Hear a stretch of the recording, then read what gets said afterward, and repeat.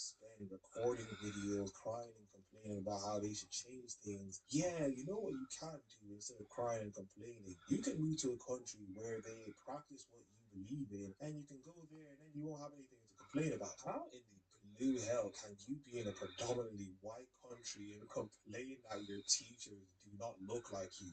What in the blue hell were you expecting? You decided to go to a farm and say, wow, why are there houses here? I don't think they should have sheep here. Why are these things in this location? You know, a farm where there are farm animals. Why are they here for? It really makes no sense. And you made yourself look like a complete fool.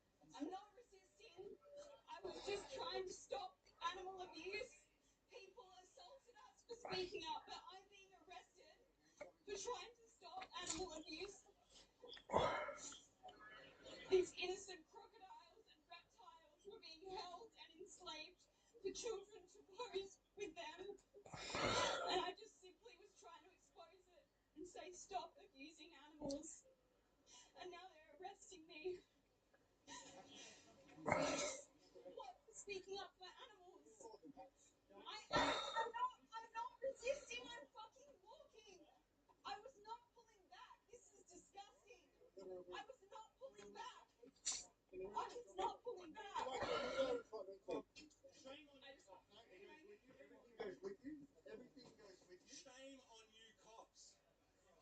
Shame on you. Shame on you. It's disgusting. Should anyone be arrested for speaking? No, even if you disagree with that, this is disgusting.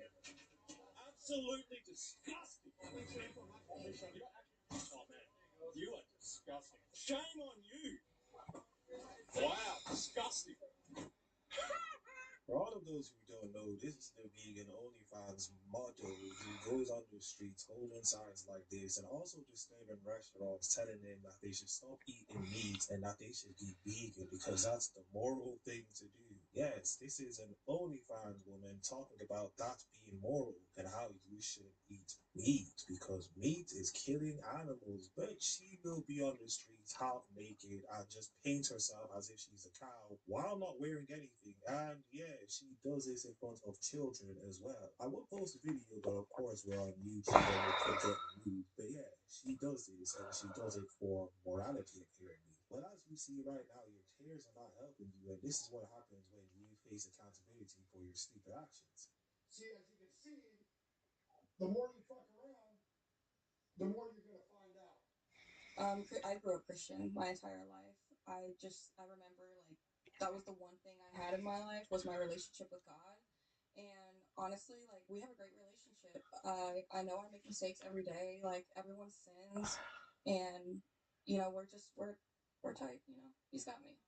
If anything fails, he's got me.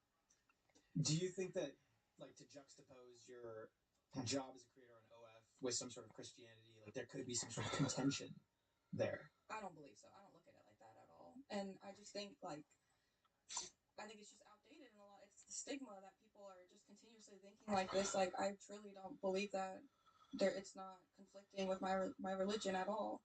Have you like? How would you say that it's not conflicting? And this is not by any means trying to be like no, sort of accusatory. In fact, I'm agnostic. I'm not even like religious. I'm just trying to understand because I hear a lot of stuff from some Christian friends, and then like to think about how that relates to content made on OF. I'm like, okay, well there seems to be some sort of dissonance there. I think that religion is personal. Everyone has a different experience with it.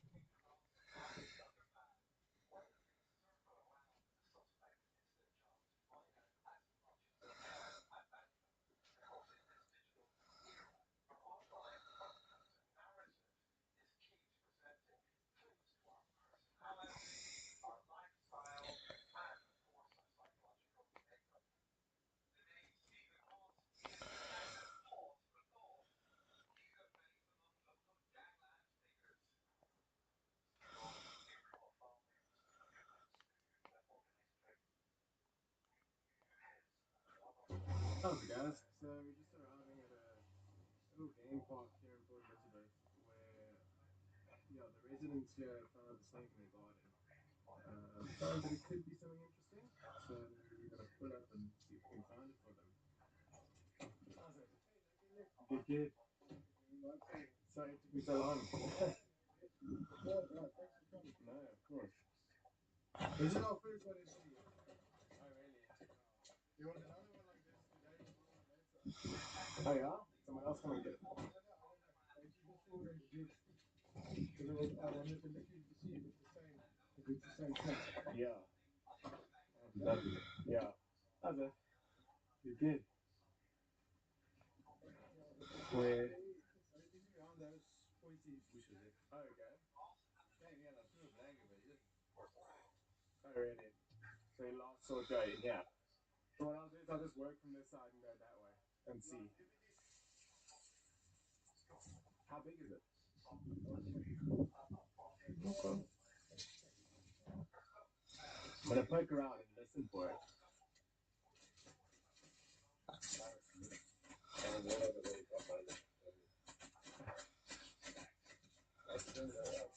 Are they holes going up? Is it? We'd spot it if it went up. Well, it could have kept on sailing across. I'm not seeing him this side at all, so I'll hop over here. Couldn't see any far. So there's a good chance he went through, because I mean these holes are big. So yeah, let's take a look.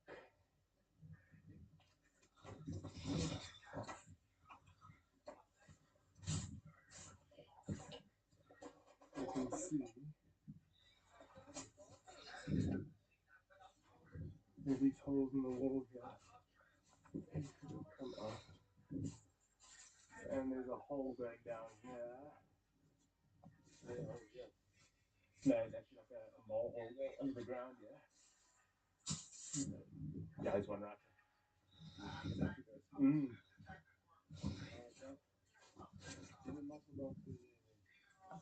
Yeah. Now. Well, if I didn't disturb the rat in the trunk, I didn't disturb the snake. Okay, let me keep on looking. Can you keep on pushing it down? Not going any further. I wonder if it's because it's bumping up against the snake.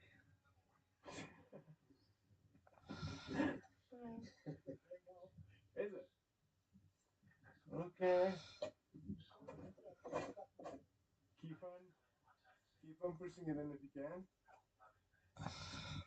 Yeah. I think anything in there. I don't know if it's just the toes pop though. Oh yeah, here it comes. It's coming. Keep on going. There's the snake. Yeah. Keep on pushing. Yeah, I got it. Okay, you good. You can stop. There he is. Oh, you're souring me in minute. And here's the ring toss that we're looking so hard for. He's not happy. Yeah, he's standing here in front of me, nice and cool.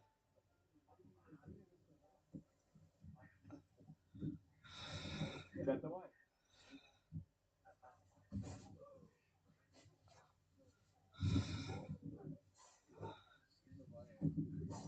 A nice size one. Yeah, all over me.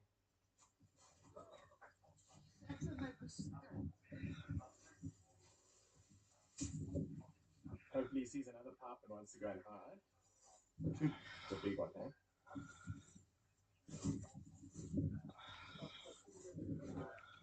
No, I know, we got it. Come on.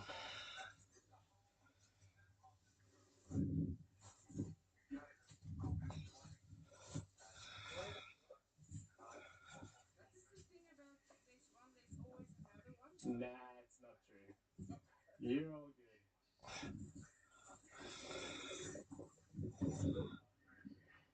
The big one, eh?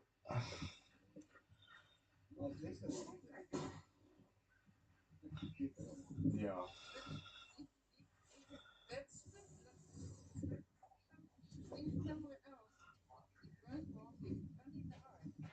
If it gets on an open wound, it can be a problem. But mainly in the eyes. Okay, you know what? You ready? You're on a big one. No.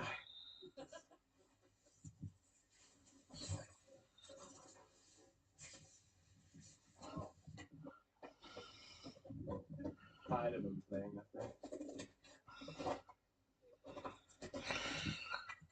There we go. Oh, glad I can get him for you guys.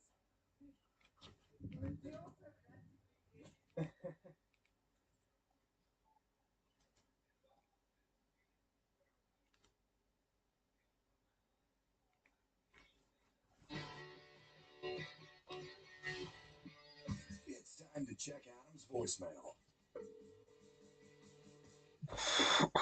Hey, man. Joe, Huntington Beach. I love the mashup you just did with the backup beepers and the traffic alerts and the pharmaceutical commercials when you're on your deathbed. You missed one. Ace man, you're slipping. Leaf blower. Next time, have your guy add that in. Dawson keeps adding a leaf blower because I know Dawson is who did that one. Love it. Get it on. You can leave us a message at 888-634-1744. I think I should be offended. Well, while Dawson is the mashup king, he was not here when that gem popped into my head. Or No, I was here, but you gratefully asked someone I farmed it out whose to abilities lower are equal classmen. to that. Yes. Yeah, I knew this wouldn't take much. Yes. But yeah. Do we have that mashup anywhere? Well, what we did is I went to Nick and I said, who built this so majestically, I said, add a leaf blower to this. Mm-hmm. And so we got that for you right now. All right. We're looking at some of that normal traffic related to I-91 northbound on exit 26 that you see a lot of slow-moving traffic out there. We have a lot of people back on the road. Also some southbound traffic over here on I-91 southbound. This is a more drive. I went ahead and put my expertise into this, and I made another one for you. This would be more appropriate on your deathbed. Mm-hmm. We're looking at some of that normal traffic related to I-91 northbound on exit 26 that you see a lot of Corolla playing taps. back on the road. Also some Now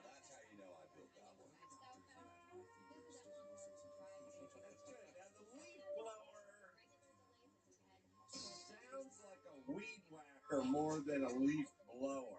It does a little bit. I don't know that that's a leaf blower. Let me hear the leaf blower. Now we got to isolate the leaf blower.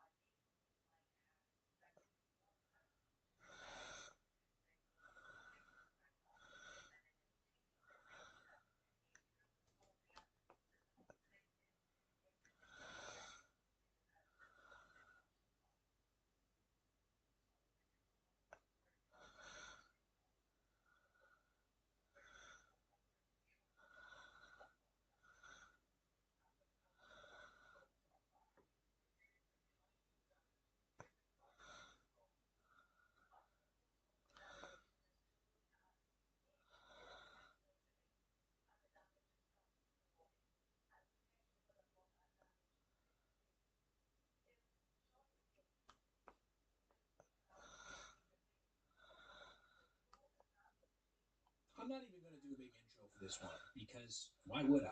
I've made like 50 different videos on Jacob Mizorowski so far this season, because the dude is, quite simply, 1 in a billion. And he just did something so crazy that he joined a club with just 2 other recorded members, being those in the StatCast era, to hit a rounded up 106 miles an hour, a pitch that had a perceived velocity of 108. The Miz was on the mound versus a division rival in the Cubs, with down-ballot MVP contender Pete Crow Armstrong beating things off. And the powerful righty wasted no time in establishing what the tone would be on the day, pumping 2 fastballs right past the lefty, each at over 103 miles an hour, before dealing our highlighted offering, a 105.5-mile-per-hour laser that, to PCA's credit, he fouled off. Like I said before, that rounded up 106 made him one of just 3 hurlers in the StatCast era to throw at least this hard, joining Ben Joyce and Aroldis Chapman. It should go without saying, however, that the 6'7" freak of nature is the only starter to do so. On this very offering, by the way, he also reset his own previous record for perceived velocity at 107.8. That really is an unfathomably fast speed. He would go on to finish off PCA on a 91-mile-per-hour curveball, striking out who had been one of the hottest hitters in baseball in the last couple months relatively easily. From here, just like we've gotten used to seeing from him, the rest of the start would be about as dominant as this, punching out 8 batters on 4 different pitches while only giving up 2 hits and 1 run on a solo homer from Seiya Suzuki. His only real blemish besides this was the fact that he walked 4 batters, but that's just not too big of a concern when you aren't giving up nearly anything else. His team would support him offensively as well, with things really getting going in the sixth, when the Brew Crew scored 3 runs, all with 2 outs, versus what has been an extremely weak Chicago bullpen. They continued on in the 7th and 8th, registering another 3 combined, including on a 2-run home run from veteran William Contreras and Christian Yelich RBI double. Their strong bullpen would only give up 1 of their own in a combined 3 innings, with Trevor McGill eventually putting a period on a 6-2 final, one that officially made Milwaukee just the second team in the sport at this point to reach 50 wins, joining, you probably guessed it, the Dodgers, who they're aiming to take down in this year's playoffs. And now, before you guys go, I just want to express my sincere gratitude to every single one of you who makes this possible every day by watching these videos. If you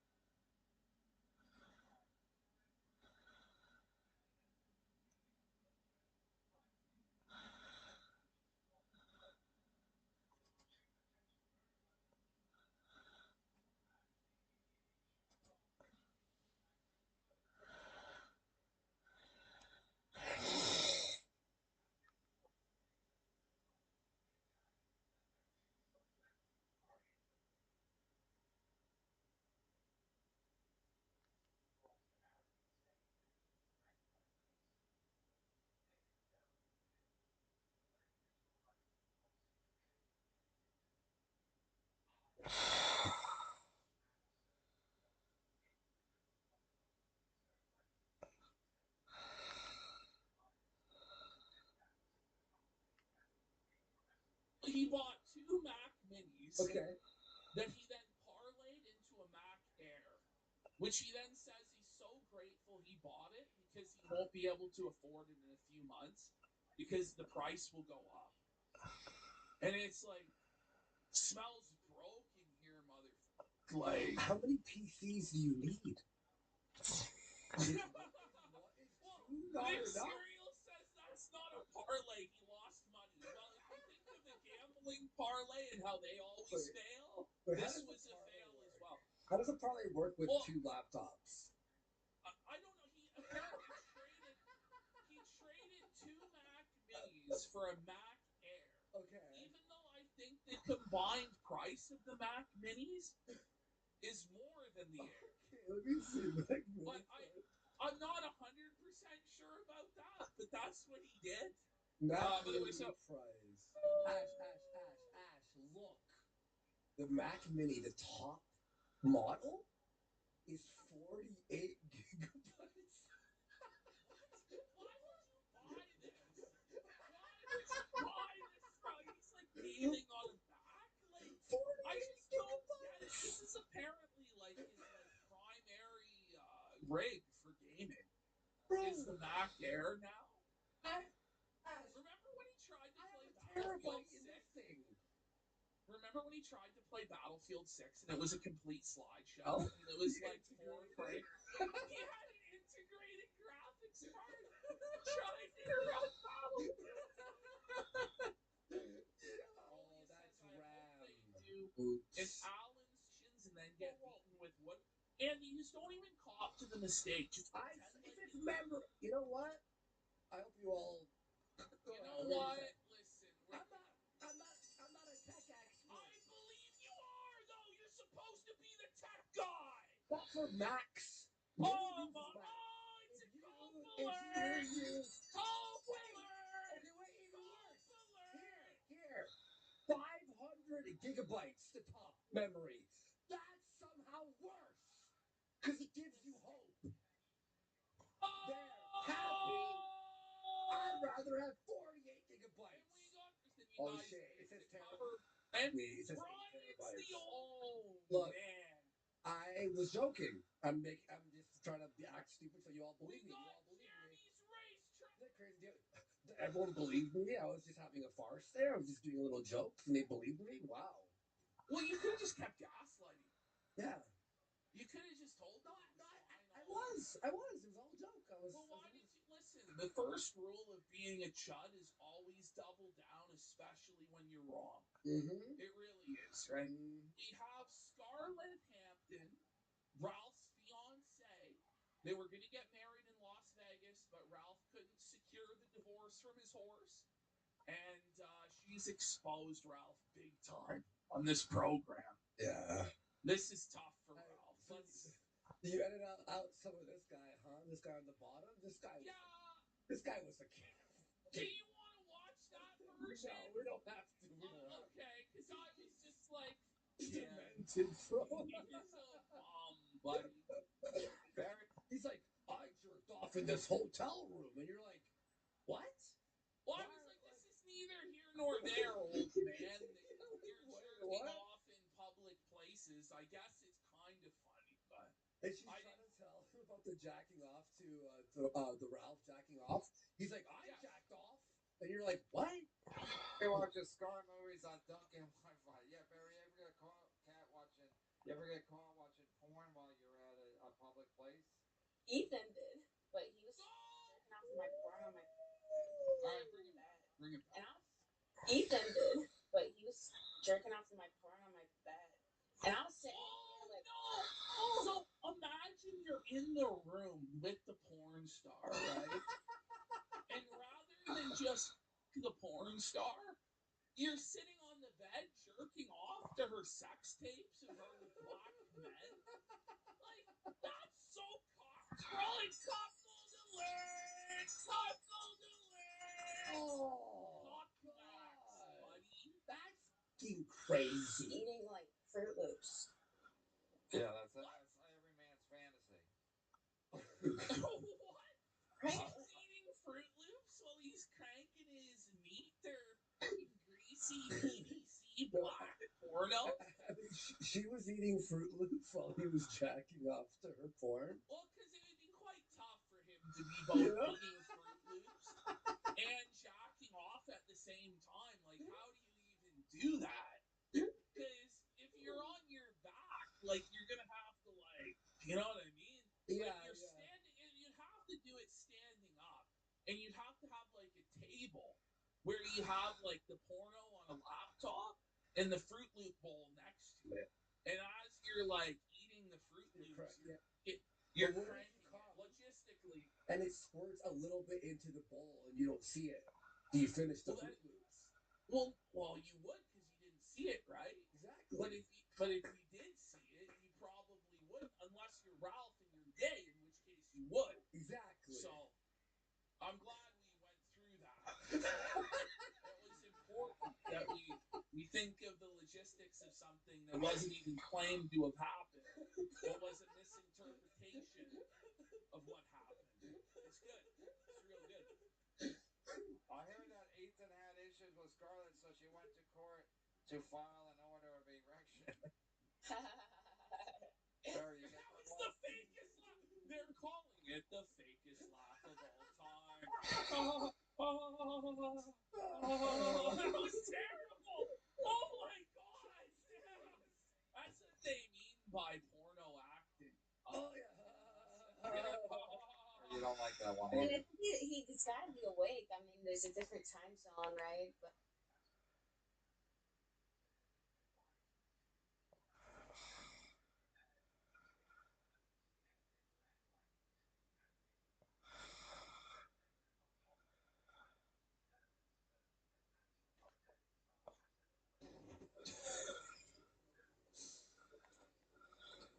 I love it when I sort of go there and then my co-commentator definitely goes there. Tabaji with ace jack in the hijack. Alright, talk me through how this works. So usually it doesn't kick in until post flop. Ah. But there'll be a little graphic that pops up next to the player's hand that says what the computer recommends.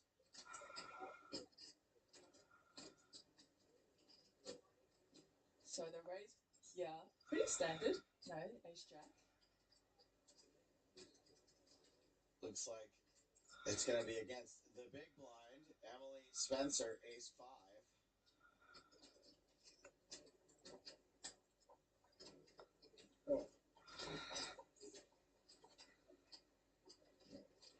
Alright, let's see if I can even get this right. So let's see how does this work. Okay. 8-4 deuce. Okay, the computer recommends that Spencer check 100% Yep, of the time. I agree. Can I disagree with the computer? Of course you can. So there's a mixed bag here. 57% check, 31% bet small, 12% bet large. This was a bet small so far going along with the computer. Computer recommending that Emily Spencer raise all in most of the time with the gut shot draw on the ace high. Call 13%, but hey, that's part of it. Another 8 on the turn. Computer recommends checking again. Okay. Yep. Agree with that one. Computer says as played, check again. Check. Okay. Recommending Tabaji checks. Tabaji lines up with the computer. Bet, right? No check. Check. Computer recommends check. Maybe just wants to get to showdown with ace high at this point. Yeah, I can see that. I don't know. I don't mind a bet though. I feel like if it's good for the big blind range that board. 650.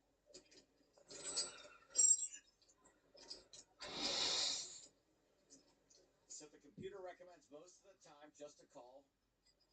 Although sometimes, 3 out of 10 times, Tabaji's supposed to fold.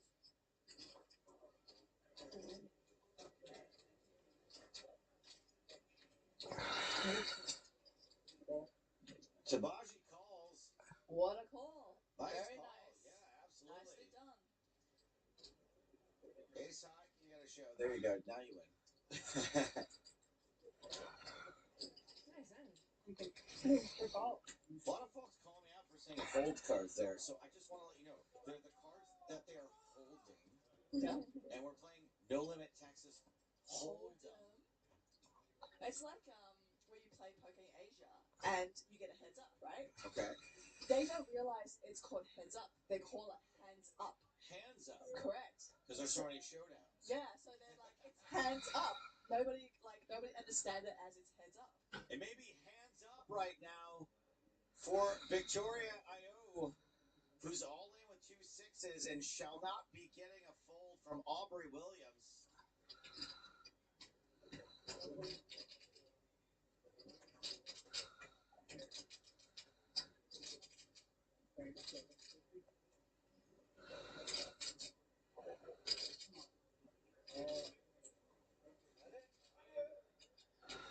Williams is going to isolate. She's shoved Dawing as well over the top. All right, is this our first flip It is. of the final day? This is impossible. Like carpets versus drapes, one of these two things has a slight mathematical advantage. I don't think I like carpets at all. All right, you're a drapes gal. Wait, you're not just talking about actual carpets and drapes, are you? Of course I am. Okay. What else would I be talking about? As we go to the flop, it's ace, trey deuce. Not looking for good for Victoria here. It isn't. I would like to see Victoria double up though. Upside down 6, no good. I've enjoyed our chat so much that if Victoria doubles up, we could be here for the next 10 hours, We Joe. could easily extend the length of this final table. The river, it's another upside down 6. Victoria Io is Victoria all out. $37,192 for Victoria. Thank you, Natalie, as we rejoin the Ladies Championship. 1 player eliminated so far today. 4 to go before we reach the winner. Now, a more respectable hand here with the ace king under the gun for Chan, raising it to 450k. Spencer now the deal up button. She does find a hand.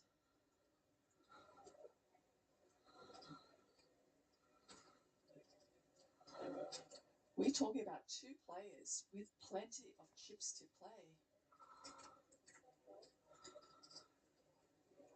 And this time, it's Spencer making the 3-bet to 1.2. How much is that?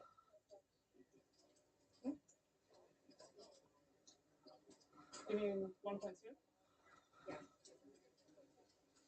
This is a pretty dicey spot for Spencer. Maybe she 3-bet folds ace jack. Yeah, I don't really see her calling off if Chen comes over the top. Ace Jack is a great hand to 3-bet with, but No chance to come over to fold to the come over the top. Oh no, wait, it was a 4-bet. Excuse me, I thought I heard a fold. Oh, wait, she does Wow, call. 5 bets all in. Wow, she did not give Chen credit for having it. Sorry, I misheard Chen say call. Chen said all in. Spencer did call, and it's a domination situation. Chen has Spencer covered and dominated. Any jack would be good for Spencer. It's not a diamond, but it's a queen, which gives Spencer kings as outs now. I think Chen's just laughing at the irony of that. A flip-flop of who needs to hit what. Diamonds late. Spencer eliminated. Wow, Joe, well, we did not see that one coming. Sure didn't. Emily Spencer came in to today as the chip leader, but is the second player eliminated. Back to the ladies' championship, where that $100,000 is better than third place money. Yeah, you don't have to be playing 4 days of poker. You don't have to, but to win it, it's going to take a while. Of course, a big portion of the 1K buy-in goes toward those bounty pulls. Seems like a really fun event.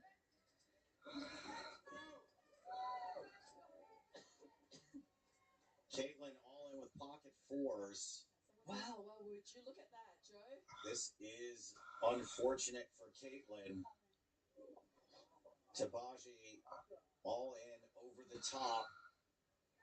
Caitlin tables 2 fours. It's aces versus fake aces. And Caitlin is the player riskier. At risk and way behind.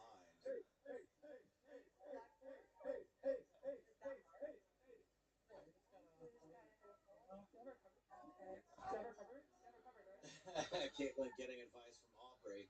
You've just got to hit a 4. That was advice she received. Here comes the flop. There's a 4. Caitlin falls to the floor at the 4 in the back door. Man. Caitlin can't believe her luck to flop the 2-outer. Somebody else. And what a time to do this in. Tabaji in big trouble. Oh, no. That club brings so many outs now for Tabahi. Caitlin may be back on the floor again. If this river is an ace or a club, it's a club. Oh, Joe, can you believe it? After hitting a set on that flop, you think you've got it locked up. Oh, my God. Caitlin taking it like a champ. Justice for the aces. Lisa Tabaji.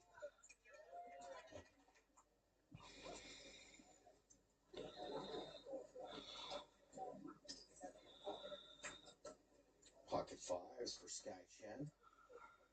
He's going to limp on the button. That's changing it up.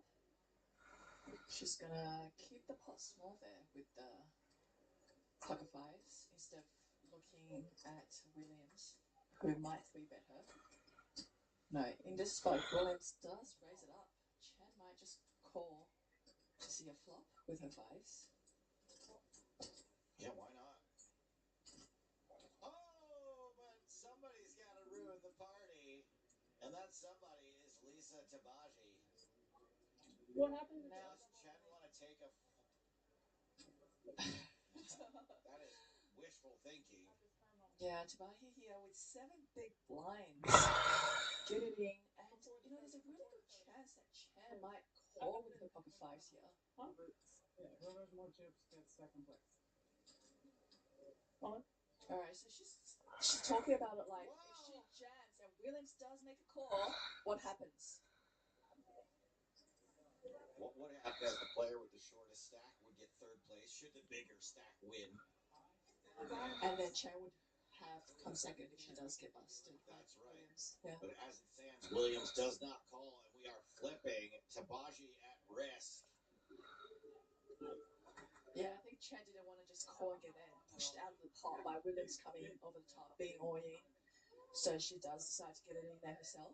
Like hole cards versus hold cards. One of these two things has a slight mathematical advantage. No king on the flop, but man, oh man, does Tabaji have a lot of outs. Chen can be counterfeited. Tabaji's got pairs. She's got straight outs. Basically every card bigger than an 8. On the turn. And because there's no other players at this table who got whole cards, she's got 17 outs. It's a boat on the turn. Oh, wow. From 17 outs to 0. That seals it. Lisa Tabaji exits in third. So it was a Japanese. No, I haven't seen it.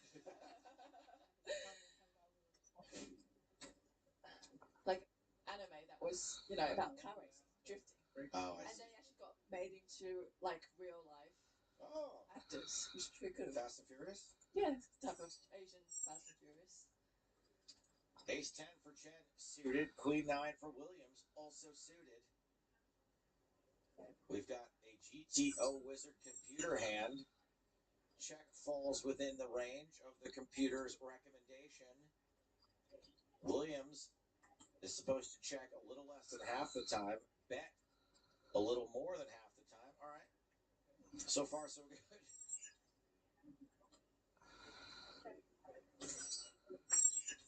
Chen checks again. Recommended that Williams checks again.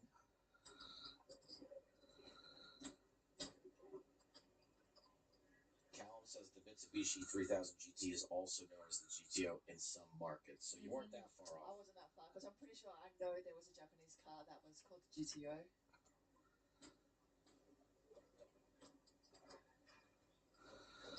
Now going against what is recommended, Williams is reaching for chips. I don't mind that. We definitely. The computer hates it. Computer hates it? Well, the computer does not know what the opponent has. That's true.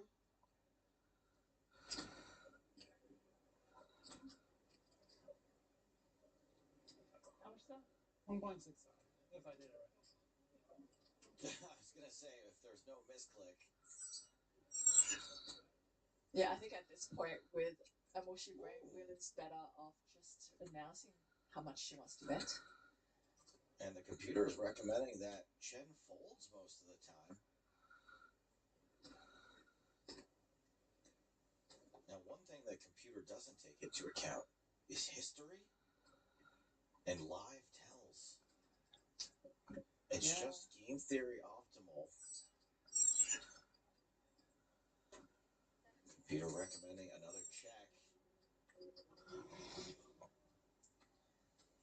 But hey, it's hard to pull that trigger. Yeah.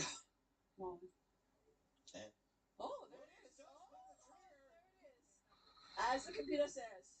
Oh, and Chen is asking for a count. if Chen calls, this will be a major, major pot in this tournament. Yeah, Chen's gonna be like, this is very polarized. Either they have it or they don't. And her ace 10 is gonna bid a whole lot of nothing. Yeah, it depends on how you think about it. There are players out there who, will give you those fake tells as well. By the way, the computer says this is a fold 100% of the time. The computer gets this one. Chen does make the call and wins the biggest pot of the tournament. Look at that. Ace high hero call. And I think Williams did not expect to just see ace high there. Gets very the good call compliment from Williams. Maybe I shouldn't have went on. Wow. What an awesome call there by Chen. Okay, so. Oh, wait. We do have a hand. We've got a big pocket pair. The queens of number cards. One of the, we're seeing tens, right? And I think this. Oh, we have two very playable hands here, guys. This is the biggest cooler pre-flop we have seen in over 2 hours, I want to say. Williams, again, just calls on the button. Maybe trapping with eights. The only reason I can think that you would limp them. Chen, it makes it 1.1 million. Ooh. Almost a flip there. And there could be another flip incoming.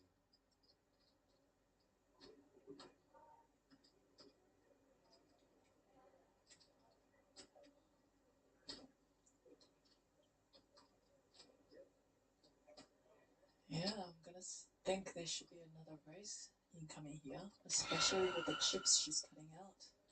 Reason says that's not a cooler, that's a flip. It's a cooler for whoever loses it, you dummy.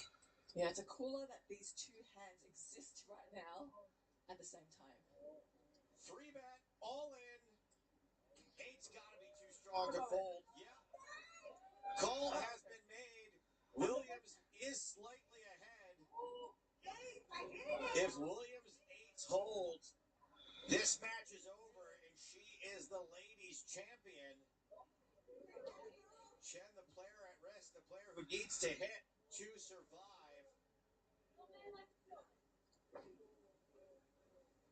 No man likes snowman. Nice. Great catchphrase for this tournament. All right, let's see. Here we go. It's an ace in the window. Williams needs an 8. There are some sweaty straight turn cards. That's not one of them. Looking really good for Chen right now. Only 2 outs left in the deck. Not an 8. Double up for Sky Chen.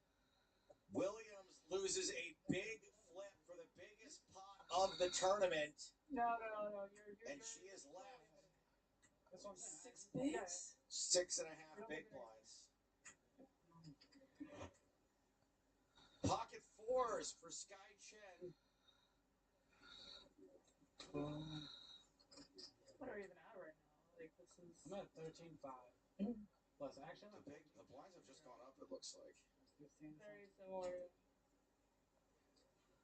You got me covered. 30 bigs.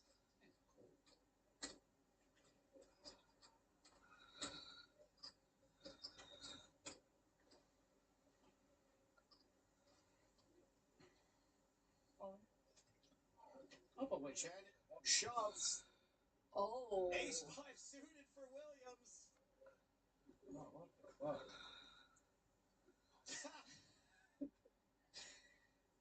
I don't know if you can fold. Right. It wasn't like a raise, re-raise, all-in kind of hand. It was just like open jam. Yeah, look, see, almost break it down. Do you have 3s? She said.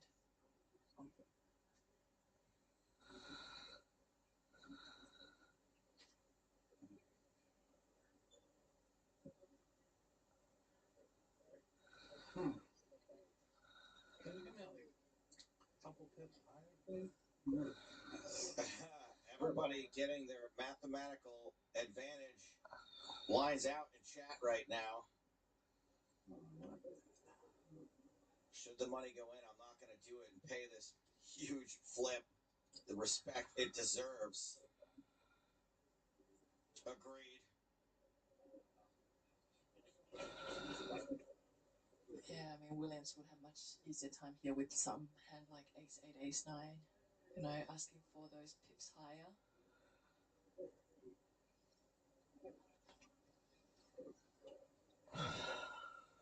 If Chen's shoving 4s, she's shoving bigger aces. You can understand the turmoil here. Williams commits the chips. And we have an unconventional flip. And this...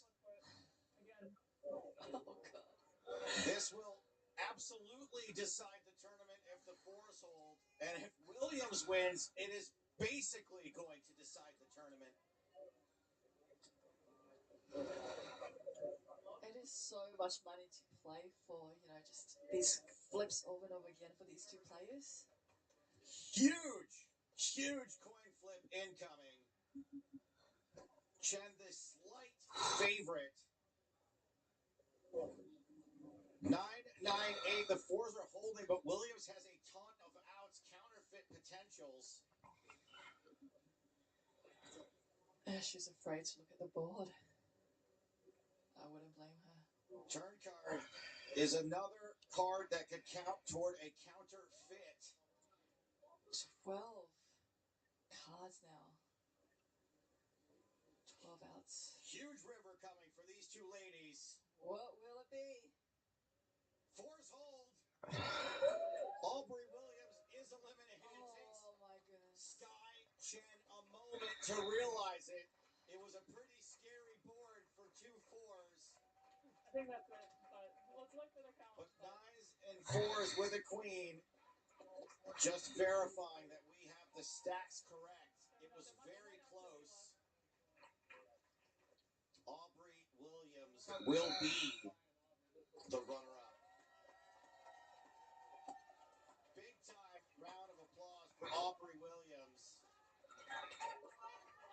And what a great showing by both of these players, making it so far in such a big field of 1475. And that's right, we have a champion. Sky Chen is sky high, celebrating with her rail.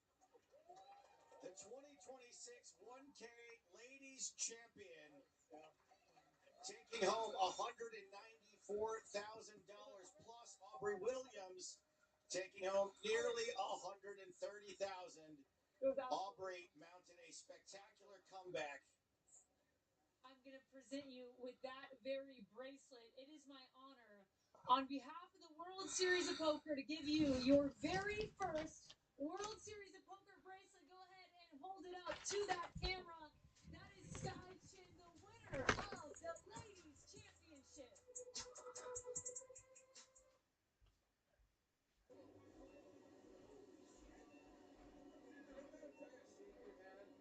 see you all the time. We're from Calgary. Oh, nice to see So you. right away you know I'm your friend. Of course. I love watching your stuff.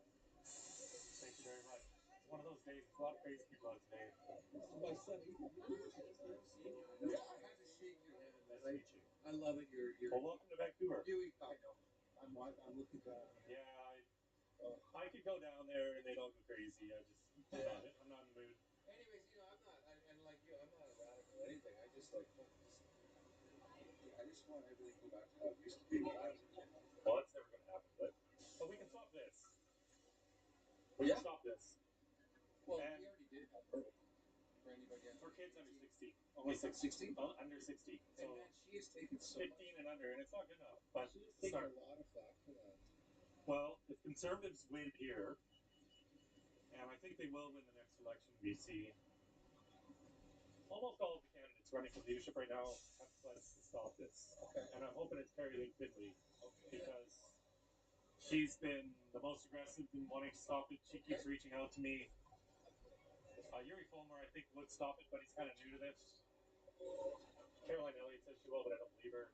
Peter Millibar won't. So as long as we don't elect him, I think we've got a good shot at stopping this. Yeah. But we're gonna win anyway. Just yesterday in the National Post, there was an article from a doctor who worked at CHEO, the Children's Hospital of Eastern Ontario in Ottawa, transitioning kids for 13 years, and now she's starting to speak out against this.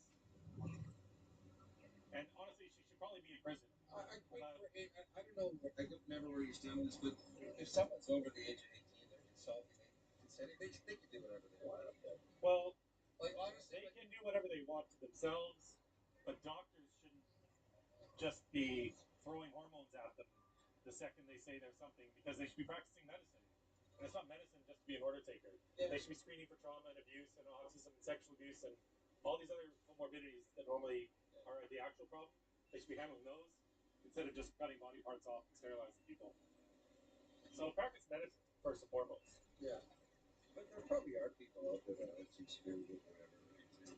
Two-spirit is a term made up by an academic in Winnipeg, Manitoba in the 90s. Oh, really? I don't know much about this. Yeah, and it's...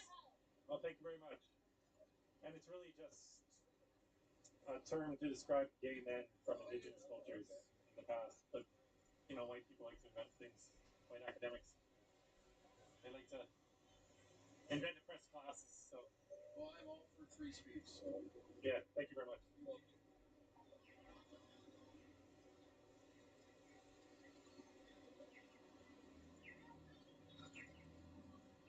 Can I just say, Hi. I see you all the time on my social media, and I absolutely love you. Thank you very I love much. the work that you do, and it's so important.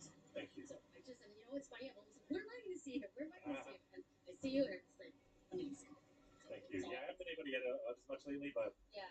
I'll be out here more. I'm heading away for 7 or 8 days down to the States this week, but I'll be out here more often. The weather's nicer now. I'm really glad that we're having this conversation because at the end of the day, for me, I mean, I just think that you can't be harming children at the end of the day, right? So Yeah, that's what this is.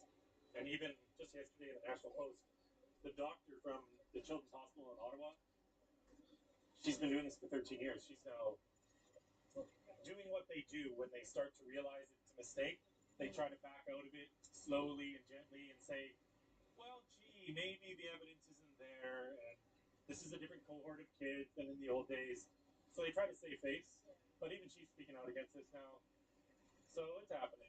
good. We're going to stop it. Well, I think the louder your voice is, right? Yeah. That's correct. So anyway, good job. Thank you so much.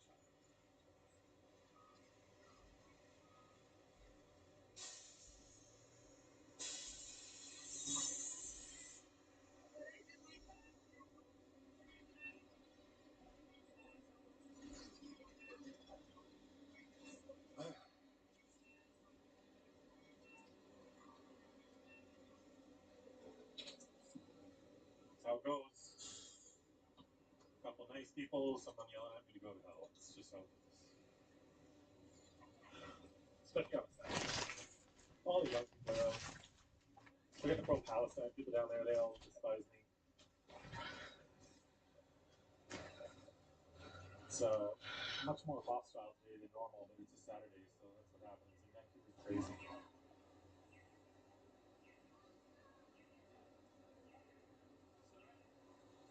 Huge gay community here too. Do not like what I'm doing. Some of them love what I'm doing. Most do not.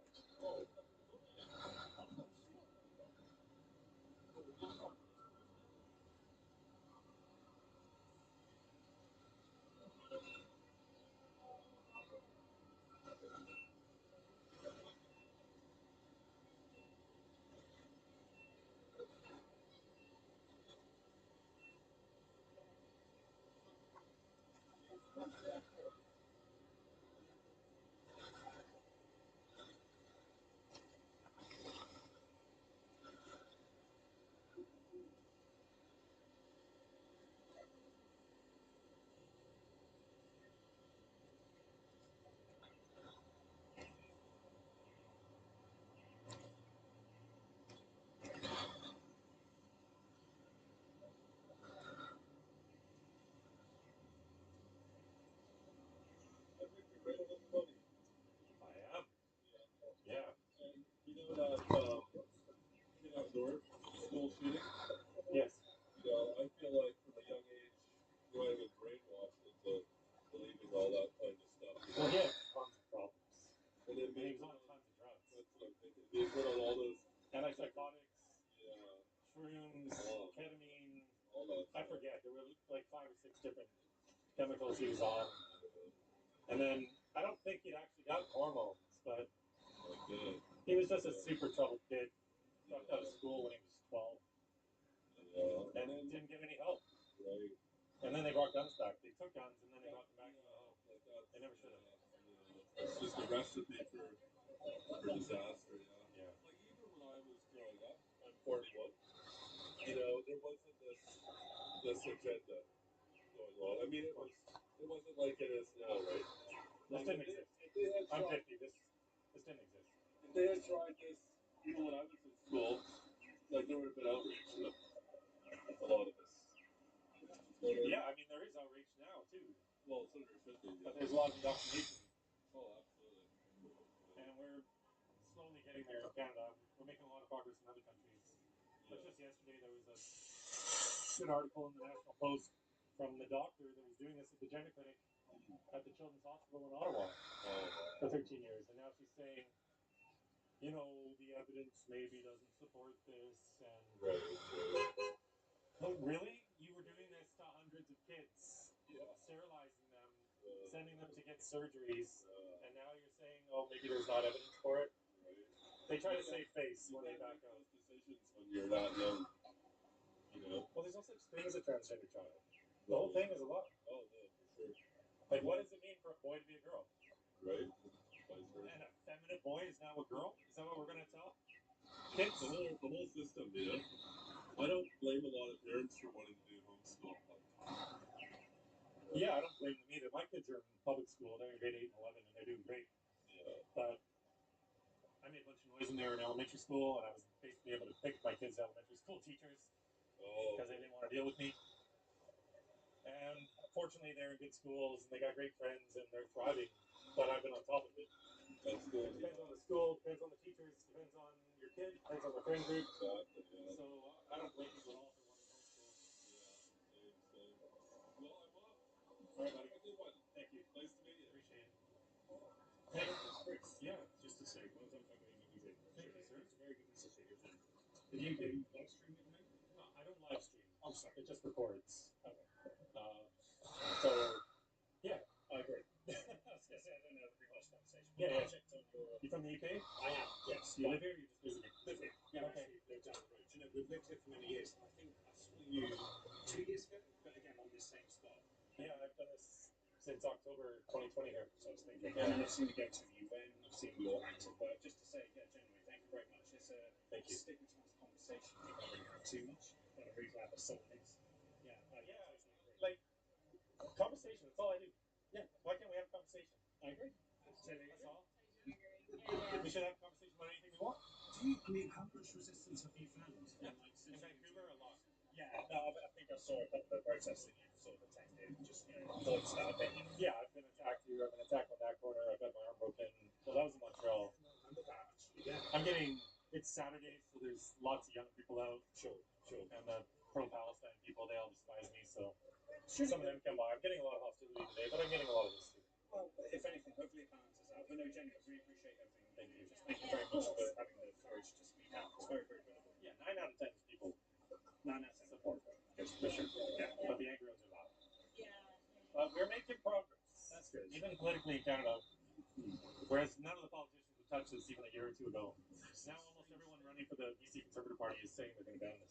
Yeah, exactly. That's right. It's already happened in the UK. I know that that's kind of gone backwards against that. I think that not just there, Finland, Sweden, Norway, Denmark, Italy, New Zealand, a couple states in Australia, Germany, they've made some progress. So Canada's kind of the last domino to fall.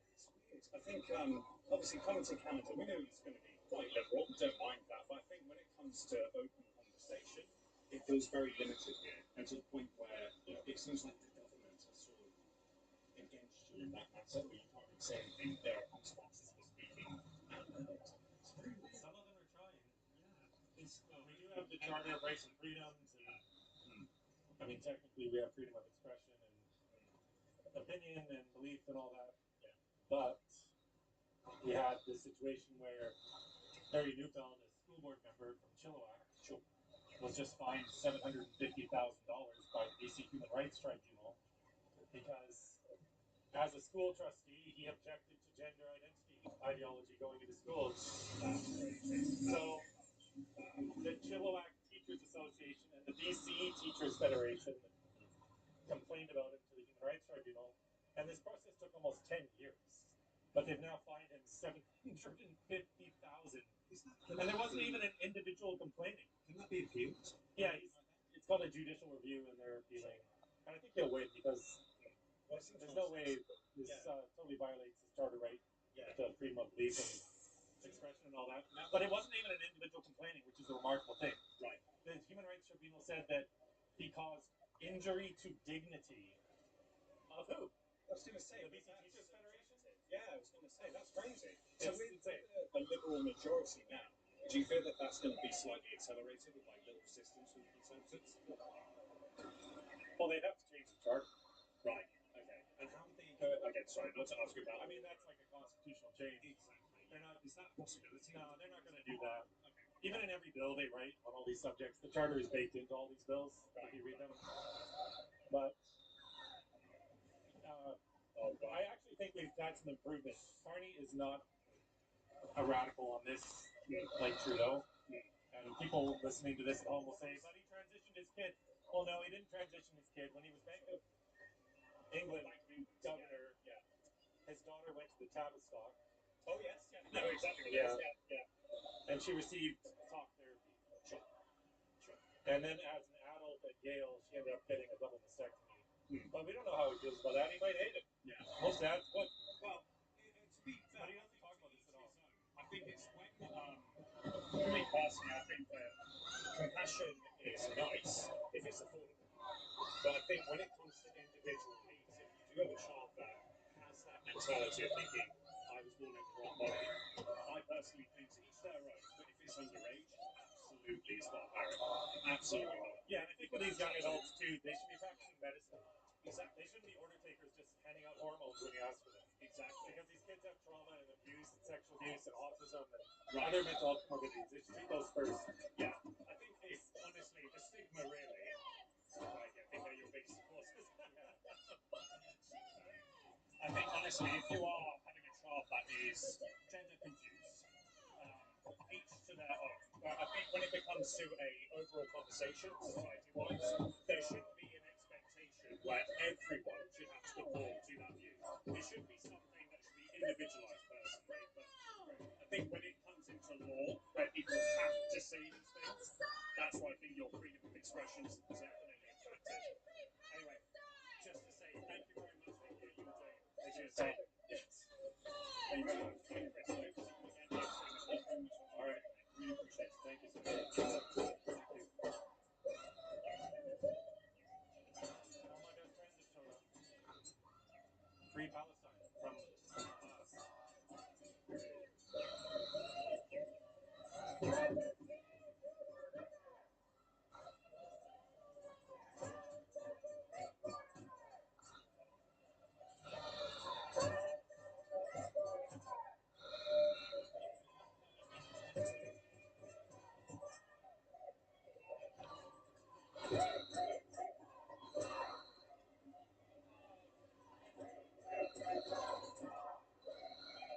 Thank you.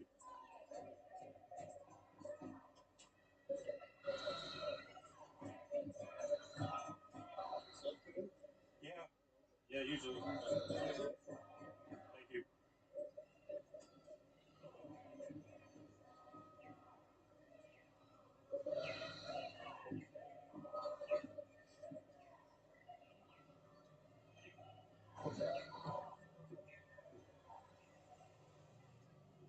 Nice of the police to kind of surround me there. They know I'm not popular with that crowd. It's pretty great, actually. All these police know me, and they almost all really respect what I'm doing. They wave at me, they give me thumbs up. Hello.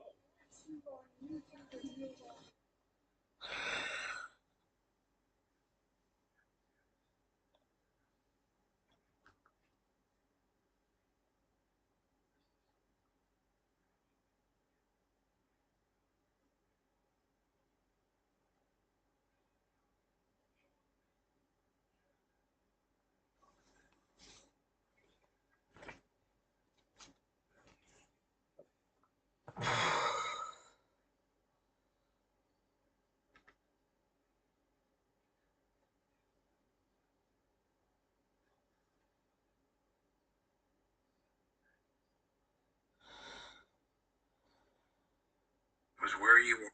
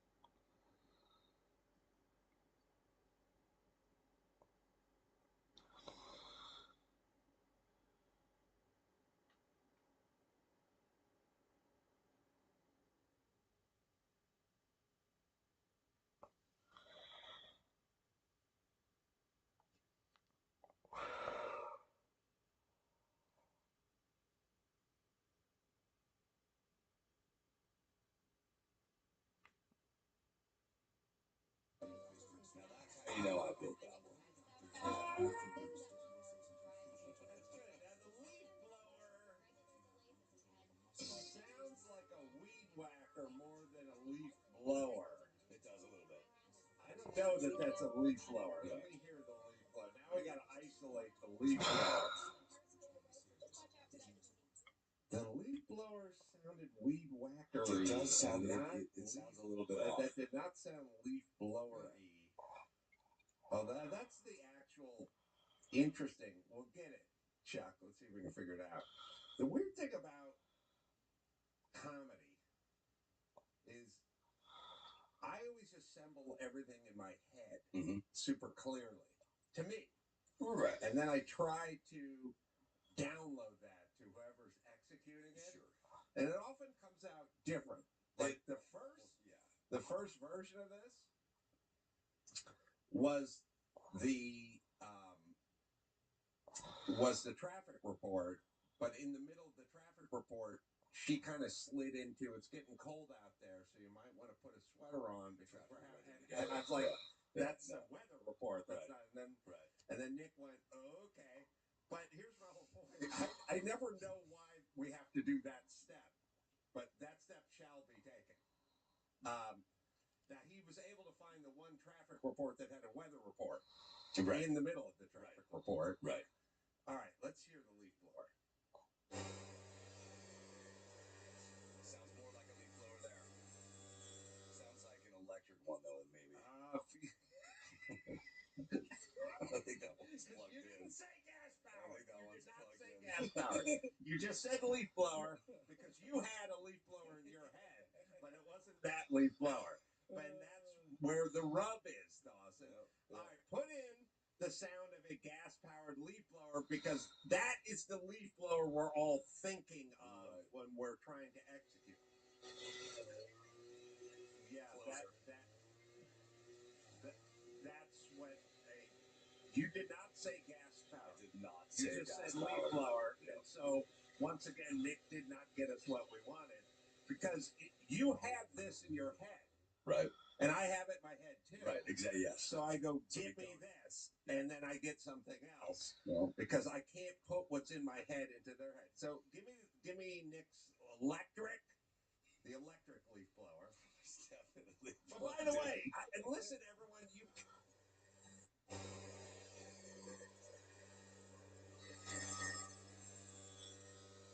Yeah, that's not leaf blower. Yeah. Okay. You can't have some editorial rights, everyone. You can go, let me listen to another one, see if it's got a little more leaf blower. I put in one more time. Put the second thing that comes up. Gas-powered leaf.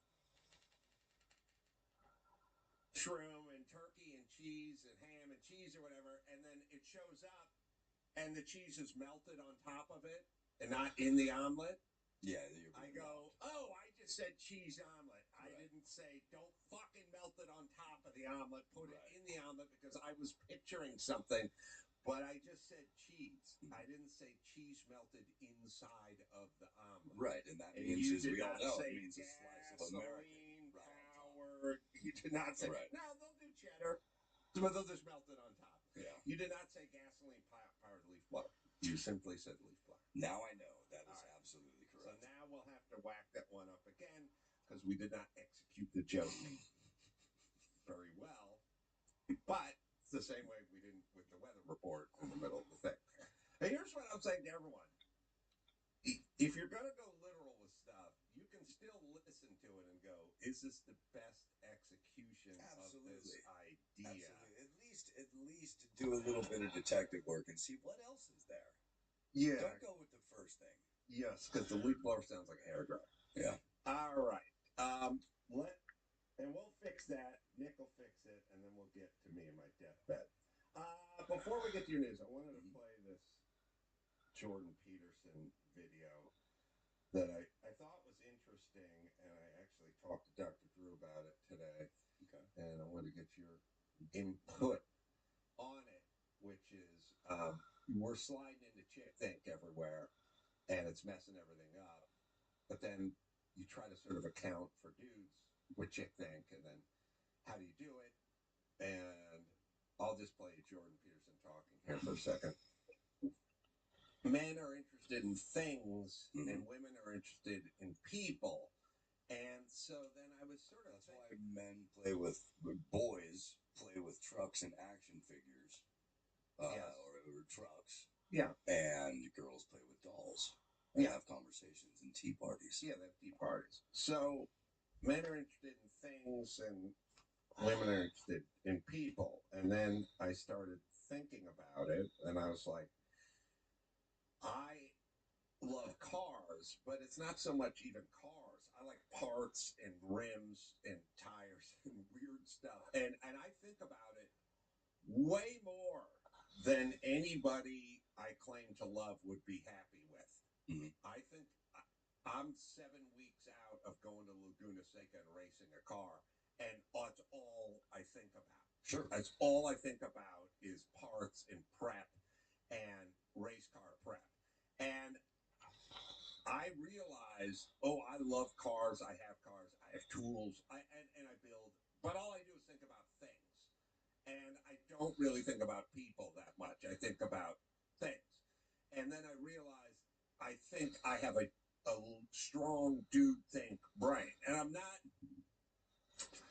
not really trying to compliment myself, because if I thought more about people and less about things, I would probably have better relationships. Sure. Versus more cars. You see what I'm saying? But I think about worth. Come on, think of the net worth of the cars. You're right. But I do think I would remember more birthdays, anniversaries, and things of that nature instead of thinking about literally walking around thinking about putting a 488 rear end in the back of the Datsun 510 versus the 433 that was in the last time I drove at Laguna Seca. I wasn't getting into fifth gear at the end of the first straightaway. And I just walk around thinking about numbers and gears and pieces and tires. And then I started thinking about other guys and how I don't think Gavin Newsom thinks about things. I think he thinks about people. And I don't think Karen Bass thinks about things. I would be blown away if Karen Bass was into renovating properties or building cars or something like that. But then I started thinking about folks I know that are pretty far to the left. And I shared an office in the Man Show with Daniel and Jimmy. They don't like cars. They are both millionaires who lease a Volvo. I mean, they're literally, my whole thing was, I got to get rich so I can get my hands on some cars. Okay. And I remember having a conversation with Jimmy once, a million years ago. He was just driving around in his six-cylinder Mercedes that was like 10 years old. And it was like, used and stuff. And I just said, you're rich. You should get something cool. Get a fun car. Get a Ferrari or something. You're rich. Let's get something fun. And he looked at me and he was kind of confused. And he went, this car's fine. And I went, no, I know it's fine. But I mean, come on now. Let's get something cool. Get a Corvette, And he goes, why? And I realized he's into people and experiences. Daniel wants people and travel in restaurants and experiences. They people. The two dudes I shared the Man Show with have no project cars, no extra cars, no hobby cars, there's no nothing. There's just people. Which again, it's not a dig at them. It may be better. I don't think it's. I don't know any guys like that. I don't know a lot of rich people, but I do know that all of my friends, if they were rich tomorrow, the first thing they would do is go get the car they wanted when they were 16 years old. Now, here's the problem, and here's what and then Drew said, I go, what's going on? And I said, well, I think you can, look, if you got a bunch of cars and a bunch of tools, it's dude think. And if you're not interested at all, it's probably chick think. Now, the thing about the people, not good for running cities. Cities is like infrastructure and potholes and building and stuff like that. Keeping the reservoirs filled. The people, the feelings people are a seat at the table and everyone needs to be treated with dignity. NGOs that solve homelessness. Land acknowledgements. A land acknowledgement at the beginning of a speech does not mean jack shit to anyone who's into cars. That's a fucking waste of time. That is a huge waste of time. But then Drew said, maybe this explains something. Young boys don't want to get their driver's licenses anymore. Their testosterone down, sperm count down. Young boys are young chicks. They ain't into fucking and fighting and drag racing and shit that we used to be into. And I started noticed my nephews. I noticed my own son. I noticed with lots of other guys where I talk to about their kids, especially like I go, your son does, how old's your son? 19. He's got his license? No. What? But as people spend more time in front of screens and the testosterone goes down and the sperm count goes down and the microplastics come in and the sperm goes out, I think there's more chick thing going on. I think it has a lot. You're onto something, especially with the screen time, because when you could be looking at cars and driving on a screen, and that will satiate because of the screen, and then maybe you have no desire to actually go do it because you're viewing it. I think in 50 years, we'll all be chicks. I think we're turning into chicks. Chicks don't care about cars. And that's kind of where we're at. Now, my son likes cars, and he goes with me every year to Monterey, and he hangs out with Pops at the track all day, and then we go look at all the other cars at the lawn and everything. But he doesn't want a car. He's 20, and he hasn't asked for a car. And, he understands Dad could probably set him up with a car if he asked. Absolutely. And he hasn't asked. Yeah, so he has zero interest in even driving. He actually drove here from Oregon, which is fine. He's fine with it. It's just not part of the New World Order. And a lot of it is Uber and just Grubhub and just that world where you don't need to go park your car at the Bob's Big Boy and have Shirley bring out a tray with a burger on it. Well, there's no necessity anymore to have a car. I do realize that dudes are into things, and the things manifest themselves in the form of cars with dudes. And I've always been confused when I knew dudes who could get cars and didn't care for them at all. But I do realize those guys like people and experiences. But I'm now starting to think that's not good for governing.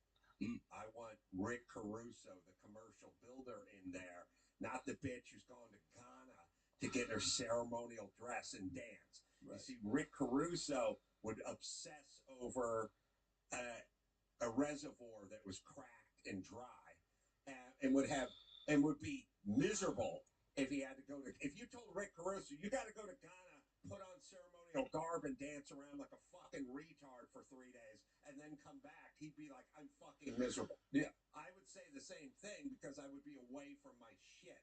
Well, fast forward to now, our fire department had to borrow equipment from Texas.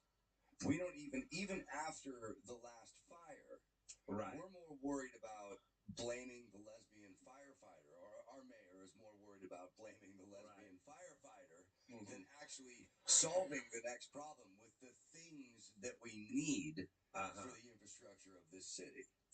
All right. Do we have our mashup that has the non-electric motor in it? I'm only laughing because I've been doing this for 30 years, and everyone has figured out a way to defeat me. Every time. I always get defeated by it, but it's always new and interesting and one I couldn't have thought of. Right. All right. Well, we'll get Nick to put that together, and you'll do the news. Armie Hammer made a comeback film after 5 years after he was canceled. Didn't work following allegations of abuse made by an ex-girlfriend. Remember, in 2021, in a leaked text message, he said he was 100% a cannibal, and the girlfriend accused him of carving the letter A into her skin. So he disappeared. Gotta believe all women, Dawson. Yeah, that's what I've learned. That's an important lesson I've learned over the last few years. Believe all women. Everyone. All the time. Especially the men who claim to be women. Oh, gotta believe them the most. Yes. Well, he disappeared from the spotlight, quit social media, and moved to the Cayman Islands. Until now. He's got a comeback film that early reviews are calling it the worst movie of all time. Apparently, the reviews have been cataclysmically bad for Citizen Vigilante, and we got to watch this scene from Citizen Vigilante. Well, here's the thing. In today's New World Order, you're gonna need the Rotten Tomatoes score, but you got to put that up against the popcorn meter because you tell me the theme of a movie, and I'll tell you whether the critics are going to love it or hate it before it comes out. Well, we will see. I will show you that. All right. This is the scene that got banned from Germany. So the film has been banned, I guess, in a few countries, but yes, in Germany it was banned probably for this scene. All right. Army's holding a gun. Yeah. I've been told by my friends at CNN that these people create less crime than people born here, and pay more into the system despite not paying taxes. So that's what I've learned. So maybe that's the flaw comes in this movie. It's directed by Yui Boll. Yui Boll, who I believe was a former guest of this show. Wasn't he here to promote Attack on Darfur? Does that ring a bell? Yui Boll. I have to look that one up. I don't know. You remember when he was here? I remember him. I'm pretty sure he was on this show. But anyway, they're calling this movie a 90-minute call to violence for Europeans against migrants, disguised as a movie. Yeah. Well, I do think that Europe is sort of getting to the saturation level with folks coming in there, usurping their culture. So we'll see. There's was he in here? By the way, that's the kind of thing you can verify before you come in the studio. I probably could have. That's doable. If you just search the calendar for Yui Boll, yeah, it should come up. All right. But all right. Well, we'll figure that out. Yeah, sorry, I should have double checked that. Well, no, you should have single checked it. I should have. Yes, you're right. I should have single checked it. I should have checked it once. Yeah. Has not been a guest on the. Oh, interesting. Yeah, next time check. Okay. All right, single check. Yeah, I guess I should have. All right. So I had a guy come in. I had a guy who used to work for me tell me he's going to triple check something that he didn't check once. I thought, wow, that makes it seem like he did something. God, Except for he didn't do.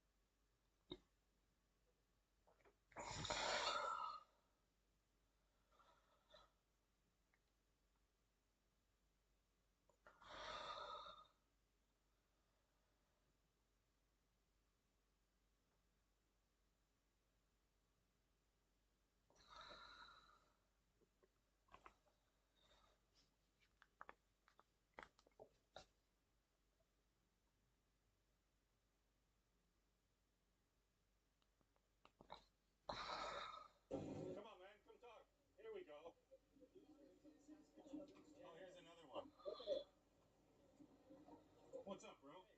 Yeah.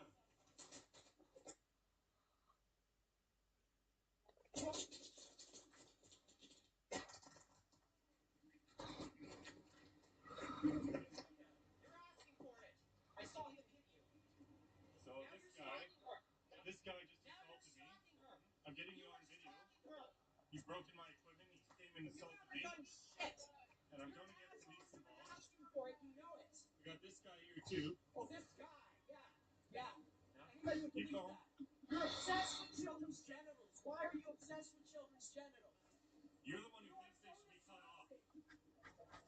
You are so disgusting. What's your name? Her name is Shut the Fuck Up.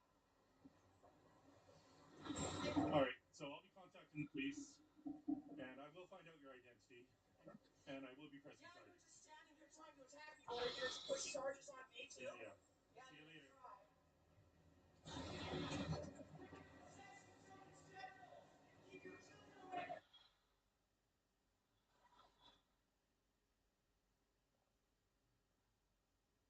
The reflective pool looks fantastic. I just got pictures of it. It's beautiful. See those patches right over there?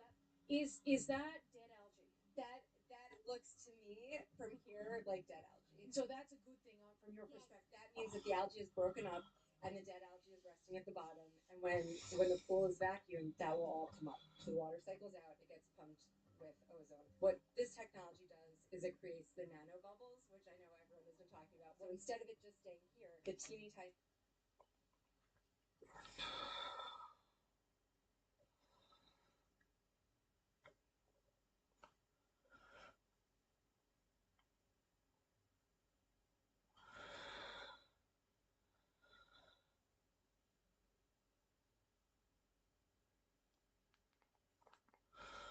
We're about to get our first penalty. I can tell you.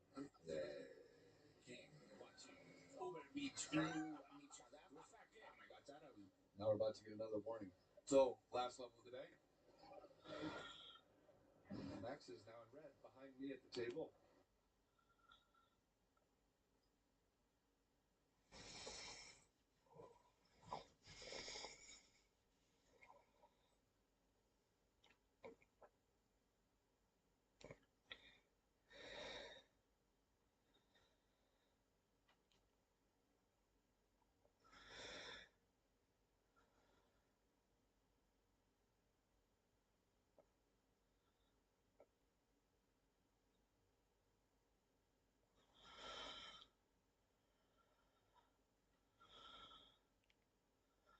Name your diseases in 10 seconds. All of them? Yes. Okay, so I've got dermatillomania, I've got endometriosis, fibromyalgia, plantar fasciitis. Do I have to do the mental ones too? Yes. Okay, absolutely. Hard. Okay, we got schizophrenia. No, actually, borderline personality disorder, yeah. Major depressive disorder, yeah. Generalized anxiety disorder. Yeah. Some of these women, they're so stupid. Now, you wouldn't have had to have told me any of those diseases. I would have took a few seconds looking at you, and I would have come to the conclusion and probably would have been able to guess that you had all those things. Now, as I say, I'm not judgmental. I would never judge a book by its cover. That's not something I do. Never. It would never be me.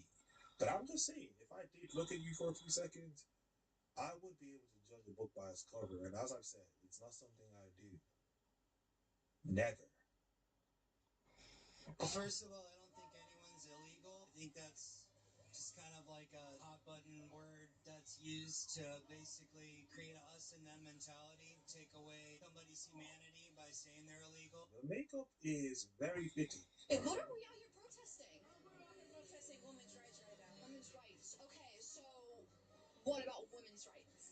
Rights, like women's rights to like. I don't know what's going on. No, you don't know what you're protesting? I do know what I'm protesting, but okay, so tell me. Women's rights, like the right to vote and stuff, like the right to have like rights. Once you say you don't have the right to vote. We do. Thank you. You do. Okay. All right. So what next? Like. No, hold on. Okay, so like, if you don't know what you're like protesting, would you say it's like you wouldn't have to be out here? Yeah, but I'm also coming out here for sport.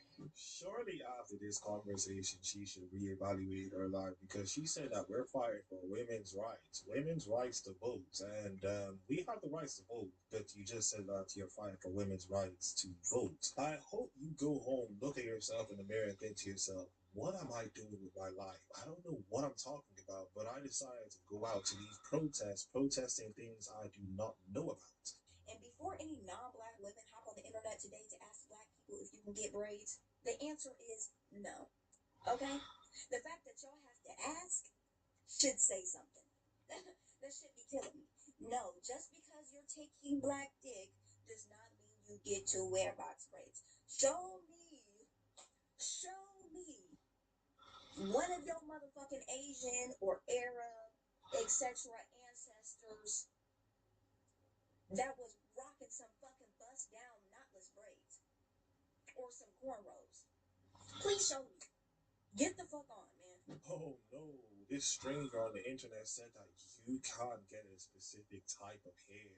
Well, I guess because this person said you can't get it, you're not allowed to get it, because if you do, I wonder what's gonna happen. She's gonna probably find you, I guess. And the fact that you even said the fact that they had to ask means they shouldn't get it. So I guess if they don't ask, they should be able to get it. Not that you telling them they can't should stop them from getting it anyway, because, yeah, you're Superman or something. We don't need rainbow capitalism. We need trans liberation. We don't need pride that costs money to get into, that has no community spirit. We need that community back. Rainbow capitalism. What in the blue hell are these new terms? What is going on? Now, I'm not surprised. We do have a face typer, so it kind of makes sense you saying this rubbish. Before we get back into the video, make sure you guys like the video, subscribe to the YouTube channel, and the most important thing, if you want to see my face and if you want to see me be confused, hit the notification bell so that you get notified when a new video comes out and you get to see me go through all of this craziness. Let's get back into the video. Jordan here with Veronica. Today I am seeing Supergirl. I haven't had years in Monticello. Second home away from home. But I would like to take a second to show you the merchandise that they have. The logo bucket.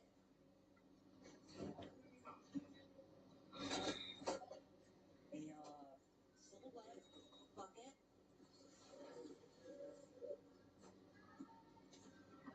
There is yellow and red for whatever suits your taste. But anyway, hope you have a good day. Take care of yourselves. I love you. Well, that makes sense that this type of person would watch Supergirl. I am glad I did not go and watch that movie. I've been hearing a lot of bad things about it. I watched Superman and I was very disappointed. I've seen some people say it's a good film. I really don't know how they came to that conclusion. I genuinely nearly slept through that film. It was that bad. And Supergirl was definitely not going to be a film I would watch. But yeah, it really makes sense that this is the target demographic. You want to act like a man, you get treated like one. Back up away from me. Fuck you, bitch. Back up. I'm telling you. I'm not playing games with you. This is evil. Yeah. What you guys are doing is They're evil. killing babies inside of this place. You know what? What about all the children in Gaza? I have a problem with that. I have a problem with that too. Okay. Who the fuck you think you are, Mr. Receding fucking hairline? Today's 6-month abortion day. 6-month abortion day? What the fuck? That's what they do here. Do you know that? They don't do 6-month abortion. How do you know that? I'm telling you the truth. 19 Why are you assuming that I'm lying? It's 25 weeks. You have, but this is not how you say babies. How do you know that? How do you know that? Shut up! We want to show you other places you can go to instead where they're not killing Hey, babies. you know what? I will fully support this place. Okay, well, why? Because you know how many homeless people, how many women, how many people can come here and get free care outside of abortion? It is this much that they do. I have like 7 places right here. Give me one then. Go for it. You have them all. You better. Do you see yourself? You're out of control, man. Imagine being this passionate because of the fact that you want to be able to kill your offspring. They are really this passionate because they want to throw away all accountability and just do whatever they want. And also say that a human being is not a human being, that being a specific human being, the human being that's in the womb. They are so passionate on wanting to end their own offspring's life that they would attack other people like animals. It's not a real thing. It's like saying, oh, let's go to a house that's not on fire and not to put water on it. Are straight people killed because they have a straight partner? Are straight people like harassed on the street just because they have a A straight partner? No. Every day is straight pride. We deserve at least one day, but all year really, but we definitely deserve the month. Straight pride is every day. That's just ridiculous. Let them do it in their own little place. People who want like straight pride or who think that like, hey, that's something we need, don't really understand the true meaning and history of what pride actually is and what we're celebrating, but also still fighting for. Straight people have rights. They can have their kids. They can get married. There's not an issue if someone passes away and owning a house. We don't have that, and this is why pride is a protest and pride exists. Let's merge and we're gonna organize the LGBTQ family. Gonna organize that for the straight people. The plowing, literally the plowing champion. Donegal Derby as well. That's another really strong straight one. I would say like a frat party is like quintessential like straight frat boys. Like that is what I think of when I think of like a straight pride. These people are definitely normal people. What is a woman? I think anybody. Honestly, a woman is just somebody who thinks they're a woman. I mean, gender is just defined by society. Right. Like sex, yes, that is biological, but gender, that's just a social construct. Okay. So if someone said I'm a woman, like what does that mean though? Whatever it means to them, honestly. Like some people would say, I shouldn't be considered a woman because I don't want to have children. Well, your desire to have children or not, that doesn't define if you're a woman. Would you say that your ability to have children or not would? So like having the organs is biologically woman. Mhm. She can't have children. But she does have the organs that would make that. I think that's what they're arguing, right? Like my grandmother had a hysterectomy. Does she no longer become a woman because she no longer has the organs? I don't know. That's a good question. But is someone with a penis, is that a woman? Hey, I mean, I'd say if they're not actively using it, sure. Like, if you want to call yourself a woman, more power to you. I don't care. So what standards do you place to be like, okay, you say you're a woman, that means you are XYZ. Or if you're like, are you a woman, what would you expect that person to say? Like, what standards are there to be a woman? I don't have a standard for it. It's if somebody introduces themselves to me and they want to be a woman and they want to go by she, her pronouns, more power to them. Why did she seem as if she was on the verge of crying just because of the fact that she was asked such a simple question? That question being, what is a woman? It really shouldn't be this difficult for you, and you shouldn't feel as if you need to cry because someone asked you this question. You guys will spend all your time fighting for women's rights, saying that trans women are women, and then they ask you the very thing that you're fighting for, the very thing that you are, in fact, and you can't tell us what it is. Sorry, these people are demonic. The shit is still happening today. How do you expect us to forget? How do you expect us to live normal lives? And then with all of that, we didn't get no compensation for it, for the evil wrongdoing that was done on our black people. Just by the way you act, I don't think any amount of compensation would help you. You clearly want to be a victim and you want to hold on to things that happened hundreds of years ago because it's easy being a victim. When you're a victim, you can cry and complain about everything and nothing is your fault because of the fact that you're a victim. So of course you want to be in this position. Well, I don't think that I'm a woman. I'm a trans woman. It's different. I would not claim that I was born a woman because I learned. Yeah. I'm a trans woman. It's a whole different bracket, in my opinion. And I think that the people that are saying that they're having periods or dealing with women on the issues are wrong. And that's my opinion. Yeah. So I think me as a trans woman, I identify as a trans woman and not a woman. Okay. And it's a whole different case, in my opinion. Right, I get that. Different bracket, different whole thing. Right, I get that. That's my opinion. Do you use female toilets? I don't really use the toilet in public, but if I do, I use the disabled toilet. Right, okay. Well, at least you're respecting female-only place spaces. I get that. What I will say, and some people might be surprised to hear this, I think you can live your life how you wish. And the only caveat I give on that is as long as it doesn't affect anybody else. Yes, I agree. 100%. Yeah, yeah. So, I mean, as well, we've talked about the female spaces. You've got men that are entering female sports because they're identified as trans. That's wrong. Okay, so we're on the same page. 1 minute trans women are women, and the next minute a woman is not actually a trans woman. Which one is it? You guys are as confusing as it gets. It's crazy how when I say if your feminism doesn't include trans women, you're a TERF, a lot of people come out of the woodwork And they're very, very upset about being called a TERF, but they want to be able to exhibit TERF behaviors and get away with it without being called a TERF, even though, by definition, they are one. Because the term TERF means trans exclusionary radical feminist. And yet, if you were exclusionary in your feminism and you exclude trans women from your feminism, then you're being a TERF. And yet these people get really, really upset when they're called one. Funny how that works. And in addition to that, when you bring it up, oh my goodness, half my comment section was getting filtered because of some of the absolutely absurdly hateful things that people were trying to say. So, very interesting that that's what feminism looks like to some of these people.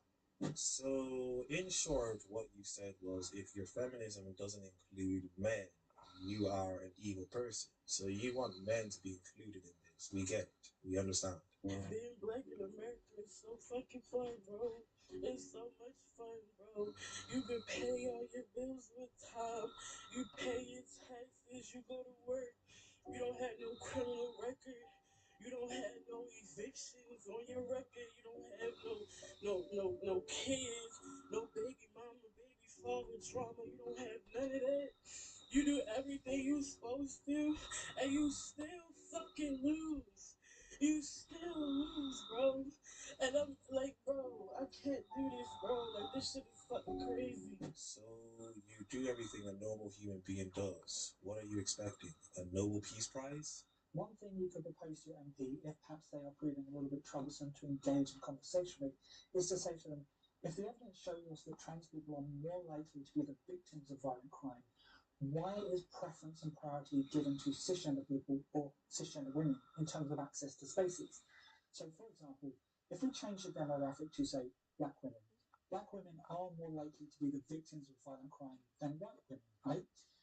When they enter a space, if a white person is uncomfortable with them, we say to that white person that that is unacceptable. And if they are uncomfortable with the existence of a black woman in that space, that they should remove themselves and go elsewhere.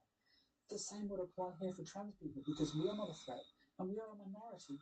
So in this instance, why is it that those who feel uncomfortable or do not like trans people being in the same space as them are given priority over trans people?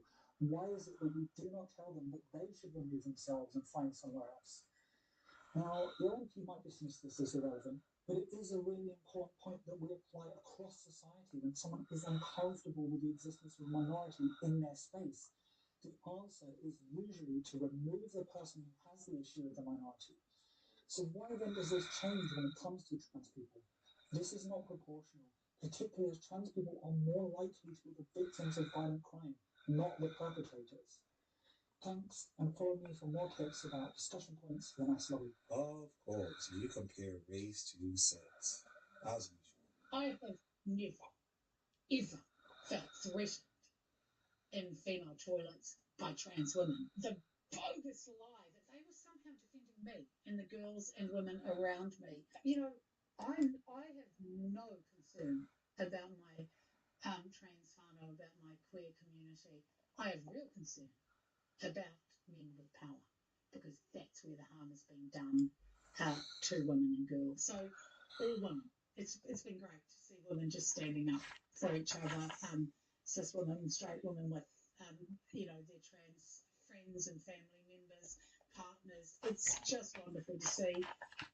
We don't need straight blokes stepping in and telling us what we need.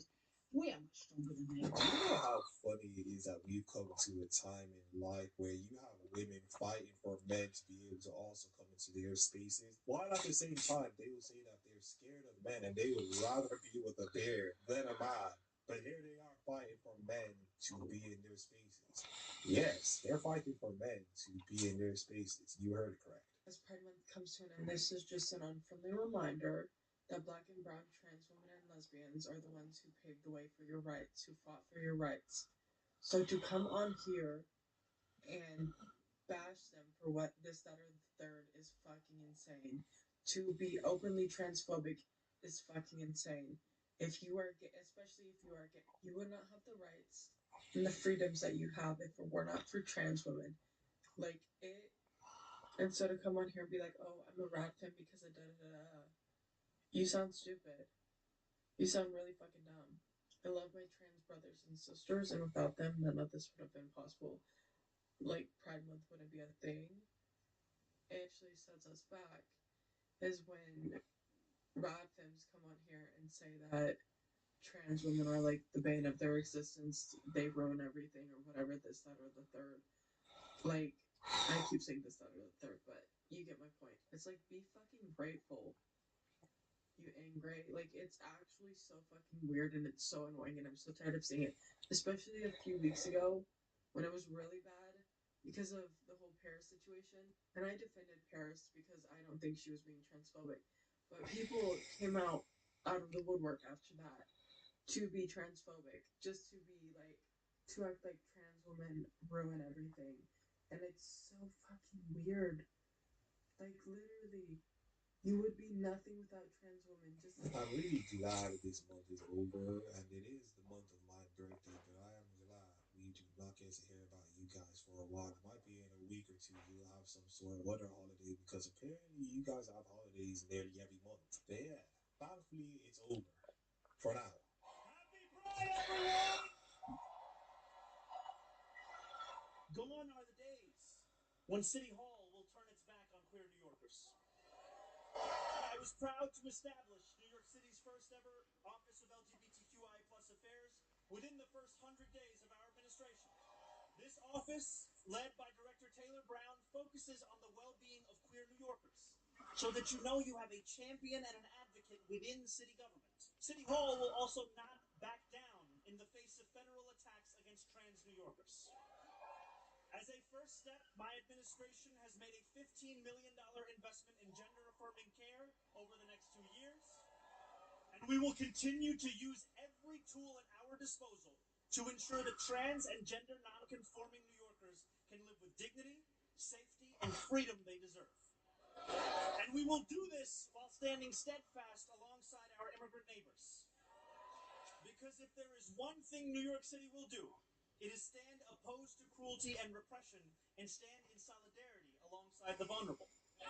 We will not forget the queer New Yorkers who taught us how, who strained their voices, who put their bodies on the line so that we all may live lives of safety and dignity.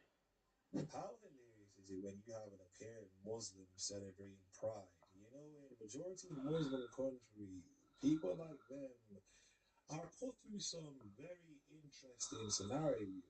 Now, if you use your imagination, you probably know what I'm talking about. Just think of buildings, think of people on top of buildings, and you can add two and two together. But yeah, this guy is celebrating Pride, and all of these people are here also supporting him, and it's a very weird situation. Do you agree with my claim, though, that on average, someone who identifies as transgender will experience some sort of violence because they are specifically I don't think transgender? it's specifically because they are transgender. I think that a lot of these people have pre-existing issues with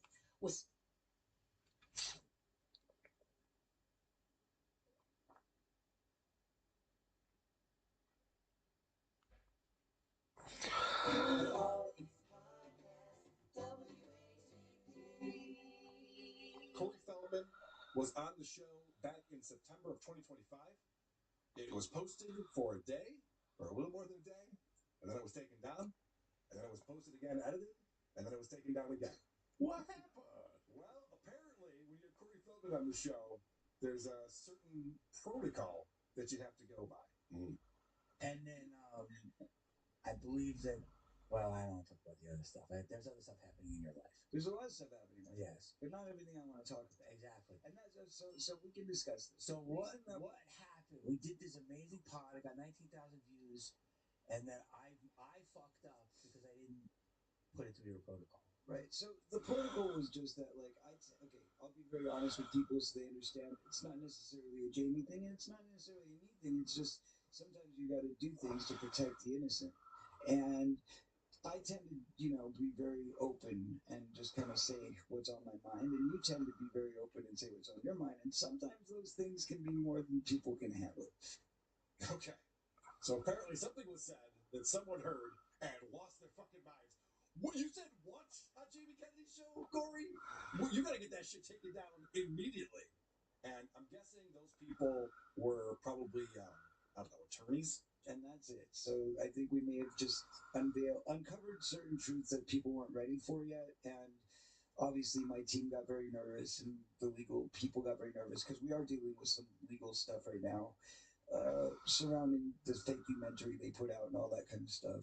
Okay. So there's a lot of legal stuff, so I can't get too into it, but I can at least touch on that and say, obviously because of legal issues, that was why we had to pull the episode. So Corey's referring to the documentary Corey Feldman versus the World that came out last year or the year before. And so Corey, I guess, has lawsuits pending or something going on with those folks who interviewed, former band members of Corey's. And, he's got those Corey's Angels. Is that what they're called? Yeah. Yes. So he's got one of those chicks is in it. Talks about the torturous touring they were doing. There's a lot of restrictions on them, and Corey doesn't like that information getting out. He calls it a fake-umentary. Gotta say, not the most clever name. No, that's a Melendez-style nickname. I think that Corey could have workshopped that a little bit. By the way, I was a little disappointed. This is off-brand to blame the lawyers. I figured it was the Wolfpack, but it actually has nothing to do with the Wolfpack, shockingly. Shockingly, it doesn't, but don't worry. The Wolfpack will be getting blamed for things later on in this episode. In fact, of course. They start calling out Jim and them pretty early on, and at first it's matched, then later it's not. I think we've gotten lost. People believe that attention online, views, followers is all that matters. Yes, right. And that's, they don't even understand that's not a legacy, but they look at that bigger than a legacy. And that's the thing is like, oh well, you're Instagram famous. Oh, you're YouTube famous. You're whatever. TikTok famous. Yeah, who like, cares? I mean, it's cool, but it's great, like but it's not like gonna last. Wait, did you build your career on it? Yes. Did you spend countless hours like slaving underneath hot 5 and 10K lights, being yelled at by directors, being yelled at by producers, like having to go to school in the trailer while you're working on the set, spending your whole life instead of going to school and auditions, instead of going to school, going to auditions and working every day. Sounds to me like Corey Feldman has paid his dues. Yeah. I'm surprised he didn't ask, were you the head writer on the Kareem Abdul-Jabbar roast? I don't think so. Right. This guy's a dues payer, and so he doesn't think that people who just get a following on social media are real celebrities. Because he's the one who's really famous. Jim and them. Haters. What do you think the directors were yelling at him? When are you going to start acting? Did you want to learn your lines at some point? Well, Corey's an artist, and art's very important to him, and he explains why that is. But what we do, and people don't seem to get this, art is forever. Art is forever. So I don't care if it's an album, a TV show, a movie, a comic book. I don't care. If you make art, art is out there. And once it's out there, it lives out there for a lifetime, for eternity. That's the point of art, so that you can't erase it. You can't make it go away. But right now we live in a world where, okay, people become famous for not doing art, but just for being a personality.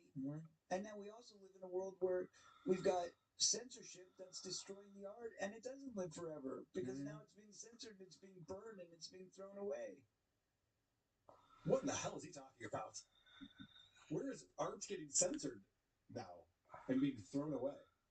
Well, I think he has a specific thought on that, but yeah, a lot of things aren't being thrown away. He didn't mention podcasts, by the way, and Carl, I just want to say, I think you've done 738 pieces of art prior to today, and he should be recognized now. I agree, the bonus shows do all suck. I think it's I didn't count the big TV in there, did I? Good point. So, Corey says, yeah, they're censoring art. And then Jamie goes, huh? What do you mean by that? This is a weird example, I thought.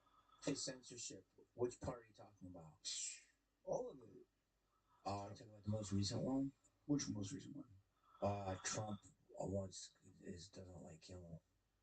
Okay. This was recorded back in April. of this year. So it took a few months to come out. And the example of censoring art is that the FCC came down on Jimmy Kimmel for whatever joke he had. Yeah. About Charlie Kirk or something. For about 36 hours, they really, brought the hammer on Jimmy Kimmel. Yes. But is that art? Jimmy Kimmel's show? I argue it's not. If that's what we're talking about. Age old question. I've seen a video of him as Karl Malone, and I would say that is definitely art. But that's art. Yeah, the makeup artist did a good job on that. No, but he says art is forever. Is the Tonight Show or the Jimmy Kimmel Live, are these things forever? Or a Corey Feldman guitar solo. Well, that might live. That might live on. I mean, it is forever if you're touring, showing the Goonies and Stand By Me for the rest of your life, which is what Corey's currently doing, going around to different cities and having people watch his movie and ask him questions afterwards. And speaking of which, Dick Masterson was telling me Thursday night he went to go see Danny McBride. Was doing like a Q&A thing. And he goes, I always have a great question for people. I'm going to ask him, what's your favorite insult you ever wrote to say to someone? Which is a great question for Danny McBride. And so I asked Dick the next day, I'm like, oh, what was his answer to that? He goes, dude, he didn't have an answer. He was acting like a fucking hotshot writer. No. It's like, oh, that sucks. I don't want to hear Danny McBride take himself seriously. No. Ugh. So I was disappointed to hear that. Let's hear about what happened when the previous episode had to be taken off the internet. Listen, I mean, do you want me to be on the fair side of the coin? No, I want you to be on the side of the coin and you're going to let me air the pod. Yeah, exactly. Come on, bro. I don't want to fucking text at 3 a.m. Dude, I didn't mean to say that about Janet Latoya. That's not what happened. I like this idea of like the angry text coming in at 3 a.m. Get that shit down immediately. Like, who the fuck is that? Oh, it's Corey. Hey, get right on that, sir. So Jamie Kennedy a few times in this episode just like, all right, are you gonna let me leave this in the show? Is it okay that we just talked about that? So it's very funny. He's on guard. He wants this episode to go up, obviously. Well, I think that's why it was recorded 2 months ago and we're finally seeing it. This time he's like, you know what, Corey, take your time. Let me know if there's any issues. But please actually watch it this time. Yes, I think that is what happened because you're going to find out what the vetting process is for Corey Feldman's team. Corey starts talking about free speech. And at first I'm like, right, yeah. Free speech is free speech. There's no exceptions to that, right? And then there's some exceptions to that. Do I agree with censoring anybody? No.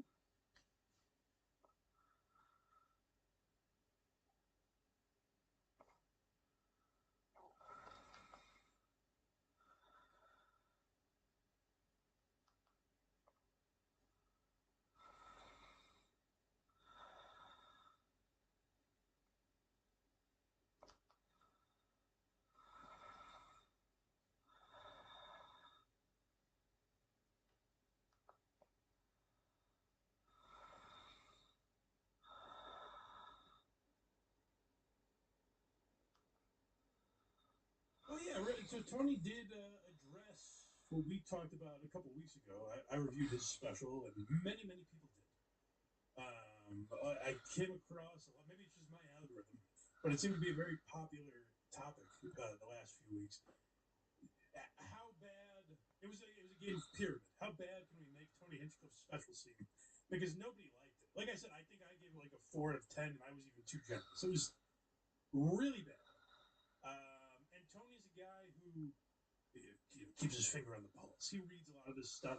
He's sort of notorious for going on Reddit, and he goes after a lot of. I remember we played a clip a couple of years ago where a guy made a gay joke at Tony's expense. It was like kind of almost an uncomfortable, like, oh, I hope I'm ingratiated by the people on the panel. I'll call Tony gay. Like, he was nervous, and so he just went that route.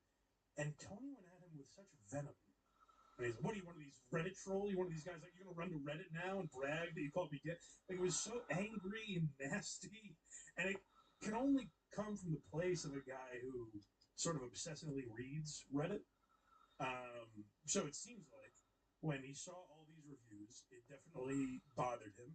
And I give him credit for addressing it and addressing it in kind of a casual way. It doesn't seem like he didn't freak out on the haters and say they were wrong. Like that is what we see a lot of these guys do. Is have someone will say, "Oh, your special sucked," and they'll argue with them and be like, "Actually, you're wrong. It was great, and you don't know what you're talking about." And it's like, "Well, where's this going to end up?"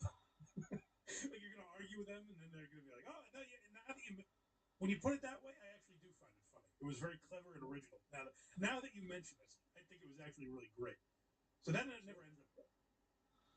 What's Change my mind on comedy all the time. Like, oh, that's a terrible special. The guy's like, no. I'm like, oh, you got me. Gringo Comedy is very good. And you're like, wow, I never thought of it that way. It's how I fell in love with Craig Shoemaker. I was like, this is terrible. Like, no, you have to love this. I'm like, okay, I guess I gotta love Craig Shoemaker. Yeah, so let's hear what Tony said on the most recent episode of Kill Tony. They get up here. I'm gonna let this innocent little Make-A-Wish gay soccer player pull the first name. You guys are bumping each other like you knew I was gonna say that, huh? Would you call him a gay soccer? Tony's gonna say you look like a gay soccer player? You're spot on. You know my brand very well. Predictable punch. Somebody knows everything that's being said about this special. Every word. That was so at the forefront of his mind. Where just two people are laughing. And he's like, "Oh, you guys think that's what I do? I come up with predictable jokes." Like that's just on his mind now. It comes out of nowhere. He just sees people having a good time at his show, and it's like, "Oh, so you probably think I'm gay and I suck, huh? You think I'm lazy and didn't write me punchlines and I just lean on stereotypes? That's what you're saying to each other right now, huh? Wait, what? You can't read it, Tony. You just can't read it. Trust me on this. You just can't read it." Yes. Very well. Predictable punchlines by Tony Hinchcliffe. Seen a few of those reviews this week. By the way, I had to make some edits thanks to our friends over at Netflix, and gave myself a little joke book after my special release this week. So. I can't figure out what he means by that. So I saw some people think he's saying Netflix edited it in a way that made it bad. Netflix took it. They said, "What if we made this like really bad? Like you didn't do any writing, and you treated it completely lazily, and you haven't put out a special in 10 years, but you only have 25 minutes of material, and the rest is just generic crowd work." And the punchlines that are in there are stereotypes that we've heard for the last 80 years. What if we did that to the special? We're gonna take out all the brilliance. Netflix is not really known for that, particularly the people they pay a lot of money. They've let people kind of get away with a lot. Like you've seen Ricky Gervais and Tom Segura and Dave Chappelle have controversies around some of the stuff that they've put out, and Netflix usually handles it pretty well and doesn't buckle to any of that criticism. They had a literal protest over Chappelle outside their studios, and they didn't seem to really give a fuck. They just kept giving Chappelle deals. So maybe they edited something. Or the other way you could take that is he's saying I had to make a few edits. Like, is the special different now? If you go, I won't subject myself to going back and watching it. So I'll need someone else to tell me. Is the special different now? Like, is there something they did in post to change it after the reviews came in? Camera angles really made jokes work, Mike. So they just switched the camera angles, and now it's funny. Yes. A lot of people tell me that they're like, "Mike, you thought the special was not funny. You don't get the power in the camera angles." You specifically. It's lost on me. I suppose that's fair. I don't know what Netflix could have done. Like I said, other than lopping out entire chunks. Like if he had just like big stories or massive chunks of the act completely cut out and replaced with crowd work that he never intended to use, well then yes, I would blame Netflix. But I don't know. I watched the special. It seemed like he didn't put any work into it. And that was my criticism, and some people responded to that saying, "No, he's just not funny." I don't think that's true. I think Tony is quick and funny. You can say you don't find him funny, but like he is pretty quick and pretty funny. Now there are plenty of instances, like when he was on Bill Maher, and Bill Maher's like, "Hey, come roast me." You're known for roasting, and Tony didn't really have anything. But that's also like he's put on the spot there, and he's uncomfortable, and they didn't have anything ready for Bill Maher. Like, I don't think that's indicative of someone being or not being funny necessarily. There are people that are better than that are funnier in that spot than him. but I don't think that inherently makes him an unfunny guy. I just don't think Tony is as good a stand-up as his podcasting career entails. And there's something to be said for, like, other people could host that show. You know, I think if you put other people in that format, I think it would still be a successful show.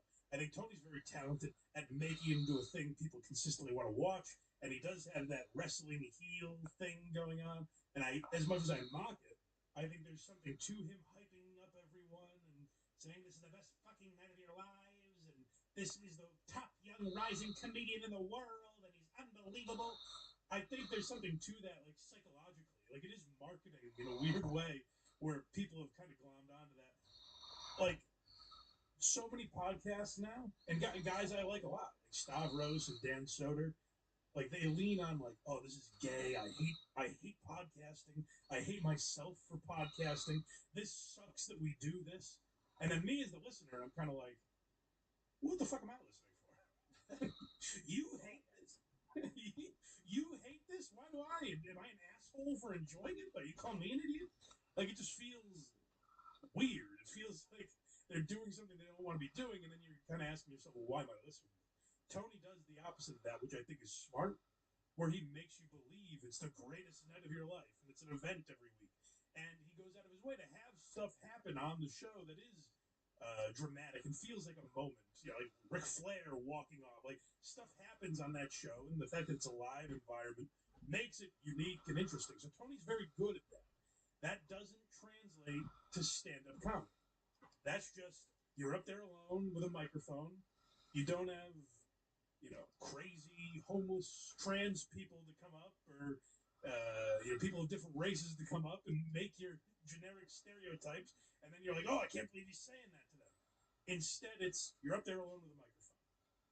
So, like, you have to write something. You have to come up with unique premises and funny punchlines, and it just seemed like he didn't have any of that. I believe he's capable of better, and I was expecting a little more, but he didn't put it out. And it's one shot was the same way, where people were like, "What is this?" And now it's gotten to, like, this was so bad that people are like, "I thought one shot was way better than this." So I don't know what this was. I don't know why. You could even tell by the trailer where he has this bit in there where he's like, "I've made black jokes, I've made trans jokes, I've made gay jokes, what I've got after this race and that." So you're sitting out there and you're thinking, Tony, where are those Jew jokes?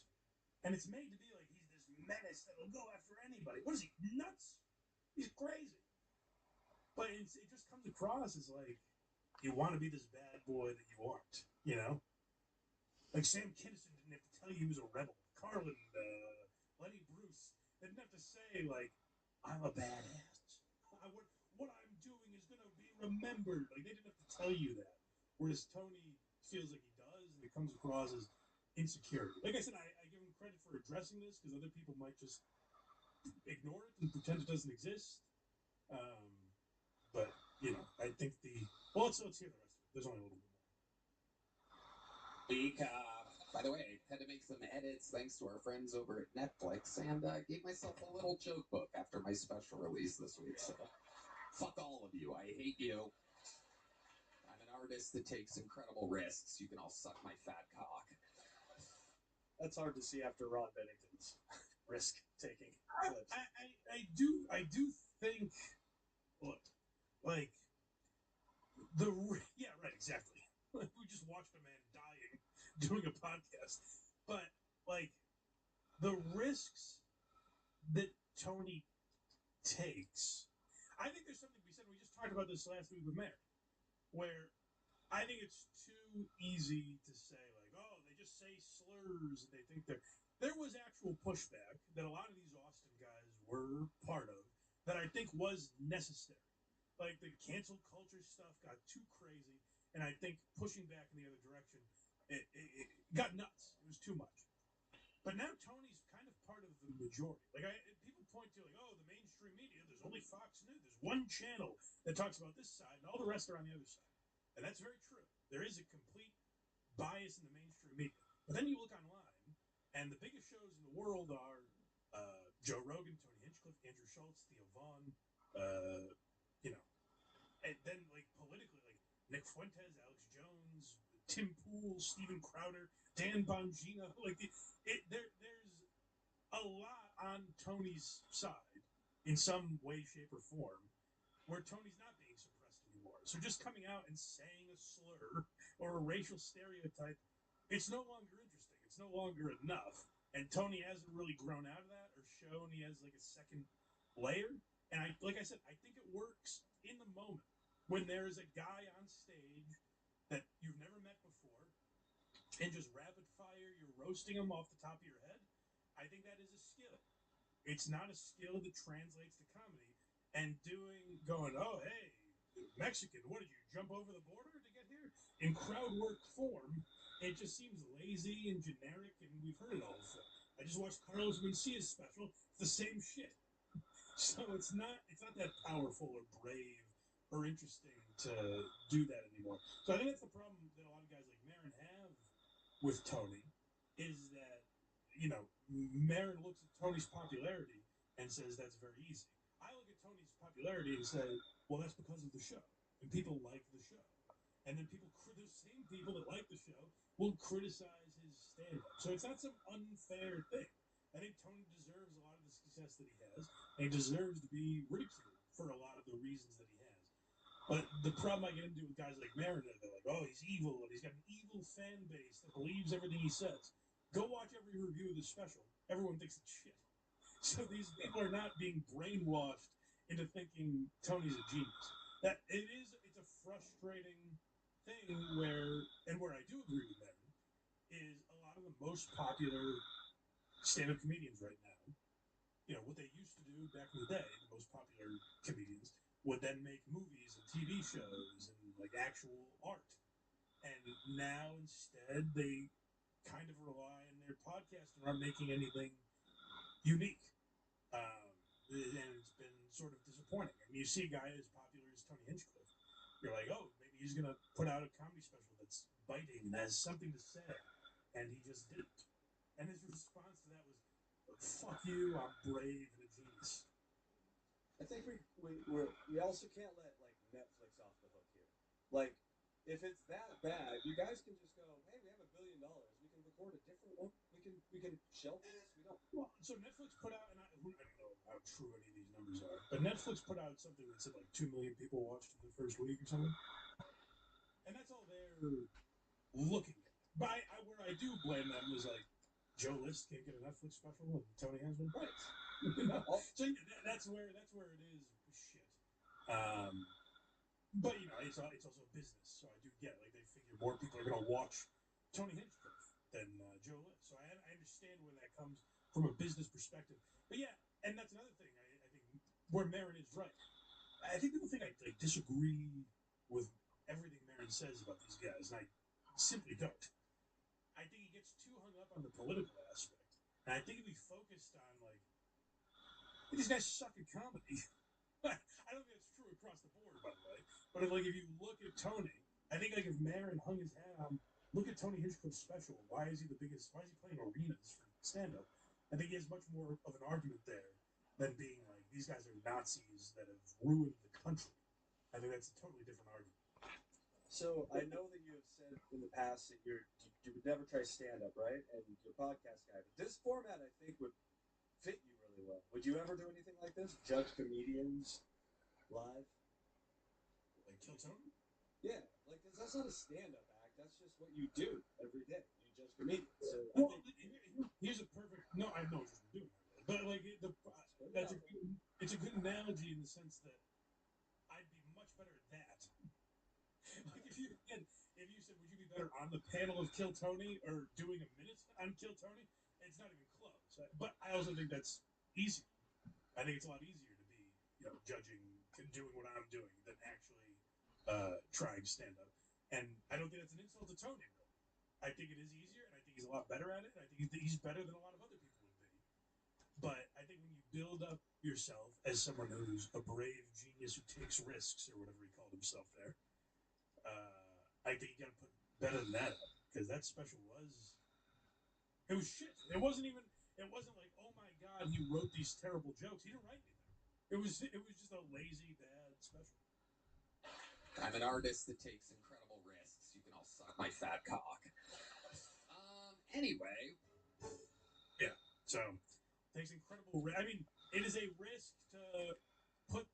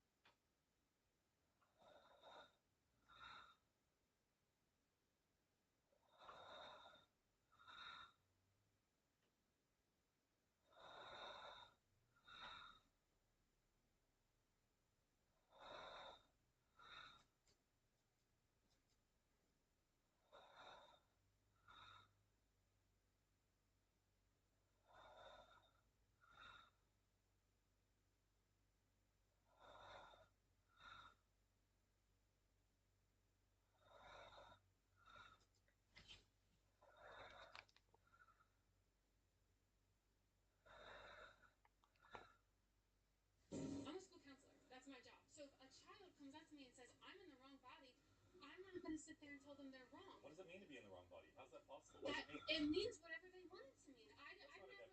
So tell me, what is being a loser about thinking that we shouldn't be sterilizing kids? I don't know if it's sterilizing. I think it's respecting a child's boundaries and opinions and feelings. All right, so let's slow this down a little bit and just start off on a little bit better foot. So, what's your opinion on trans kids, for example? What do you think it is to be a trans kid? Emily, we're too educated. I think it's just about respecting a child's beliefs and their identity. And like, I don't know, like when I was a kid, like you go through like phases where you're into stuff and you're not into stuff. So maybe at this point in time when you're 12 years old, you're like, I feel like I'm in the wrong body. And that's fine, like that's how you feel. And then if you continue that lifestyle, and that's your life and that's how you want to live, and I think we should all respect that because it's not my body, it's not my life, I don't have to live it. But my job as an adult and a human being is to respect the choices other people make. Okay, but if we're going to give kids experimental drugs that are actually cancer drugs used for prostate cancer, used for endometriosis, used to chemically castrate sex offenders, shouldn't we be able to define what it means to be born in the wrong body? Well, we can define what it means to be in the wrong body. Okay, what is that? What does it mean? I feel like I'm in the wrong body. That's what it means. Like, I don't feel comfortable. I don't feel like myself. I don't feel like who I am in the skin that I'm in. And if there's a way for me to change that, then I'm going to do it. And do you think 10-year-olds can Absolutely consent to taking these experimental drugs, which Absolutely. leave them infertile and I think unable to have a children. sex life as an adult, for I example? think children are extremely naive, and I think children will listen to the adults around them. But I also think, as a child, you live in your skin from the moment you're born to the moment you die. You know yourself, and if you wake up and you're 10 years old and you just constantly feel like I identify as a female, I am a female. If I constantly feel like I just identify and I understand that gender so much more, and I wanted to make that decision when I was 10, 12, 13, I would hope the adults in my life respect that. So when we look at the kids who go to these gender clinics, I just want to cite a woman who used to work at the Washington University Transgender Clinic in St. Louis. Her name's Jamie Reed. She published an article last year. She quit working there in November. She worked there for 4 years as case manager. And she describes herself as a queer woman. She's married to a trans man. And she says she's politically left of Bernie Sanders. So she's not some conservative, right? And she says all these kids that show up at the gender clinic all have some other underlying mental health comorbidity. Close to half of them are on the autism spectrum. Kids who have suffered abuse or trauma or sexual abuse or have borderline personality disorder, kids who are cutting, kids with eating disorders. It's all these kids who are struggling with something in life. And they're being treated as though gender is the underlying cause of all these issues. And oftentimes, on their very first appointment, they're being prescribed these extraordinarily damaging puberty blocking drugs, which have never been approved for this purpose. Other countries in the world, like Sweden, Finland, England, Norway, are doing away with this practice, progressive countries, not because of politicians, but because their medical boards conducted a systematic review of all the evidence. We got our phone, guys. Yet, we're taking all these kids who are struggling with varying things, and we're just right away putting them on this regimen of puberty blockers and cross-sex hormones. Don't you think maybe we should be slowing it down and treating these other conditions as well? I absolutely think we should treat all conditions as if a child's going through trauma, I think they deserve treatment for that as well. Like, I'm not saying that. I don't think it's one or the other. But I do think just because a child's experienced trauma or been through things that I can't imagine doesn't mean we shouldn't believe the things that they're telling us. I could have gone through something extremely traumatic. I could have had my house burned down in front of me and my parents die while I'm sitting there. That doesn't mean I don't feel like I'm in the wrong body. But what I'm telling you two separate incidents. is these kids, statistically speaking, are children who've suffered abuse or trauma, and we're not do you treating think that maybe anymore. that abuse and trauma made them feel inferior or wrong, or like, you know, something is wrong with me, I can't be the person I want to be because clearly the adults in my life don't respect it. So maybe if I'm someone else, it'll be better, which isn't good thinking. I mean, but that's how kids think. And I think we should encourage and support children who want to be who they want to be. I think that's what it comes down to. I think the more we support children being who they want to be, the better adults we're going to have in the future. But, you know, 10-year-olds engage in magical thinking, right? Absolutely.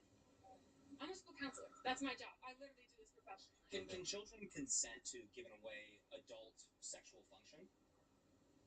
Can they consent to giving away adult sexual function? Here, let me tell you what he's talking So about. you're saying that as an adult, their ability to have sex may be different due to the decisions they made as a child. So Marcy Bowers is a person who says he's a trans woman. He's the president of the World Professional Association for Transgender Health. Pause. He says he's a trans woman. That's right. So she says X, Y, and Z. Well, you can use whatever pronouns you wish. Well, no, that's what I mean. Like, we're going to respect people who they are. Well, you guys, making America healthy again starts with you and me, and I want to introduce you to an amazing.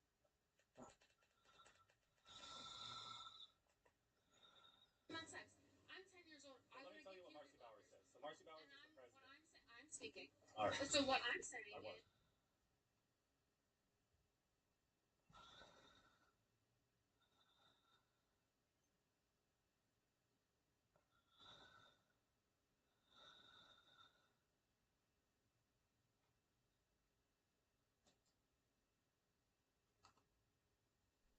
I'm a school counselor. That's my job. So if a child comes up to me and says, I'm in the wrong body, I'm not going to sit.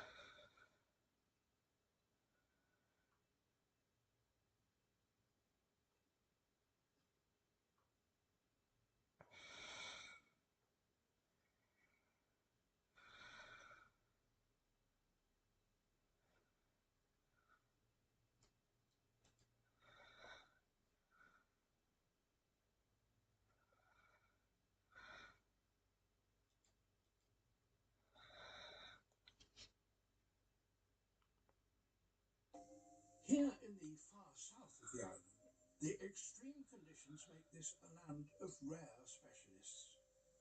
There is wildlife that's found nowhere else in Madagascar. A little nocturnal mammal whistling in the dark. It's Grondidier's vonsera, one of the world's rarest carnivores. They survive on a diet of almost nothing but insects. As the climate here dried, only the toughest and most adaptable stayed on. Grondidier's vonsera, able to survive on such a diet, was able to hang on.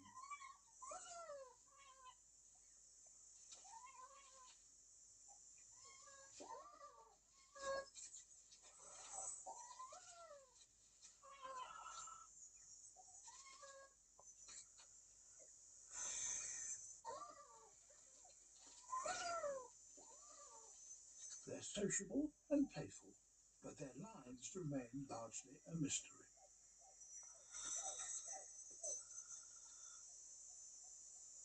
The intense dryness of this end of the island has demanded some ingenious behaviour. In this desert scrubland, desiccation is just as problematic for a spider as for a mammal. An empty snail shell would make a perfect refuge from the heat. But it's not safe lying on sand. So This spider begins an astonishing process. It attaches silk to the shell and starts to haul it into a bush.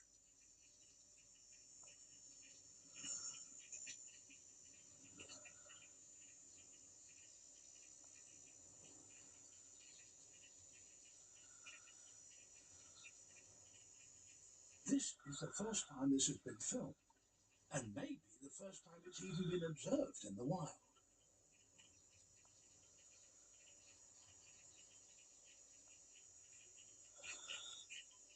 Each new strand is shorter than the last, so the shell gradually gets pulled up. Technique is key. It's important that the shell is secured from several angles for maximum stability.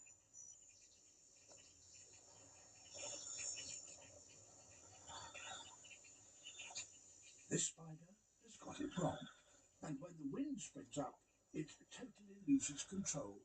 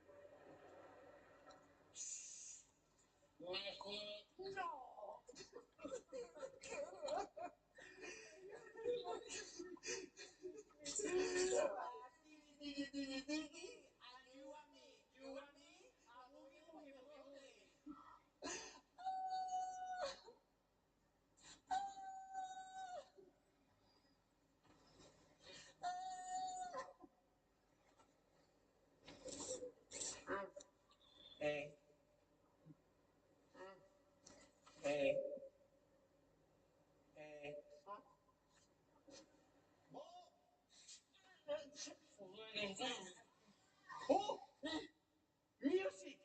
Yes!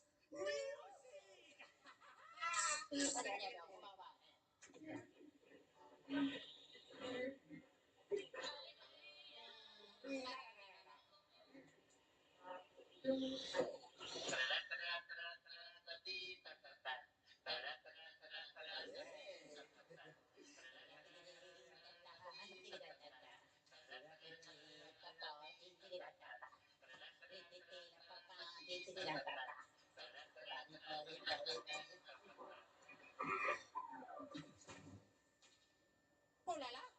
¿Por qué?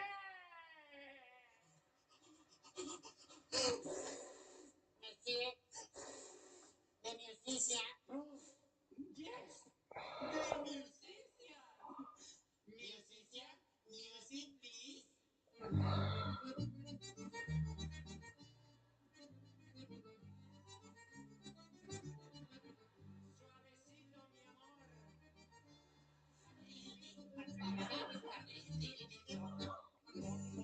Suavecito, mi amor.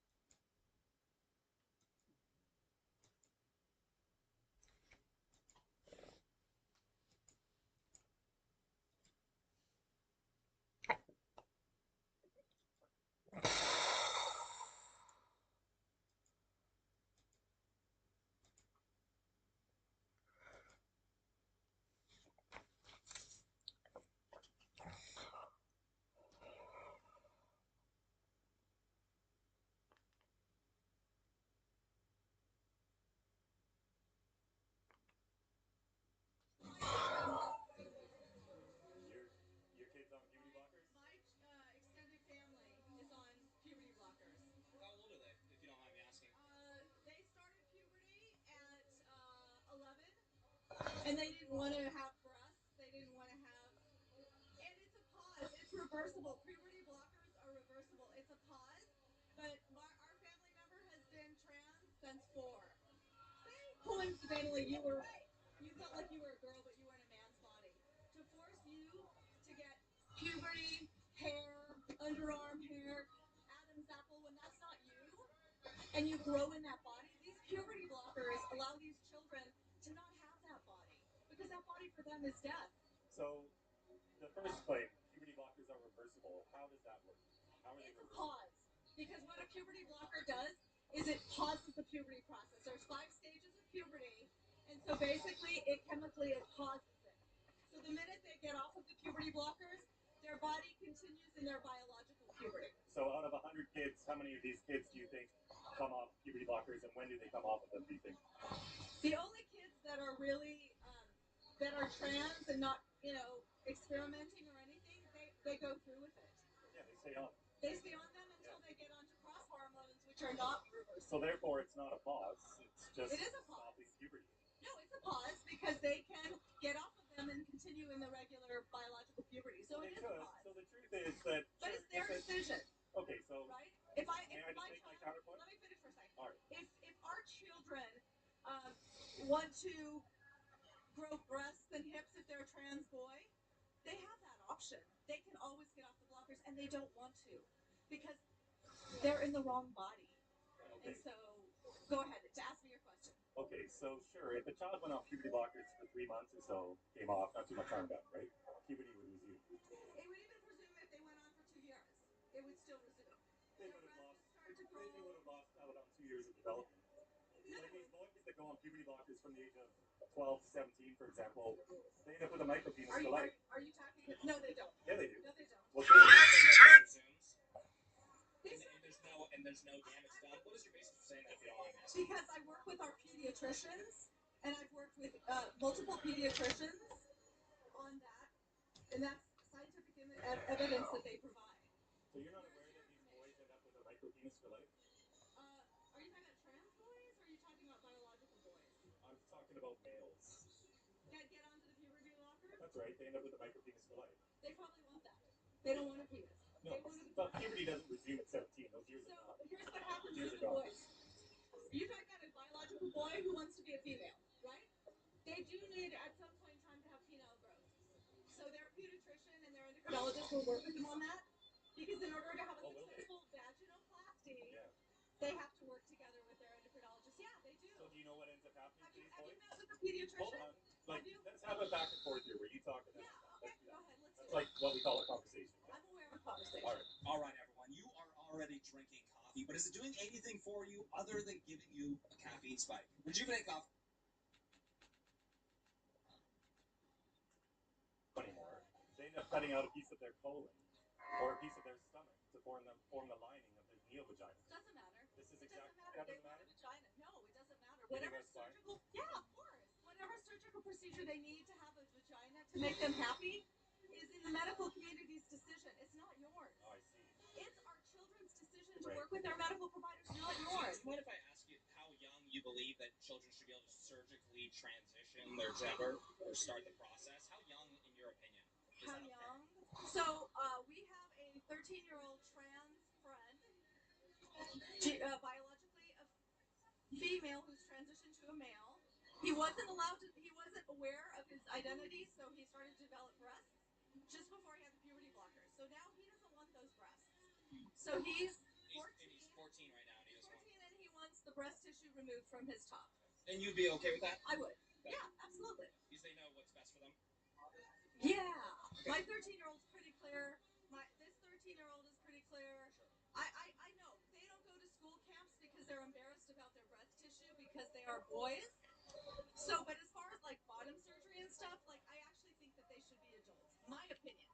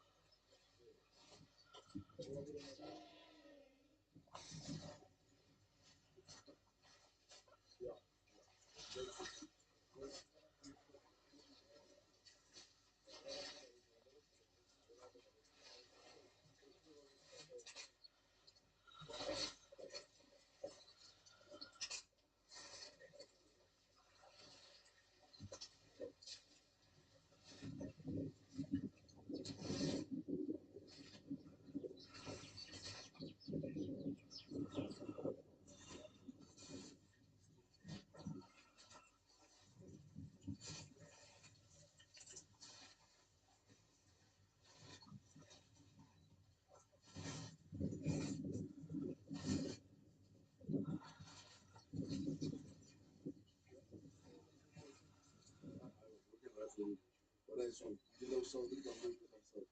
Yo no tengo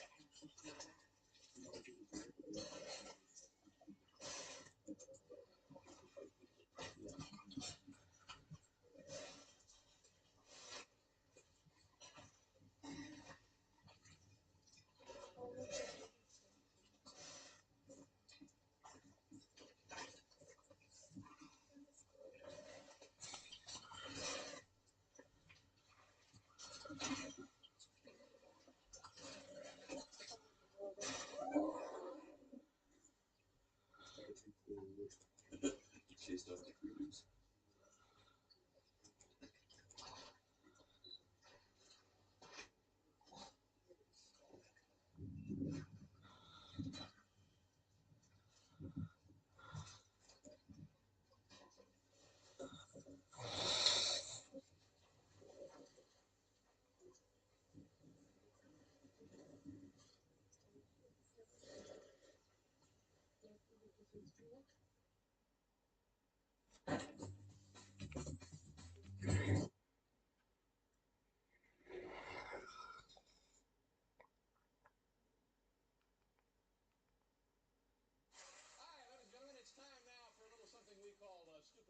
I mentioned it to you. Folks from all over the United States, very, very nice people. They come and they show their little peculiarities and their little oddities with us here tonight. My card's over there. Is there a Brooks Sartain with us here this evening? Mr. Brooks Sartain. Come on out, sir. Hi, Brooks. How are you? Nice to see you. Wow. Welcome to the show, Brooks. Where are you from, sir? I'm from Hendersonville, Tennessee. Hendersonville, Tennessee. What is the country like there? Rural. Well, It's good. It's good country. Is it beautiful down there? Oh, yes. What do you do for a living? I'm a machinist and tool basher. All right, good for you, sir. And you have a little trick for us tonight? Something interesting, something odd? Yes, work a video camera. Work a video camera. All right. Well, you want me to do it? Sure. Let's see that. He works a video camera. Get it set up. Oh no.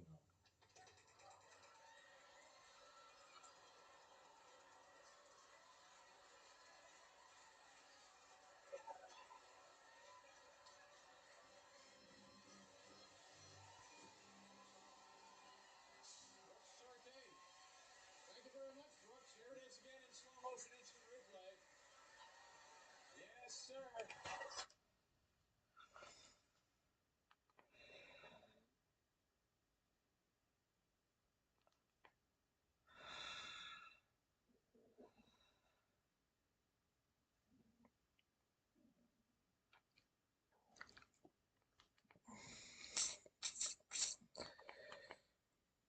Decoy no longer. I suppose the only thing more dramatic today would have been if he scored that goal late.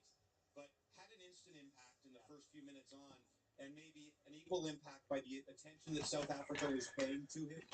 It absolutely changed the whole direction of the game as soon as he came on.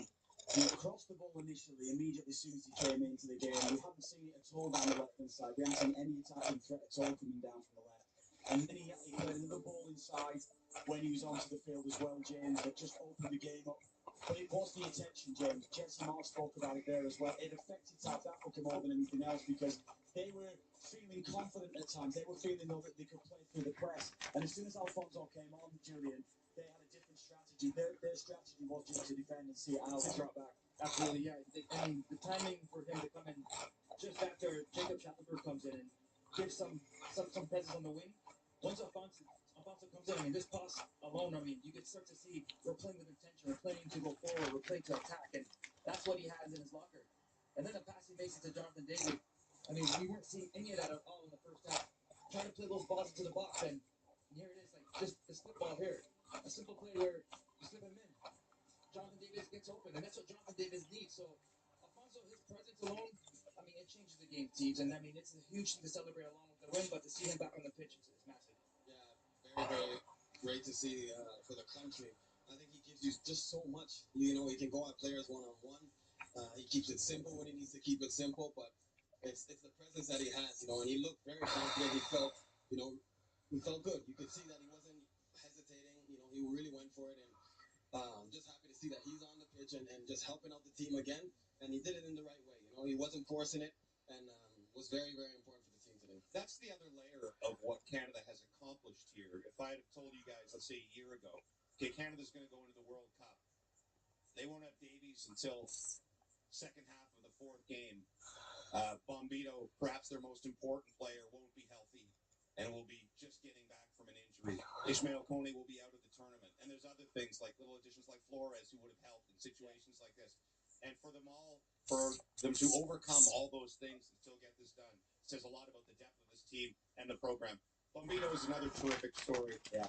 Finally starting again, his first start competitively for Canada since in this stadium 15 months ago, the game where Davies tears his ACL. And maybe not, you know, the presence of Alfonso Davies, but did you feel Canada lifted by the presence of Bombito again back there? I did. I think everybody felt really good to have him there in the back, and just the experience that he has. You know, what he does on the ball is so important. He has that calmness in his game.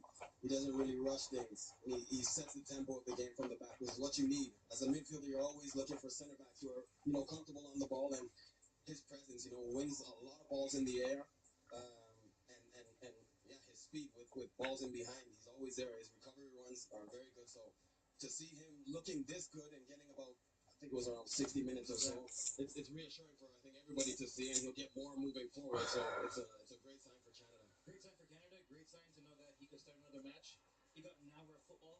You can see a bit rusty at times on the ball, which is normal. It's been a while since he's played, but you know, he still had rhythm. And once he was able to get that rhythm of tracking back and making those recovery runs, you felt somewhat safe in the back line. Where if South Africa want to play over the heads, no problem. You have Bombito there, so that was huge to have. And then once he gets more fitness, then you could see him give him more minutes in the 90-minute match. Yeah, I agree with both yours and Jesse's assessment of him. I thought he played really well. There was mistakes, yes, but that's going to happen because of the lack of game time he's had. I thought his presence there along the back line was very good.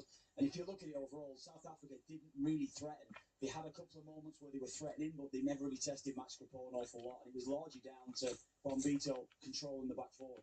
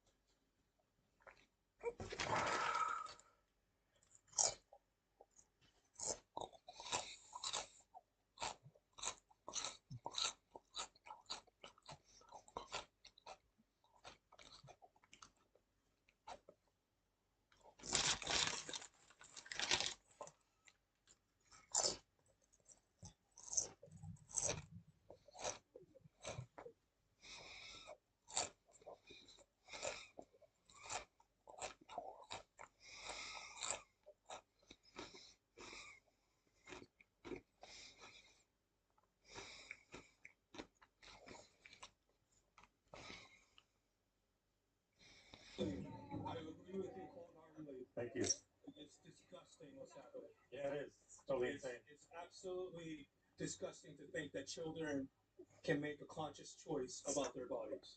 That's what the parents are for.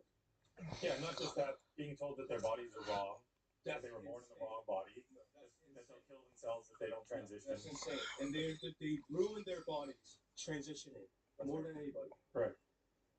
I stand by you. Thank you. Hey, Mr. Speaker, and yeah, I just want to thank you for everything that you've done. And like, as a member of the, where's the camera? Right here. Like, what is the new acronym? MM. So 2SLGBTQIA+ is the usual one. Yeah. But you can add missing and murdered indigenous women. The MMIW goes at the front because they're apparently the most oppressed. Right. Yeah. So, as a member of this so-called community, I think that this sort of ideology has really damaged how people view normal, just same-sex attracted people, and I think it's been deleterious not only to us but also obviously to children, and everyone else has been confused about the concept of gender, which isn't real, as we both know. So, yeah, I just want to thank you for coming out here and doing this kind of work. My pleasure. Thank you for stopping to say hi. Yeah. Yeah, this is harming a bunch of kids that would grow up to be gay. Yeah. Yeah. Every study shows it, going way back decades. So, but we're told that it's conversion therapy to help a child feel comfortable with their sex. That's a new thing. So conversion therapy used to be about changing people's same-sex attraction. Now, if you're trying to tell someone that it's okay that they're having these feelings about being in the wrong body, right? And if you then want to like change them, then that's conversion therapy. If you sit down with a therapist and they're not totally affirming, they say, actually, maybe it's okay that you are in this body and that you're having these feelings. Maybe we shouldn't put you on cross-sex hormones or other drugs that will sterilize you. Maybe we shouldn't mutilate you. Then that's conversion therapy. So it's just completely flipping the narrative. Because that's what leftist is it's just language games that distort reality and tells these people that in order to be happy, you have to mutilate yourself, which is strange. Yeah, in Iran, it's illegal to be gay, of course, punishable by death. Right. So what do all the gay men do? They transition. They trans themselves. Yeah. Conversion therapy. It's conversion therapy. We did that here in Call Love. Yeah, I know. Harming children. Exactly. Yeah. It's crazy. Well, anyways, just want to say thank you. Thank you. Thank you very much. Thank you. Have a good one. Jordan Sanguin, who was wanted for 2 counts of first-degree murder. I can tell you that on yesterday's date, June 27th, at approximately 5 p.m., the Toronto Police Service, thanks to a tip from a member of the public, located and apprehended Jordan.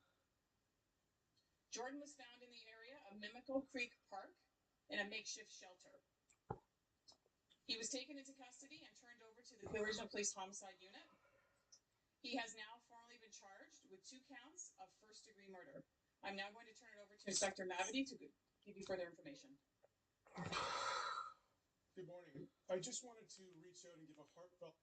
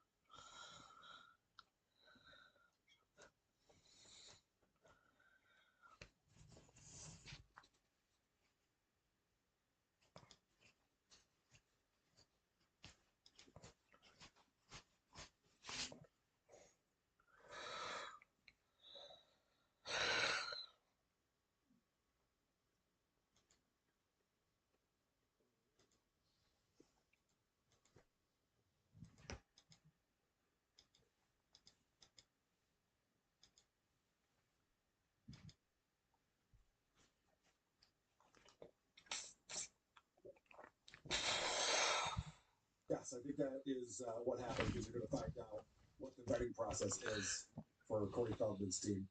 Corey starts talking about free speech. And at first, I'm like, right, yeah. Free speech is free speech. There's no exceptions to that, right? And then there's some exceptions to that. Do I agree with censoring anybody? No. I think that freedom of speech is freedom of speech. I think the First Amendment is the First Amendment. And I think that we should all have the right to say and do what we want outside of violent threats. I think when you get into violent threats, I think when you get into bullying and targeted harassment, that is no longer free speech. That is what it is. It's bullying and targeted harassment. Bullying is on the list of the... come on. You act like a man, Corey. Yeah. Hurt feelings. Yeah. If someone says something that's really mean, that's not free speech. What am I following Trump for if not for the bullying? Right. Yeah, oh, we can't call Rosie O'Donnell a fat pig now. Is that what you're telling me? Not cool. Yeah, seriously. What country do I live in? Fuck this. So I just thought that was very funny because, as you know, Corey is not happy with Jim and them and some other critics out there that tease him a bit online. He wants to shut it all down. So he's like, can we get rid of bullying? Can we add that as an amendment to the Constitution? So Corey goes on to say, freedom of speech, when the Founding Fathers came up with this concept, all that meant was if you wanted to stand in the town square and yell stuff, you could do that. They didn't realize you could communicate with people all over the world very quickly. Although printing press did exist back then, so I think Corey's wrong about that. But he thinks that now that things have changed, we need to change the amendment. The things they were talking about. Mm-hmm. They didn't expect that every single 5 seconds and everything that happened, we were going to be writing it on social media. And they also didn't expect that there was going to be people out there that would purposely create lies and misinformation to spread about everybody to make themselves feel good or feel cool or get points or get views or whatever it is. So now that we have that context that there's people out there that are willing to just completely trash and destroy people they don't even know, you would think maybe we might need to put a cap on that. He totally lost me now. It started with free speech is free speech. It's like, we got to put a cap on some of this stuff. The speech is a little too free around here. You're asking me. That's all. Yeah, I mean, the 18th and 19th centuries, no one was saying anything that wasn't true. Every newspaper that was printed was 100% true. Yeah. So this is a new turn of events. It's a brand new phenomenon that just started, right? You notice he said something there that's a tell with every lolcout. They always go through this phase, Corey's still in it, where he goes, people are saying shit about guys they don't even know. Yeah. These people have never even met me before. It's like, you're a public figure who puts all of your shit out there. We don't have to do a meet and greet to make fun of you, do we? And you mean all the shit. Yes. Except what we don't see. Everything's out there. He's on reality shows. He's obviously performing in his band. He goes on podcasts all the time. Does interviews.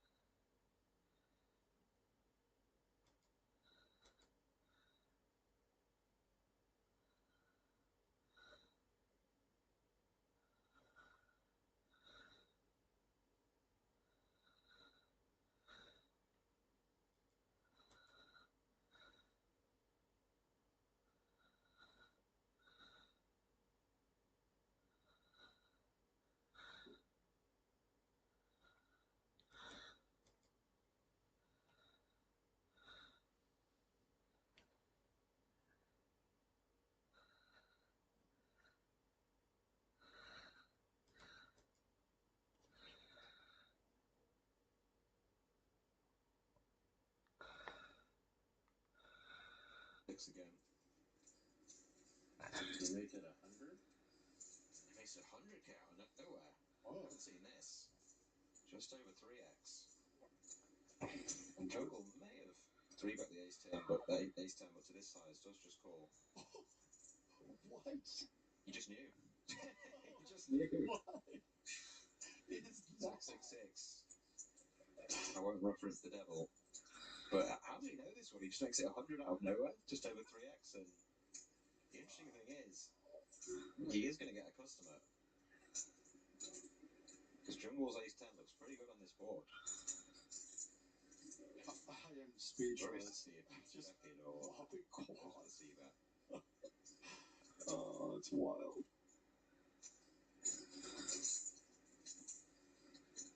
I think you got to go really small or check, don't you? Yeah. Yeah, I like quarter. Options. A 10, he does go for bet. A 10 or an ace for Jungle Man would be an absolute disaster. It's gone pretty big. And Jungle's got the hand to call. 350k in there. This could be a huge part on a lot of runouts. Even a small card I can probably see. Oh!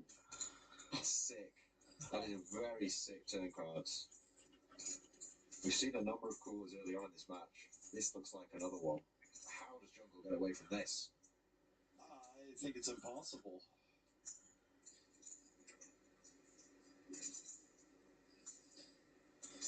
I agree. He's going to need a king, queen, or jack, something like that in the river. And even then, still a tough fold. You assume Mark's going to keep betting his hand.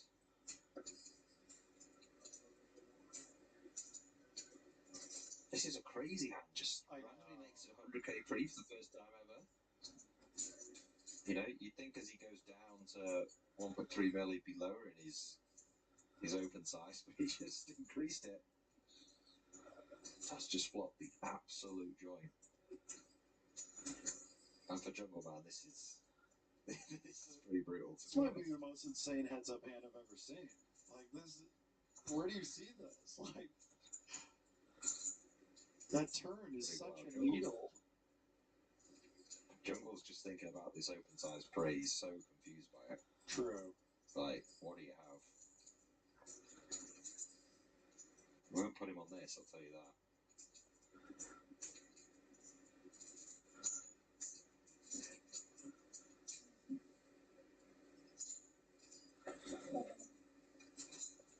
Oh, he raises. Oh, he raises. Oh, my word. I mean, I don't... What a feeling. I don't blame him.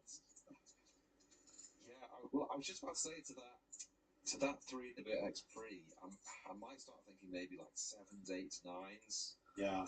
Just like wanting to inflate the pot more pre, and so maybe Jungle's just decided, you know what, I beat ace high, I beat these small pairs now. But what a spot for Monarch. Well, and then him not wanting to get checked back on the river, right? He's kind of like, let's just build this up now. Yeah.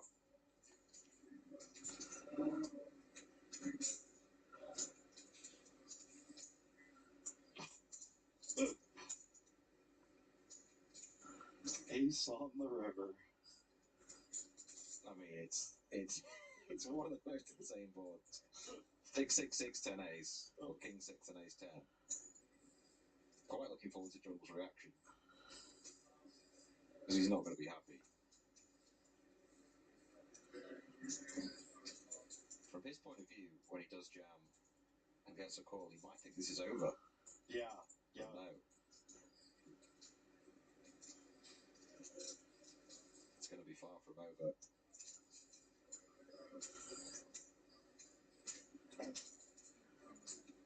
Does look like it's set him in. 825, leaves him 5k. Why isn't he snapped? I think he's just working out if he has more than the bet. You know, he's like, he's just trying to see if it's a raise or not. Oh, okay. Let's see how Jungle reacts when this is shown down. Just a mad cool with this. I'm not sure what's happening now because it is only 5k more, but the dealer's just working that out.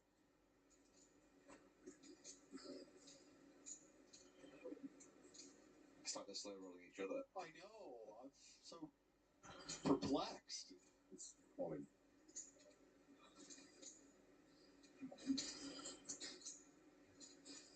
$5K to win 2.8 million. I don't know if that covers it exactly. Is he raising or? I think this is basically. He said all in general. Steeler needs to grab the chips, count them. Just barely. Work its 5K more. Is he raising or calling? So all in. How much more is it? What? How much is it total? 850. Then it's 5K more. Okay, right, we're gonna call. This is so dumb. Fucking stupid. Scripted as fuck. That is an absolutely insane hand. On any poker table, 9-handed, 6-handed, but heads up, wow. One of the coldest runouts you'll see. And just with everything going on, wow. I'm speechless.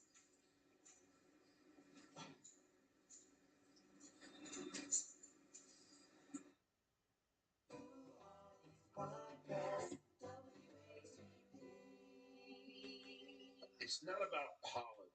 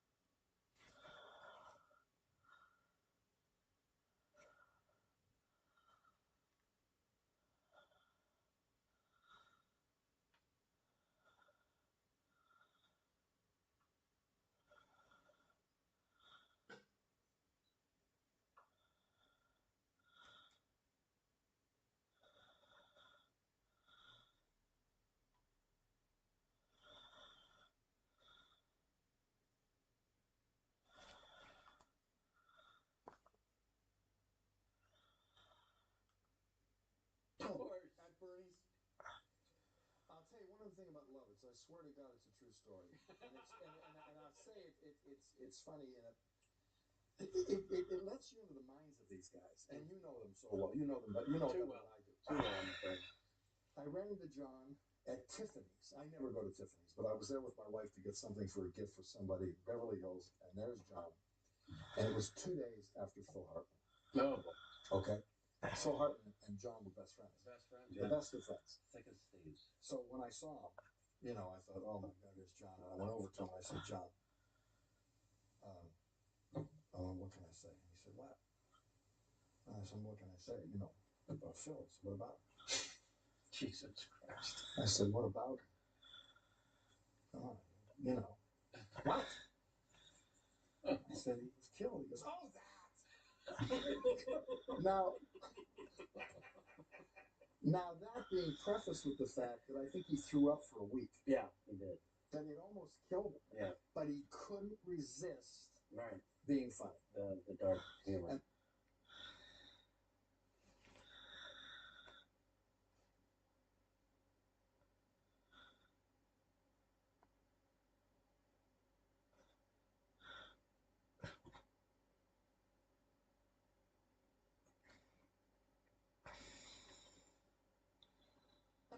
You're the one who went. You're the one who went into that. No. But then what happened was, I'm being nice. That is a serious thing. It's tough to do. no, yeah, and she got bullied, and then she decided to set up like an anti-bullying campaign. I love that. And she set up a program called Friends for all the lonely kids. And, Well, that is something. Tammy's point is, were the other students aware that her father got famous on the show that was famous for bullying people for 20 years? Right. Believe it. All we did was bully people. No, but then in 12th grade, her and a girlfriend became the first homecoming queen in Calabasas High School. Wow, that turned around. That's right. Yeah, and this is our, and like I brought her out in the football field. It was like obviously it's in halftime, and you know, and when they announced Greta at the time, Right. What's her name now? What's his name? Knight. But like then the whole place went. Wow. Think about that. No, well, the whole place went crazy. You know, it was, and you understand Calabasas already. Yeah, I've been there before. All right, but it used to be known as Calabasas. Right.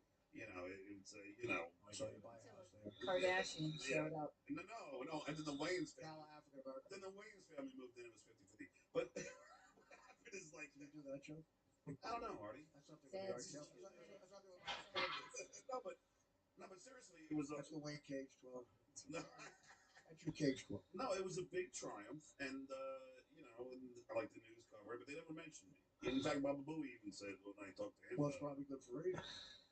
No, they never mentioned me at all. And It's not your story. No, yeah, you're right. It's not about you. It's good that they did. No, I know, but you were asking me, but nobody, you know, it wasn't about me, and I was very proud. What about your other children? You have 3, right?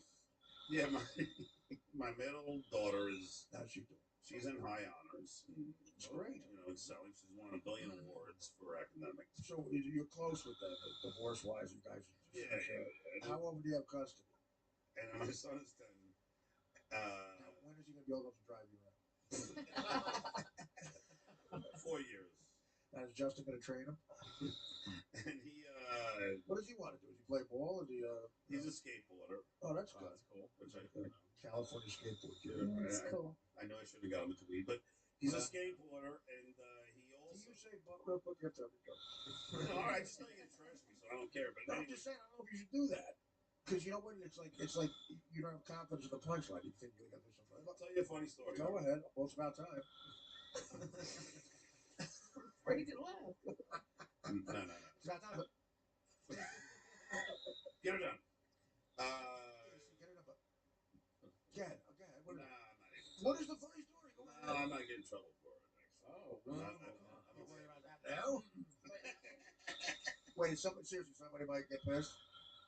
Well, yeah. There is a lot of John. I can't talk about. There is a lot of start show guys who, you know, and you work there a long time, and you do become friendly with people, and there's, you know, some people that you hope are doing okay. I really like.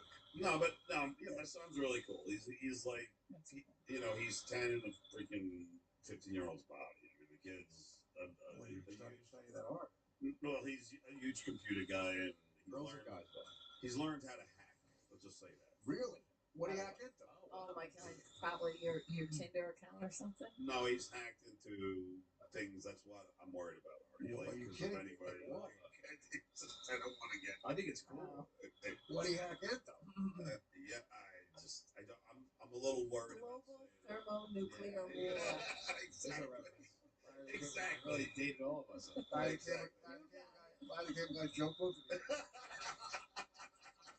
Did he get into that? No, but he's Disclaimer, he is he's not. like he's a genius too. The kid like all the kids are really really bright. Who do they take after? There we go. Now you guys are very, you got you and Susanna are very bright. But you know she's got a boyfriend already. Who does? Susanna. Are they getting married? They live in Sherman Oaks, which is like 20 minutes away. He's right In your house? Well, that's good. No. They got their own place. What does he do? Is he in the business? Susanna, his ex-wife. He's a struggling artist. What's his catchphrase? He's a struggling artist. He's what's his catchphrase? well, he's half white, half African American. Is he really? So she won the mulatto? The wordplay. That was Justin doesn't Get her done. She won the mulatto, but no. So what does that mean? So that's good. Why do you have to bring that up? It's racist to even bring that up. No, I just thought that you would enjoy that. Why? I would not. Why would I make fun of you? Because why was you dating a black guy? I would never do. Would you get back with her if? No, you don't want to do that. No.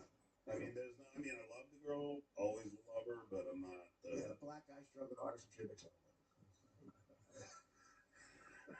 Black guy struggling artist. That adds up to a big picture. What kind of art? What does he do? Is he a painter? He's a painter. Like Basquiat, like Jean-Michel Basquiat. He's a boat builder. Yes, he builds a boat. Oh, really? Like George Models? Steinberg. What? Like models? Like Like George. lion artist. Not like sailboats, like real boats. So you could have a business doing that. Sailboats. That's good. And He builds. So is he building a sailboat right now? he has one in the garage actually. He's got a sailboat. Any takers on it? So you wait for people who want to buy a sailboat. You sell them a sailboat. I guess that's what he does. Is the sailboat market big in Sherman He's Oaks? a nice guy. I don't know. Problem. I sound like a great guy. Why? Is So he good to your kids? Yeah, I guess so. What does that mean? it sounds well. I don't want to get. It sounds awkward. I don't want to get. No, he's good to the kids. Any complaints from your kids about him? Yes. He's good to the kids. Really? That was a yes. Does he watch them at the zoo? What? Does he watch them at the zoo? Was there ever a time? Look at At the zoo. But Dan laughs, it's painful. Look, I love the pain on his face. It looks like Chinese torture. Oh, For me? poor Dan, I love when he No, laughs. because kids at the zoo can get away from him. I love it. Does he have kids that he brought into the picture? Yes. Of course. Oh, my God. So they live with two of his little girls in, So, in the house. So they better watch those kids. Does he teach your kids how to get over the fence? His kids teach your This kids. is so wrong. They get along, all the kids? Do they? Yeah, that's Yes, they all get along. And was there a point, I gotta say something to this guy because my kids complain. Are you married? No. Are you divorced? No. Have you ever been married? No. But it's not a hard thought process, right? Yeah, what I'm saying. Is there, he's asking a question. No. But we say it was. Well, why were you asking that? Because I should know the scenario on some I level? don't know. Oh, okay. Do you have any children? I don't. Do you want them? I think maybe one day, but I'm not. It could not happen too. Will your future? Do you want kids already? I'll take the two mulatto kids. Here, take Justin. Are they for sale? No, I want kids. I don't know. Probably not. That's why I've always thought that you would want a son just to take him to the baseball game. Yeah, and then what am I doing? have him drive you home. I like him at the exactly. And then what? No, I don't know. I don't think I want kids. Really? Like all your life? Because all my life I always wanted kids. Well, you're Did Puerto you Rican. tell me? No. I love my son. I'm happy that he's here, but I was only grown up and got pregnant by It's a accident. big responsibility, especially if you're a comedian. You're traveling, and it's a living thing you got to take care of. I know, you know. And I worry about, I don't know if I worry about like messing him up more than anything. Right. They come out good. Then it's the parents that mess them up. But yours is what, 8? 8. Yeah. I mean, I love my kids. I wish I had more actually. Well, go ahead. You can have more still. You're a man. You can have more. That means I gotta even get married. You don't have to do that much. You know. You're Puerto Rican. You don't have to get married. I know. I hit it in the first time, but I'm just saying. But because my first. Oh fuck. But the first one, like it's I got a target on my fucking back, but I just take it because What? it's good. Don't be a victim. Be a hero. I am a victim. I'm a stutterer. Well, stuttering gave you, a nice life. That's true. Yeah. It did. It did. But honestly, when you drink, do you stutter more? No, I don't stutter at all. I mean, you always said that. I remember about that. Yeah, I You said said that you like get I'm relaxed. slurring, John. You get relaxed. Yeah. I don't stutter when I'm Because drinking. you can live life and be But you know what, social. Artie, Like John the Stutterer, that guy has a bad affliction. I'll be honest with you. Yeah. Because I have really bad OCD. I mean, bad OCD. Like I take medication for it. Right. Clearly, you're very precise about it. And Well, how does that manifest itself? Because OCD people used to have everything organized, everything's got no, I'm the other OCD. I'm a slob, but right. But I do, like if I have a bad thought, like if I'm leaving your house, Right. and then I have a bad thought, I'll hold the door open and walk back in and You're then walk back obsessed. out. Oh, wow. No, it's awful. He called me 7 times when we were on the balcony Well, party. So What happens when you have a funny thought? Anyway, so but so mad at me. Look at you. So no, I'm not mad at you at all. I love you, Tammy. I'm not mad at anybody, but no. But the truth is, and I, because all my kids have it. Oh, that sucks. And and my dad. It's tough to see a kid with that. And my dad had it, and like for me, believe it or not, to have like some beers, it takes the edge off it. I believe that completely. I mean, so You should try heroin.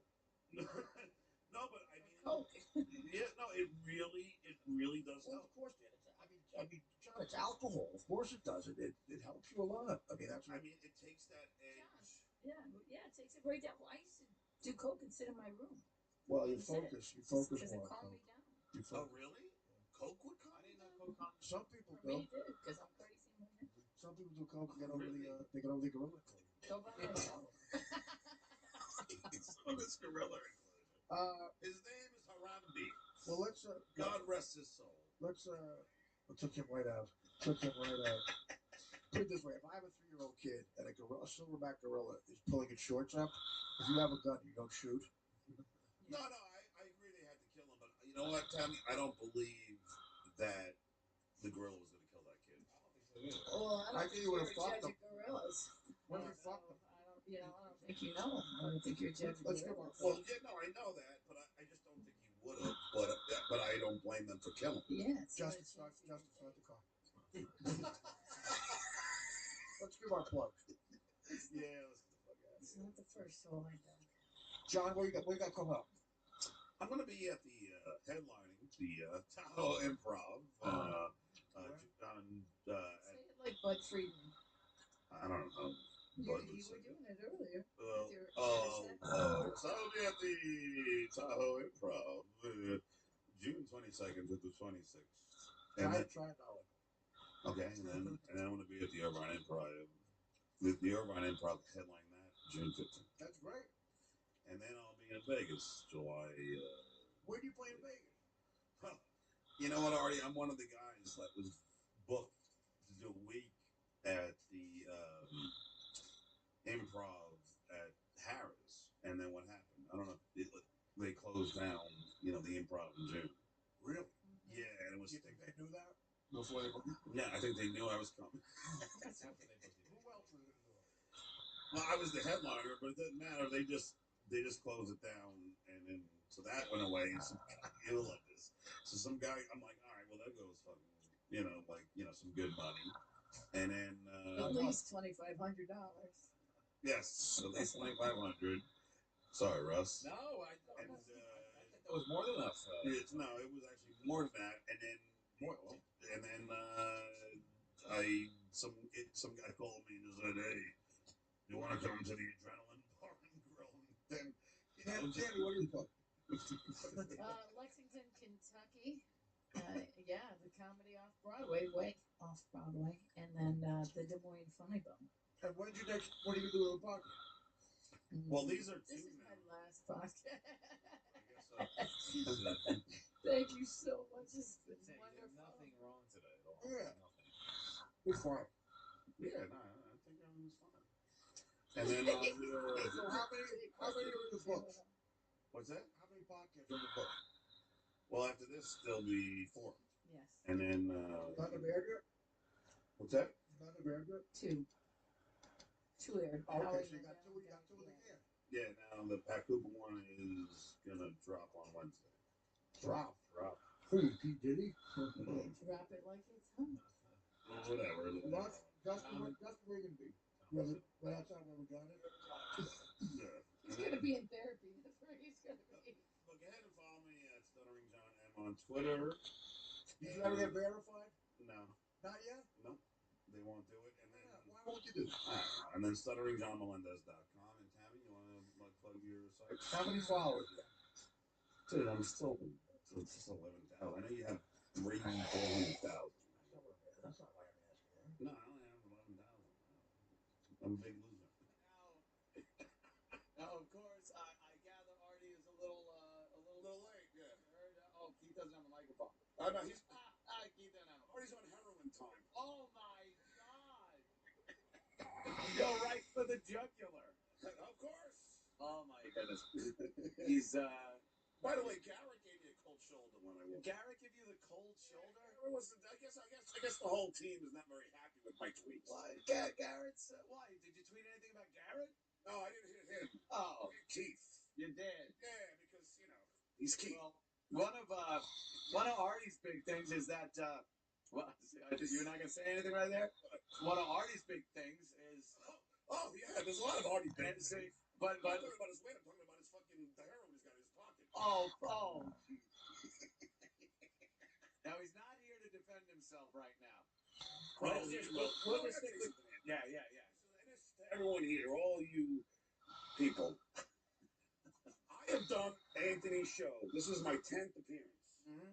And I have to say, Anthony, and according to Keith, unless he's bullshitting me, and according to Garrett and Ben, who's not here anymore, they said that people really liked when I came on your show. They love it. And we always had a good time. I want to say, and I said this on my podcast, and tonight, Anthony has always been respectful and treated me like a peer. And we wouldn't goof on each other. We would laugh at everything in the news. Of course. We laugh at Columbo. We enjoy Columbo. One more question. Just one more question. Enjoy Columbo. And we would always have a good time. It was never any. And then I knew that when the cancer came, when Artie came into this show, Artie was going to get fucking you to start fucking goofing on me. And like clockwork, it happened. And then day after day, you would goof on me. Day after day, you would goof on me. And I'm like, what the fuck? Artie turned Anthony in 2 fucking shows. No, this is not easily your turn. This is not true. I could look back at certain tweets that I made before we were even talking about Artie being on my show, where I talked about El Chapo. I said that I did that bit a year ago. Yeah. But it's still funny. Yes, I look exactly like the fucking. So when we got arrested in fucking Baja the other day. So when Artie brought that up, I was like, yeah, fuck, it's funny. And oh wait, stop sugarcoating this bullshit. Stuttering Juan is kind of funny. Yeah, no, that's fine. I don't mind shit. But then you go and goofing on my movie. Well, okay. Hey, this is my senatorial campaign. I watched the movie from beginning to end. You're the only one. That's pretty good. And look, I would be remiss in my duties if I did not make some jokes about. Have you seen Artie's movie? Were there any beer league jokes? One too many. Yes, which was already too many.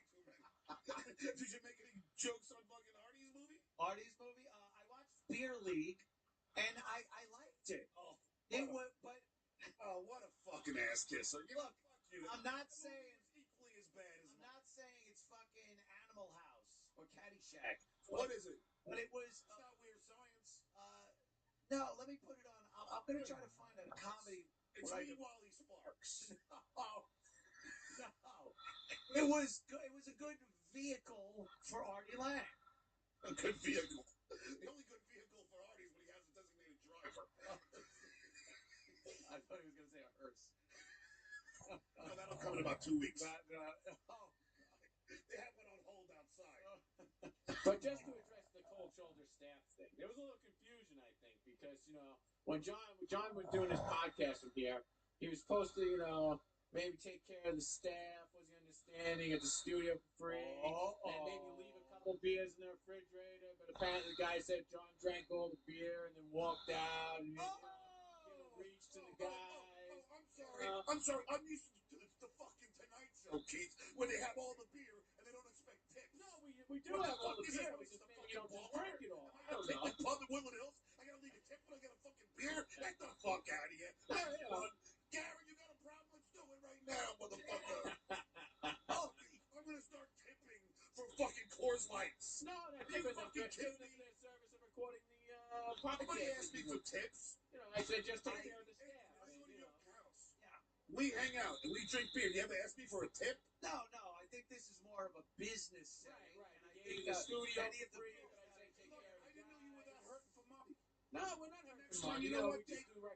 We do right by our friends. They do right by the guys. That's Some all. more bullets for your fucking gun. It's not for me. It's for the staff. He's gonna need them after this show. Here's your $20, and this is $20 for the fucking shitty beer you served me last time I was here. Quite the stack you got there. What are those singles? No, they're not fucking. They're not Pocky. Oh, look, he goes right for the jugular. Those are 20s. Oh, okay. That picture won't be on the 20 anymore. Who's gonna be on there? Fucking John Melendez, Isn't it Harry? Senator John Melendez. Right. Now, so where were we now? Well, we were still talking about I this. didn't know that. Guys, not just the beer. The tip. I think. I'm sorry. I think the I've done staff. a lot of television shows. I never had a tip. No, John. See, Holy shit, Keith is worried about a tip. I'll He's fucking a producer. He's a cop. Now he's a producer of the fucking television. I'll try to. Worried about a fucking tip. He's from Massapequa, which I'm from. It's the shittiest town in the world. And this fucking white trash wants a tip. When I'm on his show, supplying laughs, getting fucking subscribers, he wants a tip for a few fucking beers. Get the fuck out of here. John, I think I can explain. All those, the other shows that actually work here on the wall, there's pictures of the staff. It's part of the whole thing that they produce and put the show on and tape it and everything like that. You were taping one of your podcasts here, which is like we didn't ask for a studio rental because you're a friend. Oh, well, you could throw the guys a few bucks for actually sitting there and doing the work on the equipment. Exactly. It didn't really have anything to do with the beer. Instead, he threw his empties all over the ground. Okay. Oh, yes. And they said that to clean up after you, too. Keith, let's go with your premise. So the 9 shows I've done, whenever you guys wanted me, I came here, I took the bullet. When I did Anthony's show, I was on his show at the compound. Then you asked me, can we do another show? Down in the theater when we watched Columbo. Oh, believe me, my memory's better than yours. And then I say yes. So now you do me one favor. That's and right. now I gotta fucking tip you? Not me. And you just had to take care of the staff. That's what we discussed. Well, but nobody told me I was gonna take care of it. I did, yeah. I said, dude, the studio's free. It's our gift to you as our friend. Just take care of the staff. Okay, then I'm remiss. Okay, thank you. Here is guys, how they much you want. apologize. So how much you want? $1,000? I write you a check? No, it's not to me. You want a piece of my fucking 401k? They keep the staff in your pockets like so many nickels and dimes. Yeah, nickels and dimes. You just want to be able to draw from the well. They did. They did have the nickels from all the returns that John threw on the floor, and they made the returns, and they got a couple dollars. We got a multi-millionaire here, and they worry about one fucking thing. John, I just heard that they did. They took back all your bottles, deposit bottles, and made thousands from what you were drinking out there. Well, Keith, I'm sorry. I apologize. I love you. To the staff, but thank you. I appreciate it. I love Garrett. I love John. I have no problem with the staff. I even love Ben. Great Anyway, time. so what I'm trying to say is, but I'm trying to say, come on, how great would it be for your show if you? I said as a senator. As a senator, I will support you as a friend. Oh, look at this. What are you paying for? Is he tipping for beers too? Nothing changed. I'm late. I already bought $100 from you. What the fuck was on your hand, by the way? It was a little slippery. I visited Harvey Weinstein. Look at it. I love you too. It's, what are you doing? I want to come by the gig. When are you doing the gig? It's tomorrow night and 2 shows on Saturday at Governor's Brokerage. All right, I'd love for you to come. I'm doing Madison Square Garden. Brokerage Comedy Club. Yeah, I know. I would love for you to come on. I'm going. I need a mortgage for it. My buddy Vinny's hosting the show that night. It's a college fun tour. Are you gonna come? Yeah, I'm definitely going. My buddy Vinny's hosting that night.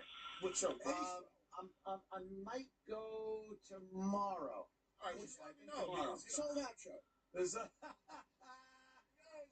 In Zuma Beach. And I said, Yeah, what part of a fucking empty beer do you not get? oh! I'll start again. What an alcoholic. What a desperate.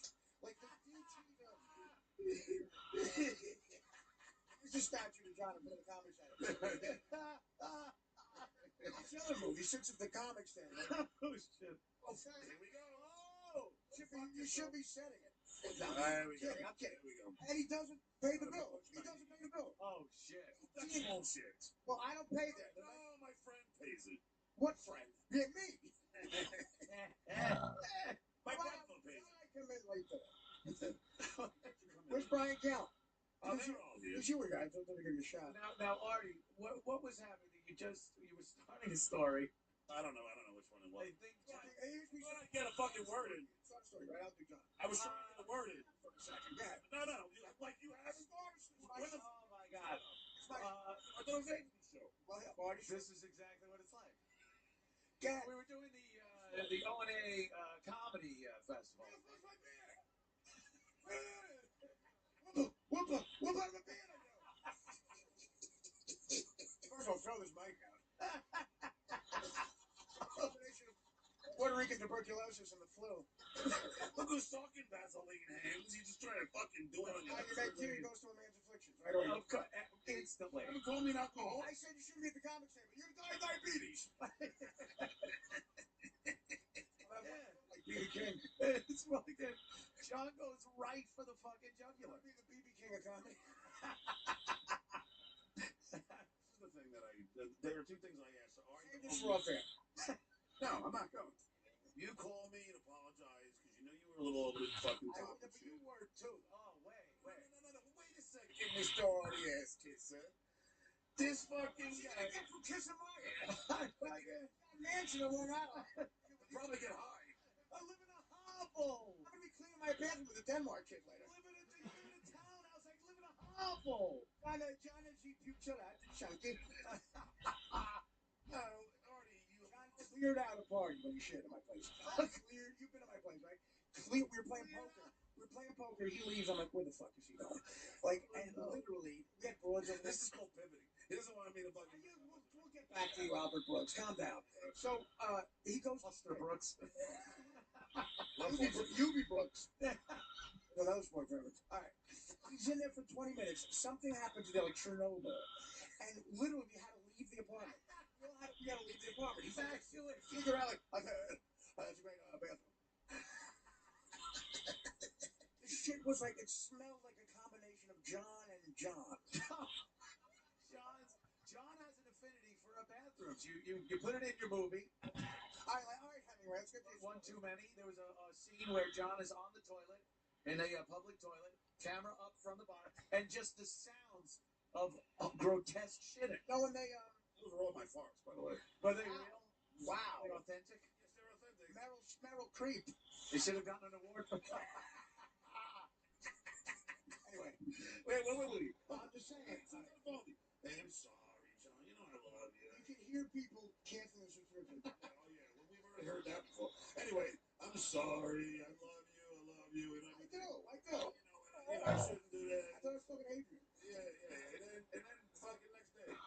Hey, fuck you, you're fucking a douchebag. You know what fuck you, douchebag. It's you started too, dude. You go at it. Stuttering Juan, jokes like that. Do you not like Stuttering Juan? a fucking year and a half ago. Well, you're a pioneer. Did you do it on your show? No one. See? Dude, let me tell you something. Let me get my was watching this shit.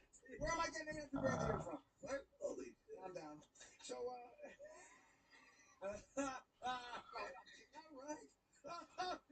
Yeah, my drunk uncle was younger than me.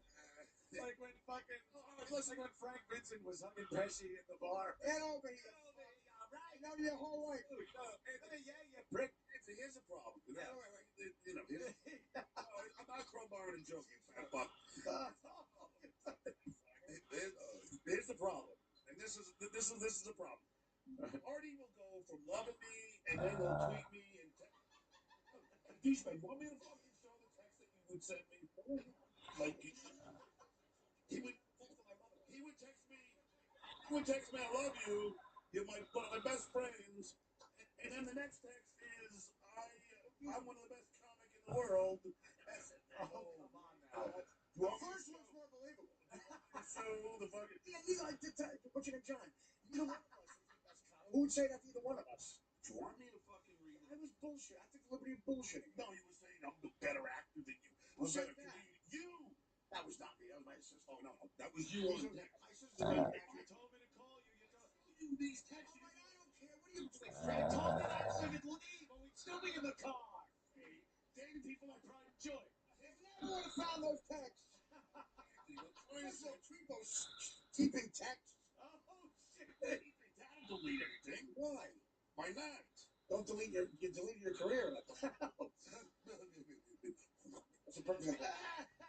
Let's go to that picture. No one's gonna freeze frame that Photoshop. You got a lawsuit. Look at that picture. You look retarded. You know, that's not that's not a politically correct term. What is John Melendez? It's mentally challenged. Anyway, Anthony. Yes, sir. Then he goes back and forth, and then what does he do? Oh yeah, good. Fall asleep because I'm sick of Listen, reading are your you okay? Honestly, you got a swollen cheek. You're right. swollen cheek. You got a swollen body. But then anyway, Sixth Avenue. So anyway, yeah, here he comes, Mr. Hey, tell fucking the story. comedy genius. Tell the story. Fucking heroin-induced Seinfeld over See here. what he does? Right to heroin. Right to Yeah. That's not what I do. That's what you do. Do not. Oh. I have a punchline. That's why you don't think I said you look fat. Heroin.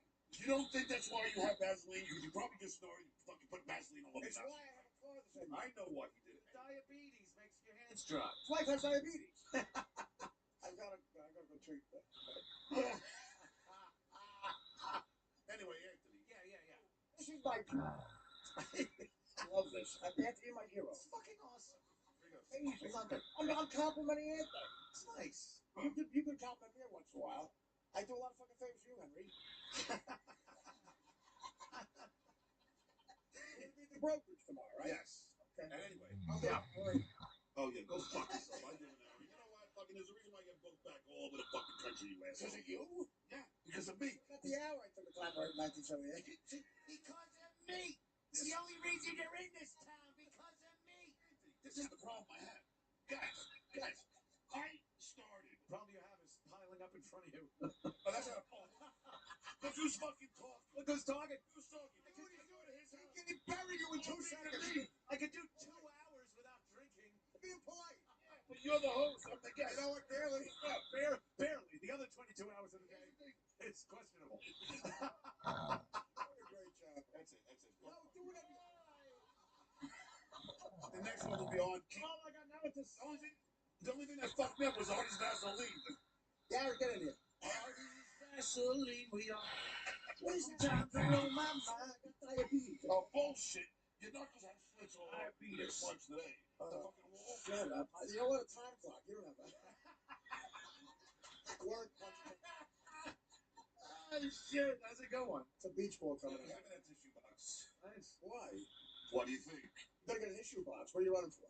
It's not kidding. Why are you really going to run for senator? Hey, you need Everybody knows I'm Senator Blutarski. Just telling you, you fucking idiot. You know what? bleeding. Yes, you are. Right on the I left. like to get telemetry. And by the way, douchebag, I love you. Stop that I shit. love you too. Stop it already. Just stop it. You want me to empty my pockets? Yes. I ain't got nothing on me. Yeah, of course. Probably hid it I somewhere got by a the bunch of bed. Puerto Rican insults. It's like in the fucking Godfather. It's fucking behind a thing in the bathroom. I could put the gun behind the toilet. You just ruined my fucking shot at the Noah Wiley fight. Me and him are gonna play best friends in the second game. All right. It has the old-fashioned You bullshit. notice what he's doing? The passive aggressive thing. All the helpful things bring up shit that'll never get me work again. And it's help right. Oh, yeah, that's He's helping. Okay. Yeah, like him trashing my comedy. That's going to get me work. Anyway, I think it actually did. Didn't it finally get you the governor's gig? No shit. By trashing you and kind of having fun with it. Exactly. He didn't do shit. He was fucking. And then James from the was like, "Hey, how's John?" Is that? He's like, "Yeah, sure. Fucking John's great." Anthony, listen. You fucking lips are puckering too much from Oh, please. The brokerage. That's an look what There's a difference between kissing ass and appreciating how somebody is on the program. He didn't help me get that. Oh, the other guy. It was my badgering that got me. I think the whole thing got you the kid. What are they moving everybody out? No, they heard you were doing comedy. Okay. Because we brought up the There fact. you go. That's vicious compared to. Oh, yeah. Oh shit! If I want to get fucked in the ass, Is that fucking Bisconte? It's Gino. Oh, fucking Jesus Christ. Visconti's gonna start aerobicizing in front of the window to get I can't believe I could even call him a comic. Gino's like you with the jokes. You can drive around in. Yeah, right. Collector's car. Yeah. He would collect wrecks. like Jay collects fucking classic cars. There'd just be wrecked cars. Nice to meet you, man. Well, I'm Joe, but it's nice to meet you. It's Joe. Oh yeah, you're gonna try laughing. Is that what these are for? Here he comes, Mr. Fucking. Anybody? Wait, what is zingers or zagnuts? What do you got today? Zingers. He's gotta get his sugar up. And low blood sugar. Well, this will have a few. This This is will have a few doctors. Big pause for John. Pause for John Zinger reference. Yeah, pause for Artie's fucking heroin fucking break. Oh my God, jumped about 50 levels there. Yeah, right? At least I can afford it. I don't come. You want me to say the joke? I'll say the joke I again. come to a knife fight with a gun. Do you want to fucking fight? Then we'll go. What are you doing? You're the only person I can outwit by not saying anything. Give me something. They'll overact on it in a picture. Yeah, we've heard that a billion times already. Well, some of the people might have jobs in there. And by the way, your beer league picture was so funny. What are you talking It about? was so on. The movie Beer League, was that funny? I like Billy. You know, when you joined the cast, they named your movie. Hey, and by the way, to say that I overact the picture, have you seen Crashing? I mean, Ari eating a pizza. Dude, you cannot. You're the one person. I'm actually winning this argument. You can't talk about overacting. It's called, but John, Artie in Crashing is literally critically acclaimed. Like critics have said, this is an amazing role for Artie Lang. The show's funny and everything. It's very hard to, you might be able to get something on. You love Billy. All of a sudden he's dummying up Anthony. He's gushing for it. I love Billy. It's kind of good. I watched the entire movie of One Too Many. I watched One Too Many. The whole movie? I did watch the whole movie. One Too Many? Yeah. Too many minutes? It was, it was. Oh, just shut the fuck up, Pockface. Right to my teen acne. Violent suit. He's making fun of my movie. Domestic violence. He goes right for the jugular. Yeah, why not? Can I get some soap? There's levels that friends take. Who are you, the fucking judge of levels? Now there's a level of what you're allowed to do? Well, yeah. Oh, really? As far as comics and friends busting balls, there is a level. I mean, everybody knows when it goes a little If too. two comedians are talking and one needs $2,000, the other one's probably more successful. This is again. You're bringing up heroin and diet. How dare you? I'll bring up. The gates are open, folks. Oh, That's the ugly Artie. Don't argue with a man with a zinger in his hand. First of all, let me. You've always been the ugly John. How dare you? You fucking bring up heroin and all this. I can't talk about you needed $2,000. Well, no. Yeah, right back.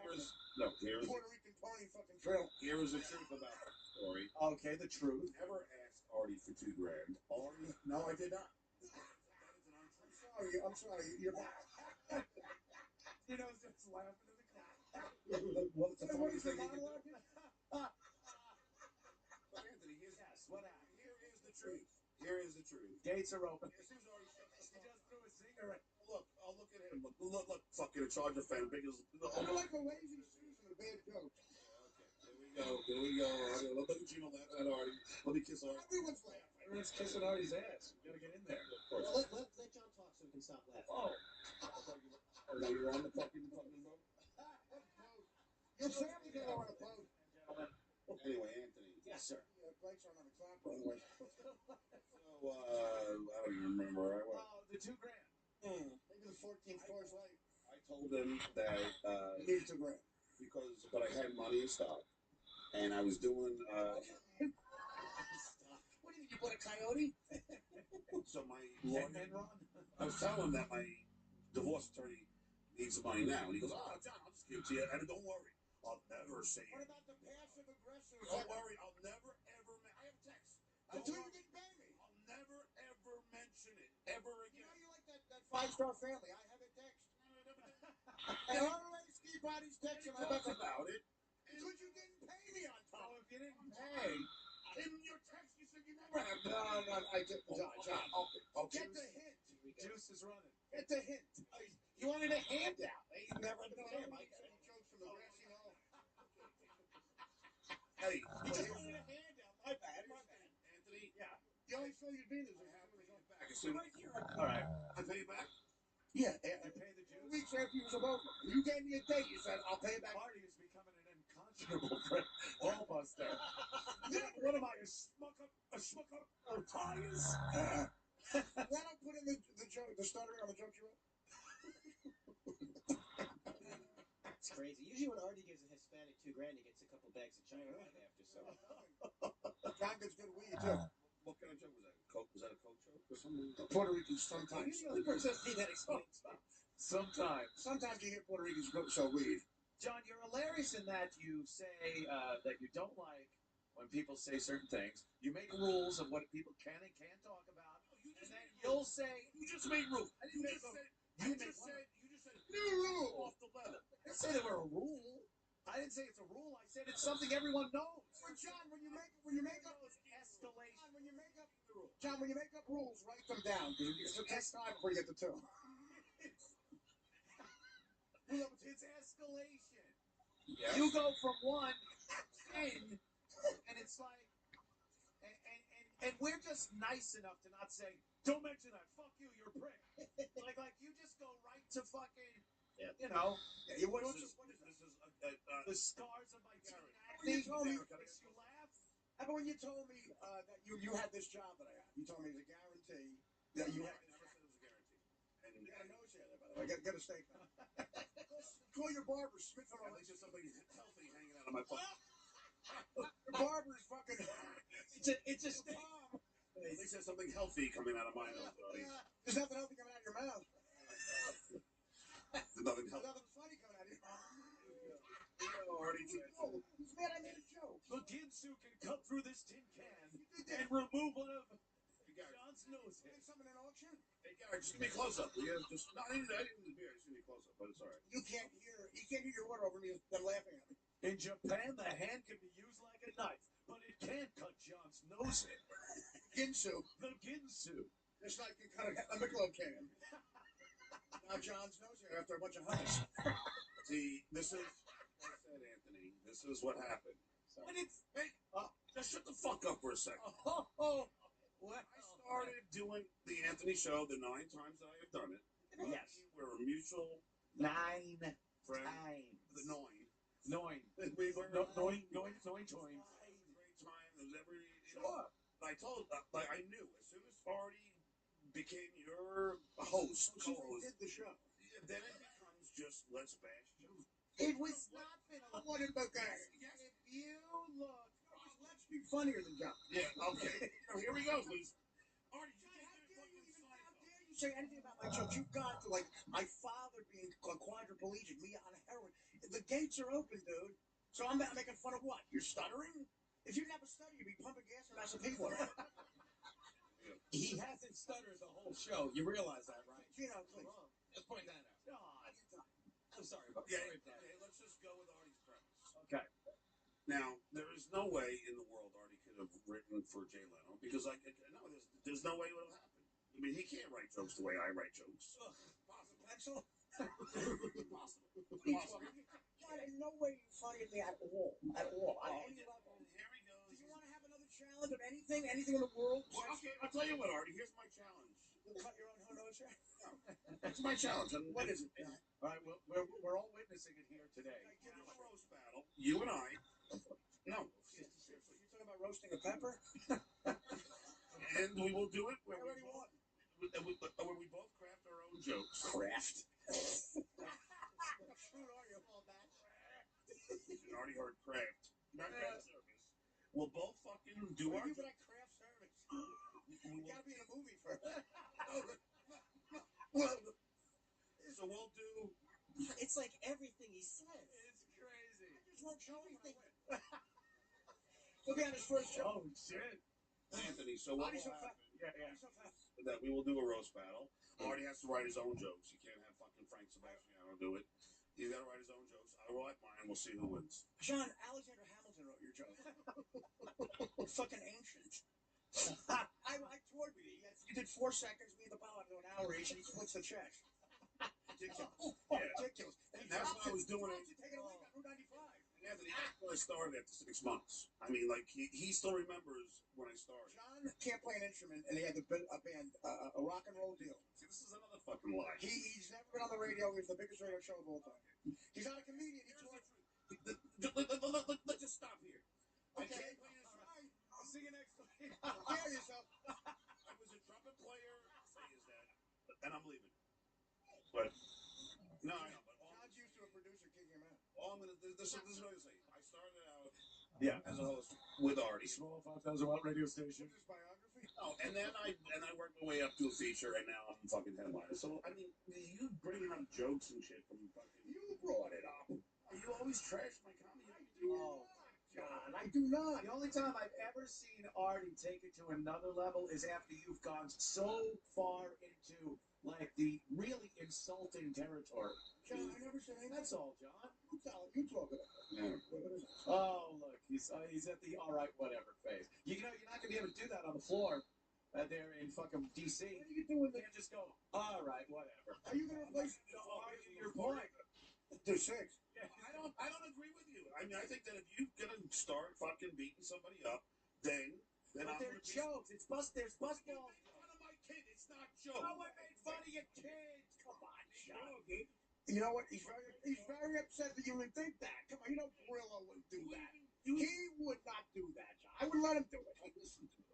Yeah, but that doesn't mean that he never said anything about your kid that was nasty at all. Yes, and then you stopped The it. father like John. He did, but isn't that ask enough him. abuse? Actually, he's very upset about it. To put up with anything more. You stopped him, and then you even told me when you called me. You know what he's like Fredo. You know, Grillo was stupid. When you called me, you said that, and you also said I should have edited it out. You apologized for it. Only that I just now said the disclaimer. Because you know what? I'd rather be friends with all the fans that want me to goof on this. Bro, will you goof on this? Will you be friends with John? Yeah, I really never just started. Now, you said he lied at some point. Like, Well, it's coming up. Well, bully? Yeah. You say he is a bully and he's big. Well, I'm not saying he's a bully right now, but he was the biggest bully I ever worked with. Now, he says this that his daughter doesn't have a transmission in her car. I think she's on Transgender Airlines. Well, let's not make fun of his daughter. No, I'm not making that. I make fun of the way he's pronouncing his daughter. Okay. So she's fine. She's a good person.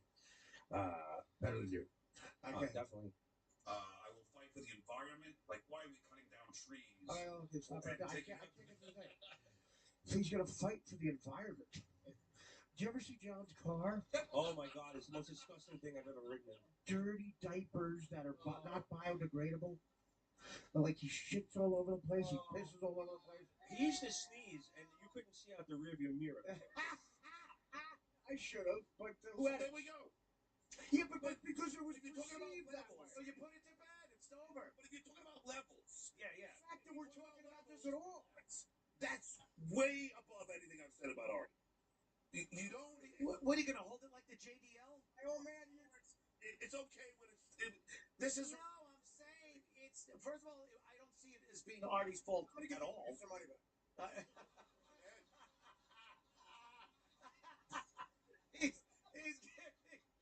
He's giving people their money back.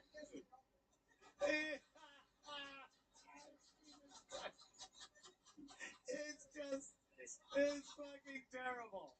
It's like they signed up for a medical. I gave money back at a free show. Anthony has been great. John won't talk. Oh, John, are you really leaving? Yeah, I want to go watch the game. What game? See in Pittsburgh. Why do you like that game? You got a bet. Antonio Brown and fantasy. Oh, okay. Oh, there you go. All right. You have fantasy in show business. Incredibly funny here. Well, we can. Fantasy guy in show business. Do it. We'll fucking do it one time. Bring, All right, and we have on the couch. We have a 2-minute clip of Brian and Artie. So we're gonna play that and we'll shuffle everybody around. Oh, okay. I do want to kind of tie up what happened with John. John just left. He went so brutal. He was a little angry. I think. I don't know why. We were all having fun here. 1 minute we're hugging, kissing. The next minute the fucking guy's like, we're just busting balls. Did he storm off? I didn't feel like he stormed off. He stormed off. It might not have been a full storm. He looked at me. He goes, "You're my favorite." And then he hugged me. And so, yeah, he seemed really elated. Oh, maybe that's just natural. You look like Luke Perry. Thanks, buddy. That's good. just like a bitch would, like a spoiled, like a scorned bitch. Of course, I'm talking about stuttering John Melendez. Yeah, I didn't just want to say John Melendez because 99% of the population don't know who the fuck John Melendez is. So you have to say stuttering John because that's who the fuck he is. Stuttering is the thing that makes him known to everybody. So he just starts tweeting shit about me. He was on the show just last week. We opened up our program to stuttering John to come in and plug his gig at the brokerage. The brokerage, which is owned by a great friend of mine, James, who had talks with me, by the way, if he even wanted that guy in the club. And I gave my blessing. That's how fucking John even got in that place. It was literally up to me whether John would have played fucking the brokerage. And I'm like, of course. He's a good enough guy. So he comes in, he plugs his gig, he mouths off, he fucking drinks all our beer, gets belligerent drunk, and then he leaves, of course, a little pissed off, I guess. He was pissed because he's always pissed off. You notice comics, and I'm leaving him out of that category, that comics can bust each other's balls, shit on each other. I was just out there in the lobby area here at Compound Media.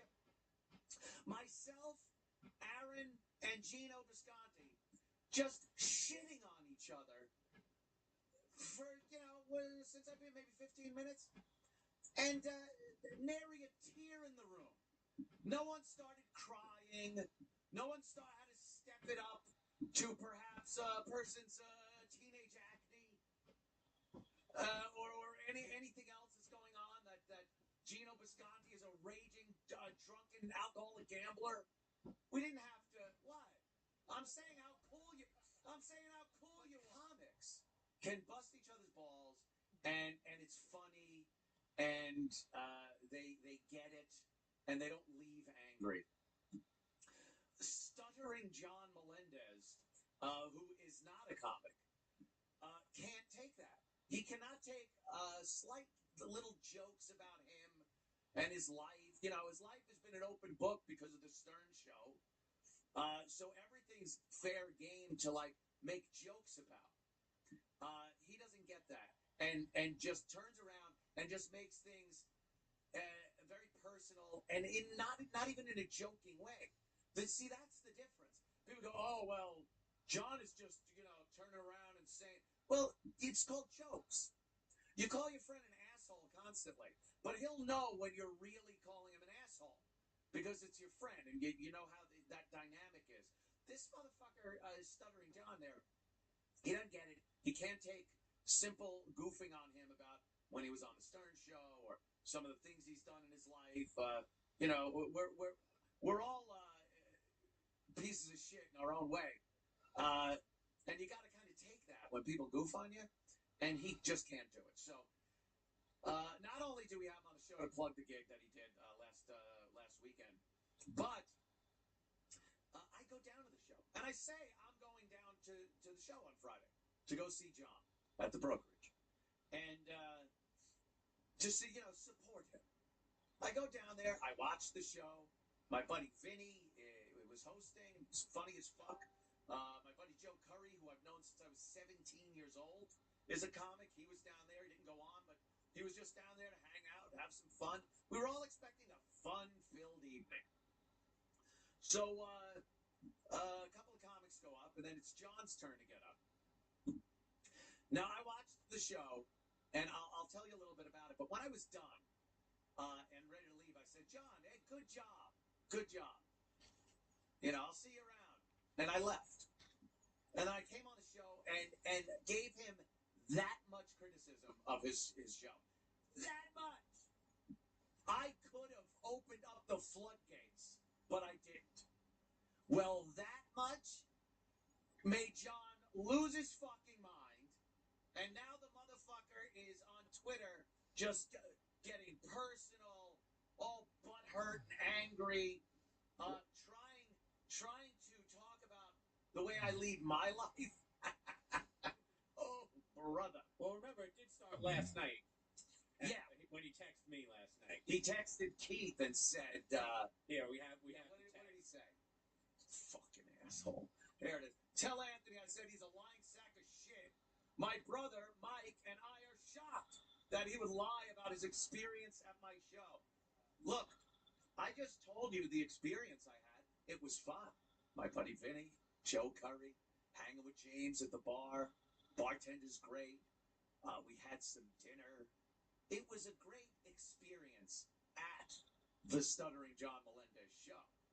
Right up until Stuttering John Melendez got on the fucking stage. This fucking guy, first of all, he comes up. He honestly looks like a drunk heckler made his way to the stage before the real comic was supposed to get on stage. And no, wait, he's an opener, right? Oh no, he's headlining. He's a headliner? Yeah, he's headlining. Shit, I thought he was an opener. No, he was headlining because he's Stuttering John Melendez from the Howard Stern show. God forbid anything I do, I would have to say Anthony Cumia of the Opie and Anthony show. I never do that. Like these days, if I'm going on a show or I'm trying to promote something, I never even bring up that I was on the Opie and Anthony show. Very proud of what happened then, but it was something else. And I moved on to this. We got Milk Carton and Anthony show now. So I'm very proud of that. And that's what I want to talk about and discuss, because you move forward in your life when things happen. Regardless if you want them to happen or not. I didn't want to be fired by SiriusXM over 3 years ago, but it happened, and you move forward. But he's Stuttering John from the Howard Stern show. How long has he been off the Howard Stern show, mind you? What, 15 years? Yeah, probably. Something like that. Whatever it was. And then, he got the gig at The Tonight Show, introducing Johnny, Jay, and the guest names, because he was Stuttering John Melendez of the Howard Stern show. 2004. What's that? 2004. Into a firestorm, a bee's nest. What happened? Is John here? Yeah, well, yes. It's about Stuttering John Melendez. That piece of fucking shit. What did he say? Excuse for a comic. This motherfucker. I'm sure I kept the weed. We have him on last week to plug his shows over there at Governor's. Well, that I don't know this. I'm looking forward to it. This is fantastic. He still look happy. We had a great time. I went down to the show. Yeah. I'm with my friends. Some of my friends are there. We had a great night. Had a great night. Oh, yeah. John gets off stage after he's done, and I go, "Hey, John, great job. Take it easy. I'll see you later." Okay. And I left. What was he like? Was he aloof? Was he giving you a hi-hat? No, he was like, "Hey, cool. Thanks for coming. Everything." I was like, "Cool. Let's see." And I left. Thanks for take care. So Monday, of course, yesterday, we come in here, and I talk about the gig, and I gave him some criticism, a lot of jokes in there. Right, we were fucking around with the audience. I said it's like William Morris on Rosh Hashanah, which is a joke. Right. A lot of Jews there. A lot of Jews there. So they take off. I said that it was the first time I was able to park in the parking lot of the brokerage. And it was Friday night. It was true. But then I said, my buddy Vinny, who was hosting the show that night, he said that Saturday night was packed. There was a lot more people.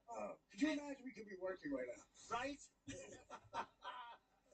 So he put up that text again. Put up the He's getting crazy with the text tweets and the he text. sent Keith, because this is the text Keith got and sent me last night. So I'm now fucking living. I said he's a lying sack of shit, and my brother Mike and I are shocked that he would lie about his experience at my show.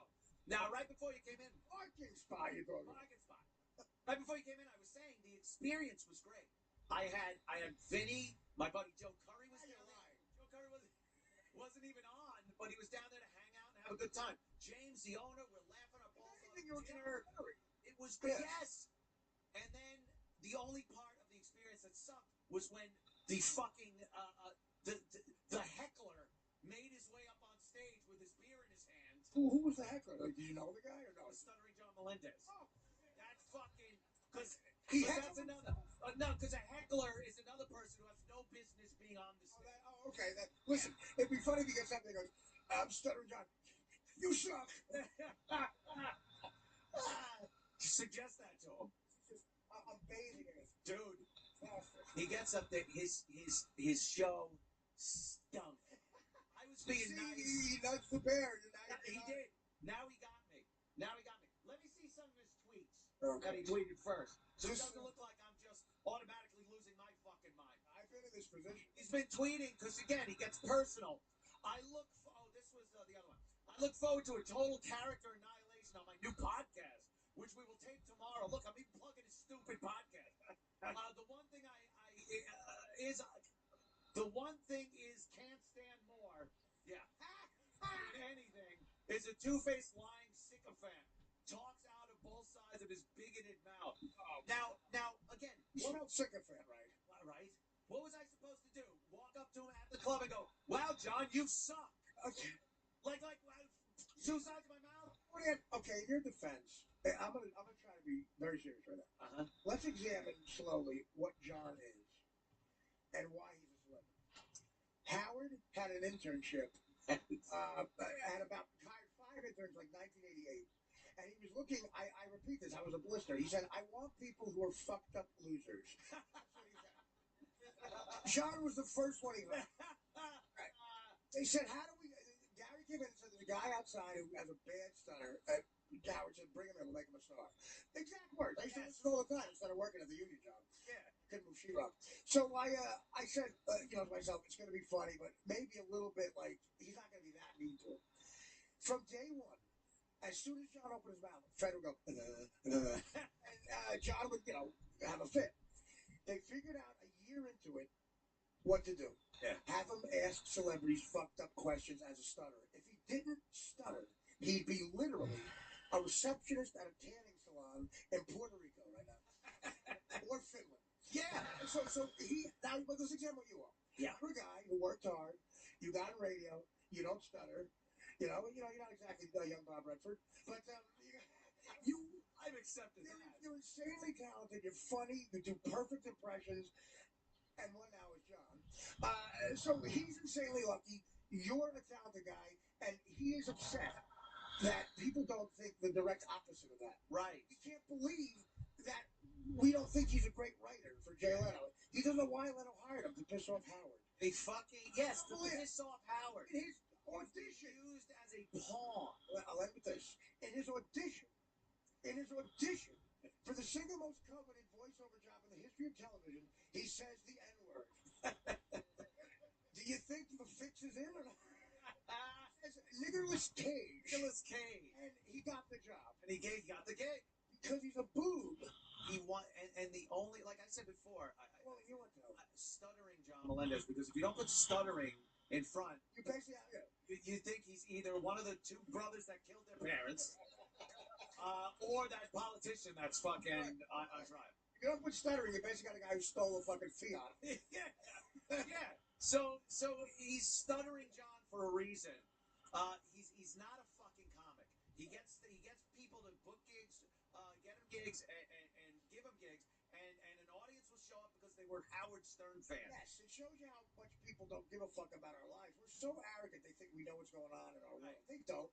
John could still be friends with Howard and these people. They work for a living. No, we're on the inside, so we see all the little ins and outs. Free inside. And John isn't hanging out with Howard. He's not going to have Howard stories when he hits the stage. He's going to pick up his phone and go, chang, chang, chang, chang, Siri, and then make it back. And that's a hoot. And guess what? You borrow his phone and you give it to him. It's like a pond of mulatto cookies and spit. He spit in my mulatto cookies. He had to tell me the time a flight was leaving. Yeah. And he took my cookies, by the way. Very expensive. Italian imports. He takes a whole bite of the mulatto cookie and goes, hey, honey. I had to go scrape it. It looked like drywall. It's like Garden State brick face and stuff. stuccoed my face. And, it's just, it's oatmeal. Yeah. You know what else he's good at? He was good at the, oatmeal's good. You know what else he's good at is knowing when Howard's mad at somebody. And he comes in, he's good at piling on. He's not good at making up witty shit. Yes. Knows Howard wants to pile on, he'll come in and say, okay, whatever. And Howard piles on, so he thinks he's witty, and he's not. That's how nice you were to get back that. I was being really nice, giving shit liberty, and just like not being mean or anything. And he built up. And then where's that other tweet? Let me see that one. Is it a tweet or text? These are tweets. These are tweets now. The one to Keith was a text. Then he just started tweeting. Hey, Pocky, you lost a friend today. Remember that. Oh, really? I'll remember that longer than I remember you. Okay. Fucking lump of shit. Look at this. Again, I like analyzing this. Hey, what is Pocky? Is that like a... Because I have my acne scars from when I was a kid. Wow, this guy's like a young Rodney. Yeah. And then let me read the rest. What good is having a huge house when you have no kids, no real friends to fill it? Really, what the fuck is this? What's going on here? It's like the Grinch. What does that even mean, first of all? Hey, John, at least I have a house. My wife didn't take it, you piece of shit. It's almost too easy. Yeah. Oh, you didn't realize how easy of a target own in a house you actually own. Wow. Oh, what a piece of shit I am. Tried to tell my God. Tried to tell me he lived next to what's-her-face, the blonde, or Jessica Simpson. And he couldn't tell me the name because he couldn't get Simpson out. And I said, John, she's famous. Yeah. I live next to I live in Jessica. I go, Han? No. Lang? No. He keeps going at this rate, he'll be living with O.J. in the guest house. O.J. lives better right now. Yeah, he's got a dark soul. That's what this proves. He does. He's a very bitter, angry little fucker. Where's the other one about here it is. This is a real review of my show from my friend who heard a certain pot-faced asswipe laughing and complimenting me after the show while he was dating what looked like a teenager. Okay, let me tell you. Wow, he nailed me. I'll tell you what you got to do. You got to send authorities over to his house. He's really lost his fucking mind. He's lost his mind. So he goes, a real review from a friend. That was friend. That's not. By the way, yeah, I laughed. I complimented you. Again, what was I going to do? Walk to you and go, John, you really should give this up. You stink. You stink. The only time you should be on that stage is after everyone's done with a broom. Howard sent me one text about John. We went out to dinner, and John had spit up on the table like a 5-star restaurant. He threw up. Yeah. And was laughing about it. And the next day I said to Howard, I said, what's that about? And he goes, the whole text was, John's a lowlife. I guess that's what he thinks of. Yeah. I think I saw something at the bottom of that tweet, right? First of all, now you're making it so people are seeing it now. It's on our show. Oh, good. No, good, because I want them to know why I'm fucking laying it, because I haven't really started yet. He's sending you reviews?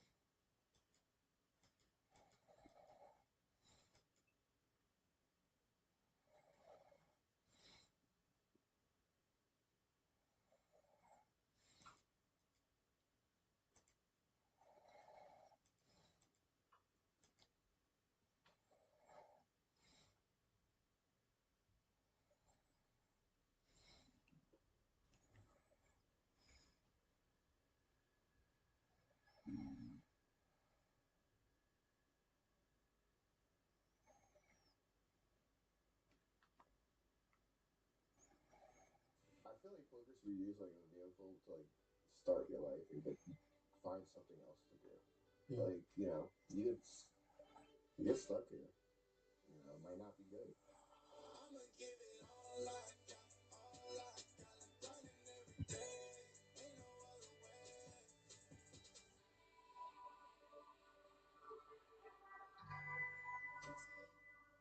All right, today's episode is going to be a bit different today. We had a guest on, Conrad Simpson, and he talked a lot through his poker career. One by many measuring sticks would be a successful career. He's been in poker for over 7 years, carved out a nice little name for himself within the industry. He has had success in poker tournaments, made World Series of Poker final tables, has also done well in cash games. So a successful poker player by many standards. With that said, he reflects on some of the things that are not talked about too often in poker. And I felt like it was an important story to share on this channel because he has had so much success, and the fact that he's not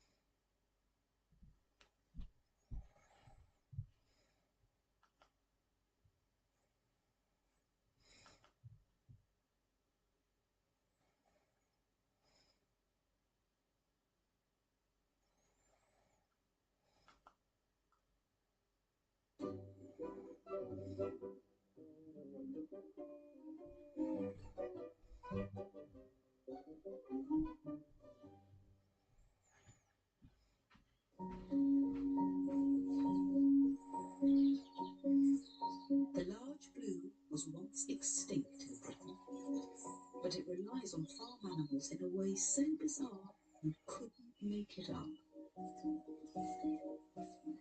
Meadow ants nesting in the grass may irritate the adults, but are an unlikely asset for their caterpillars. That's because large blues have a rather interesting approach to parental care. Their young are adopted by ants. The caterpillar mimics the sound and smell of the ant's own young, and, mistaken for a mislaid ant larva, is taken back to the nest by the foraging ant workers. But it doesn't repay the favour. Once underground, the caterpillar leads a predatory life, eating the ant's own larvae, until one day it's ready to change into a pupa, and eventually emerges as one of Britain's rarest butterflies. Ants are vital to the butterfly, but if the grass is too long, they move out. So without sheep to keep the grass short, there'd be no ants. And without the ants, the large blue would be lost.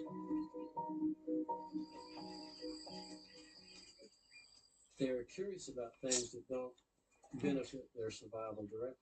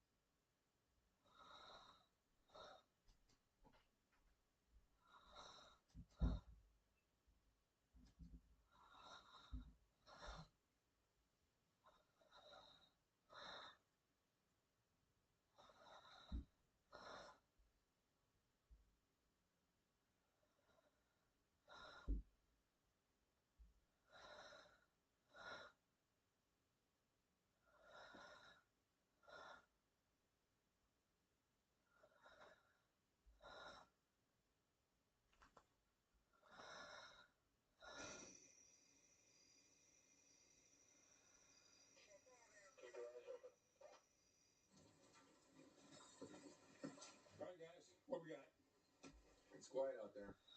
Yeah, we better be ready. Yeah, I'm a man. I'll make it look like makeup.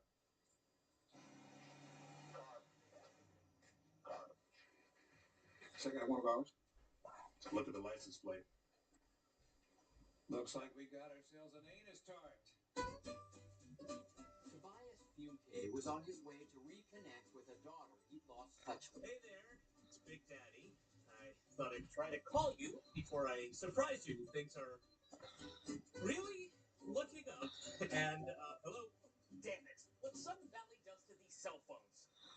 Unbeknownst to Tobias, however, the Sudden Valley home he was on his way to visit had been rented out to a television crew. Keeping up, George Michael. All right, guys, let's entrap a local predator.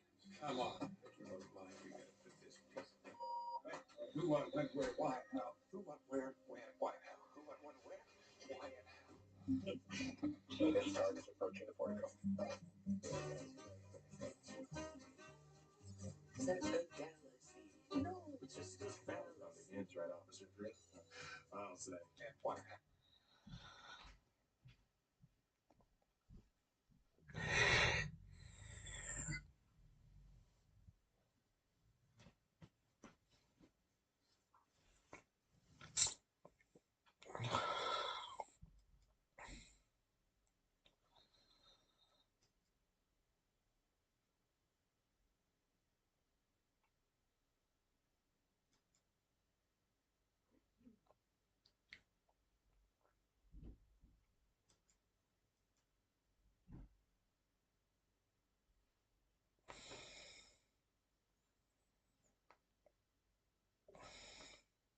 I feel like you look actually pretty familiar. I was on the news in Rhode Island for a while. For what? You go over my record, there's like 70 felons. Why? Banks. So you've got a gun in a bank. 7 banks. They put me in the psychiatric ward. They sent me there for like 3 months. Talked my way out in like 4 days. Now they tell me come over to the operations office. I go over there to start handcuffing me. 99% people didn't think I was a rat. But this one little crew thought I was a rat. I probably did 9 years in the hole. Did you actually? Yeah. How does that not make you insane? Exactly. Well, feel free to take whatever you want. You got Laffy Taffy, you got Jolly Rancher ropes. Those are great. And we got caramellos. Yeah, I eat all of them, I think. Nice. You rolling on that one? Okay. Oh, so I thought I was talking to Nate. You guys, I didn't meet you guys. He's the host. This is Joey Toxic. All right, how we doing? All right, how are you? So what's the story here? What do we got? I don't know. You guys kind of caught me off guard here. I thought I was talking to another guy. I'm not sure what's going on. Just take it easy. I'm coaching him, by the way. Okay. He's new. He's a performer, but he's new to hosting. Okay. I'm trying to get his chops up here. What do you do? Like, what are you? I see some prison work. What do you do? No, it's not prison work. It's not prison work. No. You thought it was prison work because it's shitty. Yeah. All right. Where do you want to take it from here? That's the trick. How do you string together non sequitur little bits of information into a cohesive picture that's entertaining for the viewers? And keep this in mind. Okay. So do you have like it's your podcast? It's his podcast. He needs help though because he's just starting. He's a music video. He's a hip hop guy. You have a podcast that's like yours, and you're just my like, podcast switching it over. sucks. I'm trying to help him because I'm actually good at talking. My podcast sucks just because people hate me. My podcast is good, but I just need to get better at talking. I mean, we want to find out. This seems like an interesting guy. Okay, we're looking at an interesting guy right now. Luigi. Yeah, Luigi. My real name's Lucy.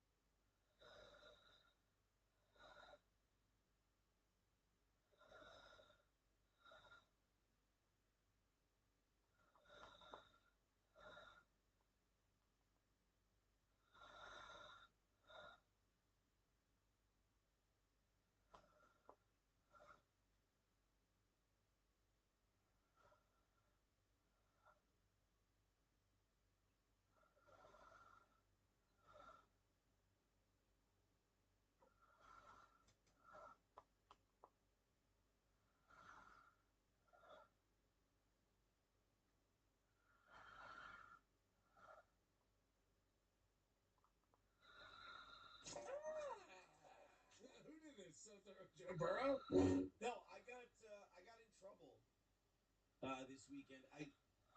Trouble is, look, it's clickbaity. I understand. The title is clickbaity. That's what happens. But the clickbaity issue here is that I got in trouble with radio people. Now I still haven't been able to figure out like where this came from or like where it got shared to, but my rant that Stalin clipped on the iHeart layoffs, it must have got shared on a radio, either a Reddit page or a radio, one of the trade websites, because I was getting DMs and I was getting emails from radio. Oh boy, were they mad at me? You don't know what you're talking about. You're just bitter, blah, blah, which is like true. Of course I'm bitter. I hate the business. But like, I'm sorry, I can't see all those firings and all those layoffs from radio at iHeart and be like, oh no, this is a great omen. There's got to be plenty of money in that business. I mean, like I said, I've always been of the mind that the people I talk to in radio are just making it sound worse than it is. We have no money. Everything's been shit since COVID. The business doesn't know what to do. We should all be doing what you're doing, so on and so forth. I guess, I might, because I've made my whole thing is like these bosses are lying to you. They're all full of shit. They might actually be telling the truth on this one. It might be really, really bad in that industry. So I said that in my iHeart Radio rant, and I got people going, you should come on my show. You should, I should go on your show. I'll say, we're going to be fine. Don't you worry. Well, they were all saying that. And then out of the same side of their mouth, they would be like, I lost a lot of good friends this week. It's like, well, wait a minute. Which one is it? Is the whole thing great and we're all stupid and I got called Chicken Little, the sky is falling? Are we Chicken Little and the sky isn't falling and everything's fine? Or is it that we lost a lot of good friends. We lost a lot of good men out there. We lost a lot of good men in the bloodshed of the radio layoffs of 2026. I mean, it's not like the layoffs they used to do where they're just trimming the fat. They're cutting the people they kept to save money, which is really, really bad. So radio's cutting the people that they kept to voice track 4 different markets because it was more profitable that way. Now they're cutting those people. There's no more fat to cut anymore. By the way, no, not Bubba Bucklebrush Jones. Not Bubba. I think Bubba's pretty well diversified, and that's all we want to do. We just want to be diversified. We don't want to go on radio to like, we're gonna make a living on just radio again. We wanted to do it because we want to add as many platforms as we can, and essentially, we want to. This is gonna sound bad. We want to milk the business for every last dollar it's got. I mean, why not? Believe it or not, there's still some people out there who listen to the radio and don't listen to Rumble or YouTube or whatever, and we want those people to. I want everybody. I don't care. Oh, Aaron, there's only X amount of people listening to that. So what? I want them to. Ultimately, the goal is get them from there, convert them to over here. That would be a lot of fun.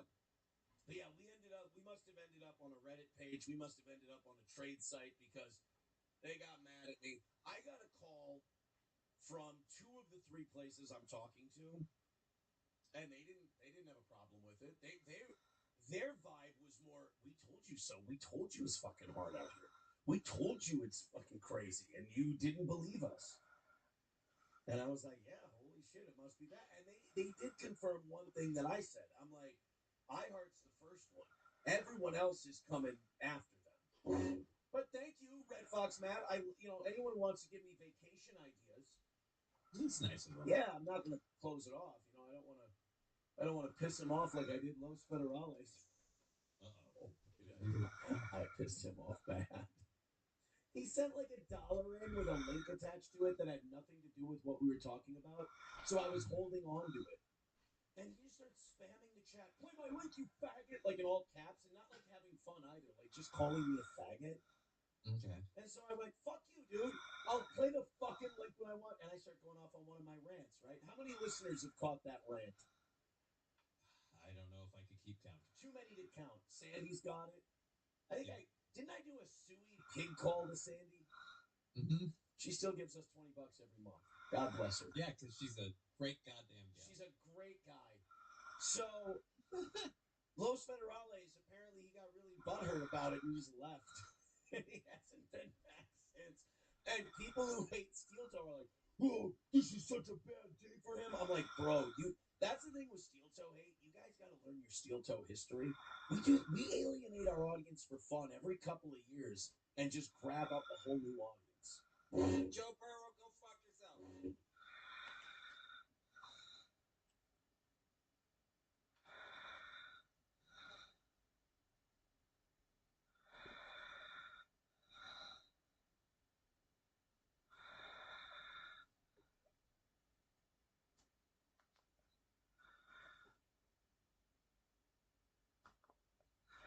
I think maybe even Dirty Jersey Rat. Dirty. Adam's supposed to be joining us in a minute here. Oh. Sweet boy Adam. You remember Adam? Thin Skinner. Yeah, of course. Yes.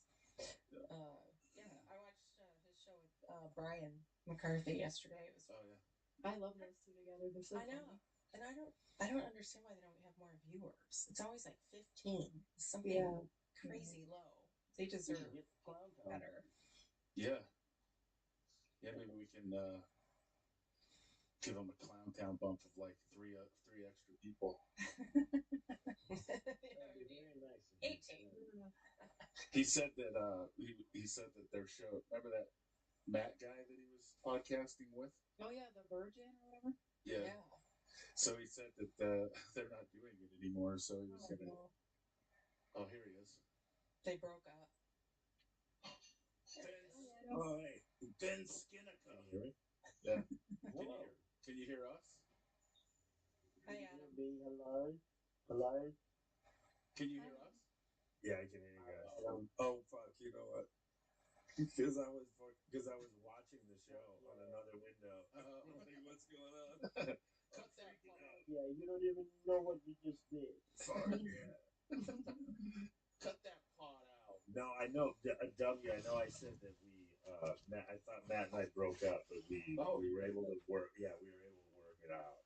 Oh, good. We were able to work it out. Has he gotten laid yet? Oh. No, definitely not. How old is he? 44. Oh my God. Yeah, if anybody's interested. Yeah, we should have brought him on tonight. We got two ladies here. Yeah, he's he's I'm not loving desperate. I the. could take anything. Give me dudes. Okay, just a second, Jake. Jesus. Wait, is that? No, it's not real. It's not really Jake. It's not real Jake. Jake. It's Diet Jake. Crazy. Jake. Jake Zero. Yeah. It's fake. It's Norwegian Jake. Oh, gotcha. Mr. Blue Sky doing his Jake. Yeah. So, you guys about broke up? Is that something that just kind of it was a little overwhelming for So you? our last, I guess 2 shows ago, I tried to I had a bit planned for that Karmic was involved with, and Matt just, I don't know, he just kind of like wasn't comfortable with it, and I got really pissed and was like, what the fuck are we even doing? Like, I mean, for you to already be uncomfortable with something that I'm doing. Yeah. And so I got mad. and then the next episode, I just basically like yelled the whole time.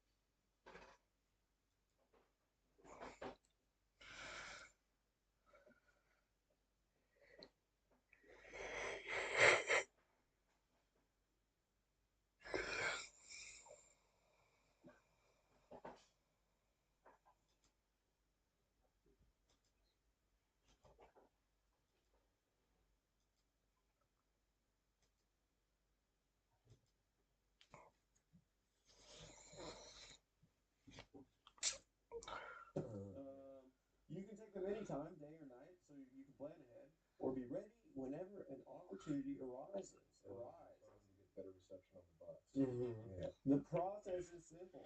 Like I said, say you're not planning on anything, but now suddenly there's a hole in the wall in Gaza, and you go walk through it and you find yourself at a music festival. It's crazy they let this happen. Yeah, you're gonna need some Bluetooth. You've got work to do. 75 years worth of revenge. You don't need the Bluetooth for that. No, that's ancient blood. It's boiling. There's no evidence any of that actually happened. Yeah. Inside But there is a lot of evidence the Blue Chew will get you rock hard. Yeah, and ready for all types of rape and mannequin situations. My thing on the reason the last 2 months has been trying to work in the October 7th. Just anything October 7th related, I just want. What was it? October 7th? It was a bit of a kerfuffle. Leo's birthday. I forget. It's a massacre on Leo's birthday in Austin, Texas. Really? Yeah. Wow. Some Muslim guy dressed up like Tigger raped a bunch of people. Interesting. Did you take this, take a half of one of those, is it Bluetooth you're with? Or who are we with most recently? I think Blue Chew might be most recent. Okay, yeah. We'll just put it over. We'll just, if it's a different one, we'll just put a different one. Just put it over From our first day, the products. They got mad at us because I said that the Hamas guys were using it on October. No. This was crazy. They're like, Blue Chew wants you to pull it out, and Nick's like, they have been advertising with us for 8 years. Yeah. I have a great relationship. They were like, well, let's talk to they wanted us to talk to someone that was like the ad buyer. He's like, I want to talk to the company. We talked to their head of like of promotion or something, and they were like, yeah, man, like you can't say that Hamas took it before they threw Mario Karts into the music festival. He's like, you guys have been great partners, but yes, I can, and I did. Nick was like so fired up, and then I did say that, and it's probably what happened. Now, where is my $200? I would like my $200. The amount of times we should have crossed the line with that. I know, it is funny. I mean, the funniest one of all time was Thursday Boost. Thursday Boost is their office is right across the street.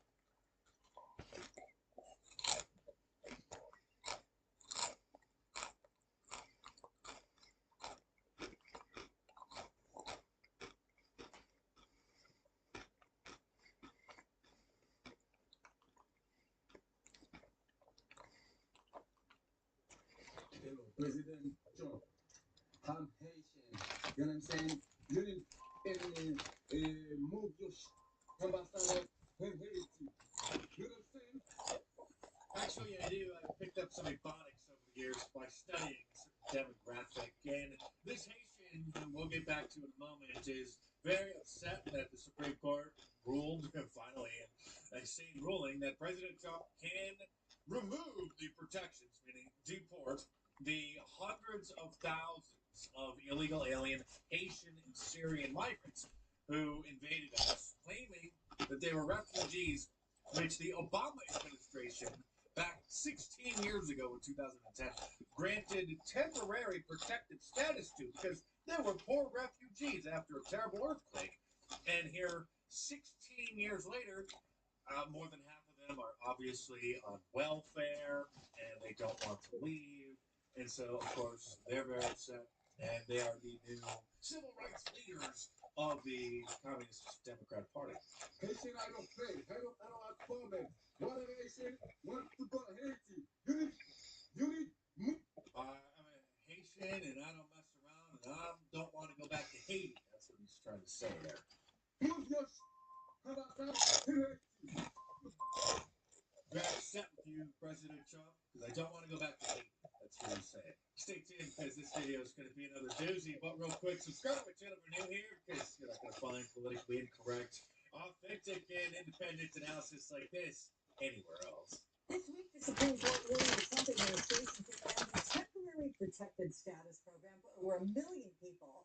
By the way, many of them were already living in Central and South America after fleeing Haiti, and then when Joe Biden instructed them to surge to the border, once he became the president. They followed his instructions, and then they invaded as well. This week, the Supreme Court ruled the Trump administration can end the temporary protected status program. Temporary, just 18 years. Over 1 million people, now clearing the way for the Department of Homeland Security to carry out its immigration crackdown. Yes. MS Now's Alex Talbot has the very latest from Springfield, Ohio. It is home, of course, to a large Haitian community. So, a large Haitian invasion. Yeah, 20% of the town is illegal alien invaders. Alex, what are you here?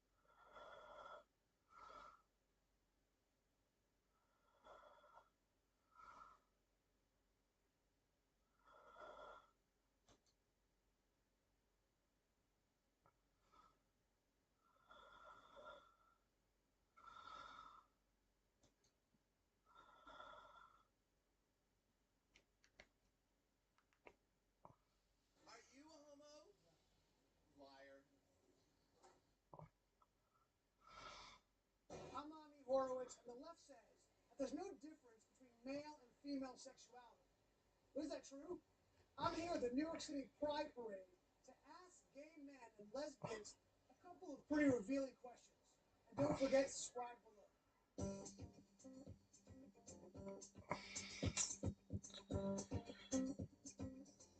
Gay guys? Nothing escapes me, man. I get the nuance. How many sexual partners would you say you've had in your life? Can I give a range? Yeah. I would say like between 100 and 150. Not that many. Oh, this is awkward. Wow, that's great. We're going right to it, dude. Be honest. Love that question. That's so very honest. Yeah, I lost count back in 2002. 75, 80, 50.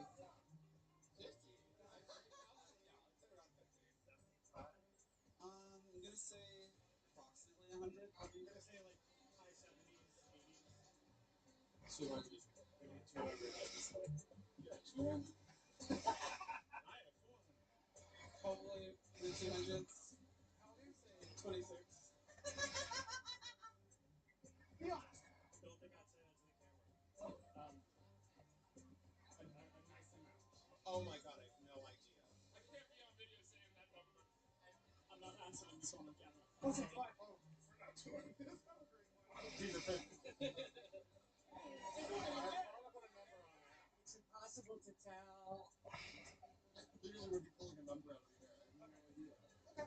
How old are you guys? Well, we have a lot. We'll say that. Yeah. We're 36, 35. Oh my god. Are you ready to play? I think we're good. Maybe a 1,000. Or over 1,000. Who's there with that? That sounds like a lot, but I'm 35. If you count the number of days that he was sexually active, that's less than like 5 orgies a year. So Oh, it's nothing. yeah, it's nothing. Sex with like well over 1,000 dudes. I mean, I've had a lot of sex, a lot of anonymous sex. It's probably well over. It's probably well over that. I mean, it might be closer to that. Yeah. 15. Maybe 15,000. 5,000? People say male and females are exactly the same. Same sexual behavior. That's not true. I would say that if anything, it has nothing to do with sexual orientation. It has to do more gender. The male to male interaction is more transactional, right? So the numbers are more higher, right? Whereas the male to female interaction is more emotionally based. Men, no matter what sexual orientation, are sluts. And there's no like pretense with it. Like we know already. Yeah.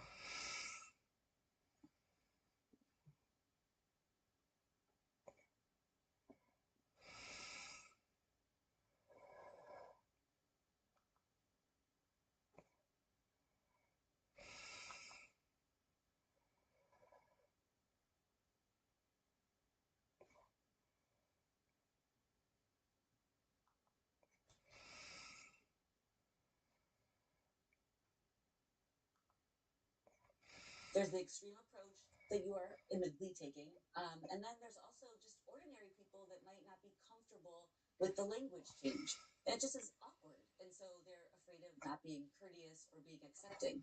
So there's like these two things. There's actually combating and not being, you don't like transgender, the idea of transgender. That's different than pronouns. But then just for most people, it's just feeling a little bit awkward and unsure and not wanting to hurt or offend somebody. Well, why is it important for educators to teach about gender identity, gender presentation, and pronouns? Why do you think that's important? Because there is a difference. There is biological sex, and a lot of times people are conflating sex and gender. So there's biological sex, and then there's gender, and that's a social construct in the sense that just because you're born biologically a female doesn't mean you automatically want to vacuum, for instance, which is usually a feminine activity or conflated that way. And so it's this idea of giving children in age-appropriate ways an understanding that that these things aren't set in stone. Gender identity is not tied to biology. You say that gender's not set in stone. It's not. What do you mean? I mean that's just factually incorrect saying that. So you have biology is the chromosomal makeup and reproductive organs and all of that. And so that would be sort of the nature side of things. But the nurture side of things is where we see more of gender identities. She began by saying that my view is extreme. Okay, so the view that every single person on Earth has held up until 15 seconds ago is extreme, and the view that almost everyone does right now still holds as extreme according to her. But there is this they are conflating gender and sex, because on one hand they say, well, you got your biological sex, but then your gender is whatever social construct. But then they turn around and say that trans women are women. So a man who identifies with the gender, the social construct actually is a woman. So you can laugh what you want, but this is a logical problem. You are conflating sex and gender just by saying that. So that's the problem. There's biological sex, and then there is gender identity. Part of me wants to ask why you care so much, because it's really not that big of a deal. I'd love to answer that question. I care about the truth. So basic truth matters. I want to live in a society where people care about the truth and we're grounded in truth. I care about children, and these insane ideas about gender are being foisted on kids, and that bothers me quite a bit. I care about the women who are having their opportunities stolen from them. I care quite a bit. Yeah. You are a champion for.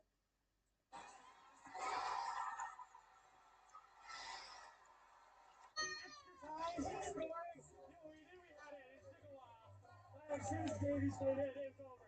It's all over. Amazing.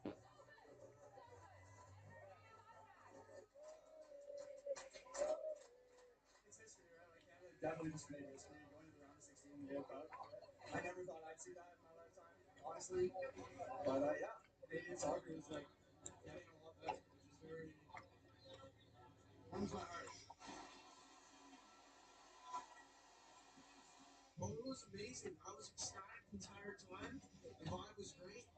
And I was especially happy when they scored. Everyone was yelling. It was just a great time overall. Our win was everything to us tonight. We had an amazing time. So now we're ready for the next one.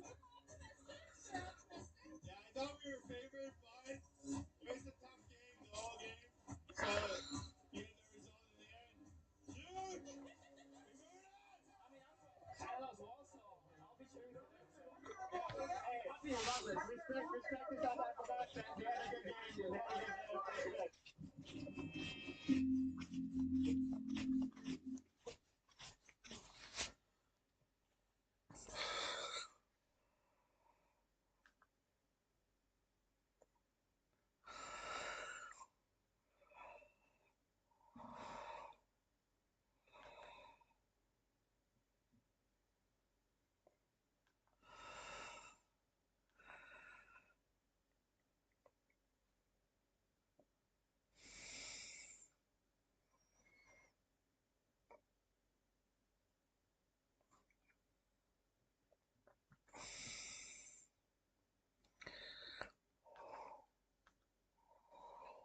How in the world did this osprey catch a flounder, a fish that spends almost all of its life buried on the bottom of the ocean, practically invisible? Just like this.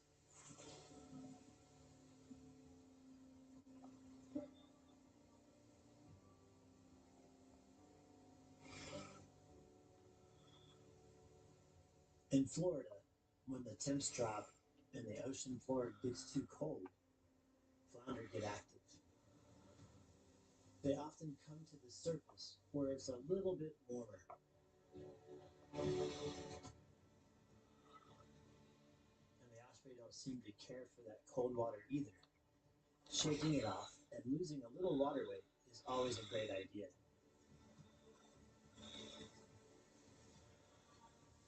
The flounder's decision to come to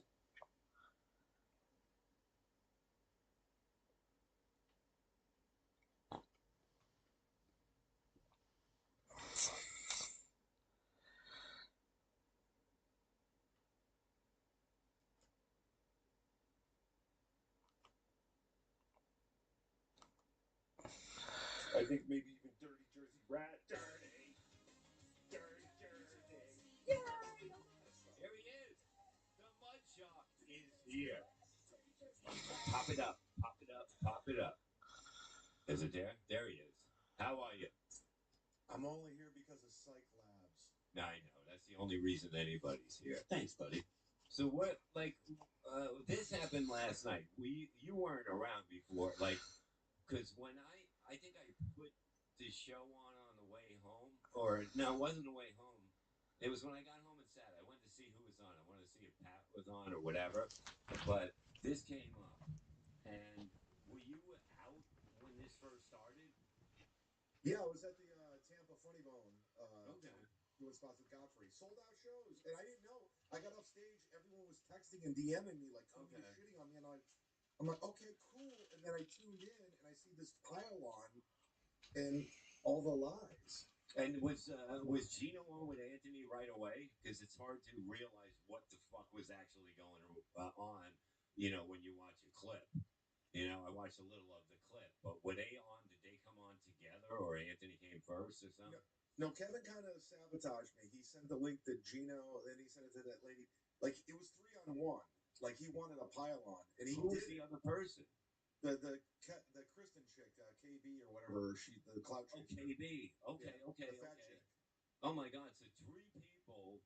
Okay, Jesus fucking Christ. So Lady KB comes on? Yeah, they come after me and they're all piling on, and it's just. But for some reason, I've gotten under Kumia's skin to the point where he wants to fight with me. He's in my chat all the time now. It's fucking weird. You don't see Howard Stern in my chat. You don't see Joe Rogan in my chat. But it's a different thing. You know what I mean? This is different. This is like a little world of just all these shows that I don't really when I wake up in the morning and I want to see what happened or something. I'll hit up Doom, Sojaro, Bo. Fuck your name, Sojaro. Joe Burrow. Yeah, Stallion. Fucking Pass. I just to Dirty see Jersey. Dirty Jersey rat, you know what I mean? And I check out what's going on. I don't really go outside the same way of the universe, of what's going on.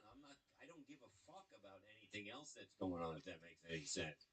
I just catch up on this shit. Same. But I'm like, dude, I'm thinking at the beginning of this, before even seeing a second of it, home field advantage, 2-on-2. And you know what I mean? And you got Gino there. I've never seen Gino so happy. We were just talking about that. He has this look on his face because Daddy's there to protect him, basically. 100%. Anthony Kumi gave Gino an allowance for 10 years, and he will always suck off Kumia. And this is his greatest thing on Kevin's show, who he loves, by the way. He hates the rejection of Kevin. That's what it is. And they're piling on me. This was the greatest moment of Gino's life. But he got his love. He got his love from Kevin last night. Yep. It's the way it is. Well, watch. Kiki will be on. Like we've said this all before. Yep. It's a rotation of I don't like this person. I don't want. You know what I mean? They suck. They're not funny. But then it's all. It's the same shit over and over. It's like watching. Lather, rinse, repeat. Exactly. It is. Kevin's got the cleanest hair in the business because that's what he does, man. Yeah. So basically, this is what Subdivision says, our buddy. Purely soap opera for the mentally insane. I mean, it could be, right? It could be. It really could be. Because, I mean, people love hate. That's what they love. They love hate. Yeah. You can't just go and if you just do a funny show, forget about it. They're like, oh, you got to go after somebody. You got to do something. Rihanna, I think this is a broad. It's not Ryan, I don't think. 199 chat, thank you for not backing down. Don't give up. Okay, you see? I mean, you got to stick up for it. I mean, they're like basically saying, Chad, you're black. You're a black African American. And I'm like, no, I'm not. Like, what are you guys seeing right now? It's all lies. I don't, you know what I mean? It's the weirdest thing. I always said, there's no reason to stand up for yourself on this. That's what I said, right? I mean, there's no reason to argue with a potato and just do what you're doing. You know what I mean? You end up getting your mind distracted and not focusing on what's important, and that's the main fucking thing. Who gives a fuck anybody says, you know. Bob, do you want to know a little secret? Sure. On the flip side of that, I make a lot of money on the back end. Just letting you know. On what? Just fighting with these losers. Oh, okay. Yeah, So I mean, like I said, this is what people want. Of course, they want arguments. They want arguments. You know what I mean? If we had an art alley, it would be the most popular thing in the fucking world, and that's just a fact. You know, that's just a fact. Whatever the fuck. A lot of letters. $5. Thank you. Chad's GoFundMe. I'm embarking on a new journey. One centered on sobriety. Huh? How long did that last? How are you doing with that? I struggle. It's a whole thing, and I have never said this on any platform. I'm in a program. I'm trying. It's hard, and it's difficult. It's not easy, but I'll tell you one thing. It's hard. Fighting with fighting with people. Do your show. Do your fighting there. You don't have to fucking. You know what I mean? It's like this will win. Look at me. Drinking fucking Modelo. I don't know if I'm an alcoholic or a fucking Mexican anymore. It's fucking crazy. Are you drinking Modelo now? Yeah, you know what I mean. I had a fun night last night. I was like, you had me going. You know, what did you do last night? I did resorts. You know, with fall, and it was fucking. I just felt so great on stage. I want to go out and do. It's fun, isn't it? Yeah, one more time. I've been doing shows. I might start doing more, but I enjoy Bob, doing let me ask you, why don't these losers want to do shows anymore? It's the best feeling. It's fun. It is. Acting. Like, why don't you're the only guy doing it? Like nobody else does it. Gino, they don't do it anymore. Well, you know, if you're gonna go, you know, you have to, you know, you can't. The whole thing in life is like you just can't go, oh, that sucks now because I'm doing better with something else. You know what I mean? What happens when you have to do that again? You ain't gonna be ready. You know, no, it's well past that. You know? Yeah. Like it would be work for me to, you know, to get on the phone with people and set up a thing on the road again. You know? Like I watched your whole set at Rodney's, and you were killing, and they were loving it. You calmed the room down, and it was like I watched a fucking poetic masterpiece. A maestro, do his thing. It was fun, and you were having fun. I could see you were having fun. Yeah, but I knew what it was. I knew this wasn't a regular show at all. I knew it was a maestro. Yeah, you were emceeing a fucking, you know, a riot at a prison. You know, that's what it felt like. Them all the fuck down too. But there was still loudness. You know what I mean? It's like, but we did, you know, But you got them to pay attention. You were the only guy on that stage that night that got them to pay attention. I thought they were loud. I don't know, but I mean, that's like my thing was like, this is what it is, and this is what you got to do. You know what I mean? It wasn't like I didn't walk out of there and go, yeah. You know what I mean? There's no fucking way. Last night I fucking did. I went to my phone before. I go, holy shit, 6, 7 jokes right off the bat, all new ones, and they fucking kill. You know, and that's what gets me excited again. It's just I know that there ain't many that can do what I can do live.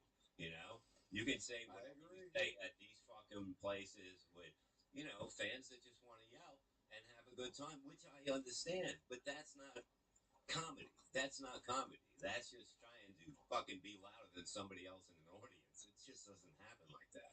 Bring in the super chats, motherfuckers. Bring them. Let's go. Colin Madison, $5. Madden, $5. Thank you. Must be tough to sit and chat after getting fisted in public. Ooh. I don't know. Let's be serious now and take off the 130 high. I'm not high. We all know I'm never going to go off that. He might be talking about me, or you, about getting fisted. I think he's talking about me, but okay. But look, we don't know. Like, well, I'm watching what I seen last night. I watched a little of it, you know, and I watched the Carter thing, and I hit you up, Chad. I go, why do you? I go, focus, fucking focus on what you're doing. You know, I mean, somebody has to stand up to people and say stuff. Like you have to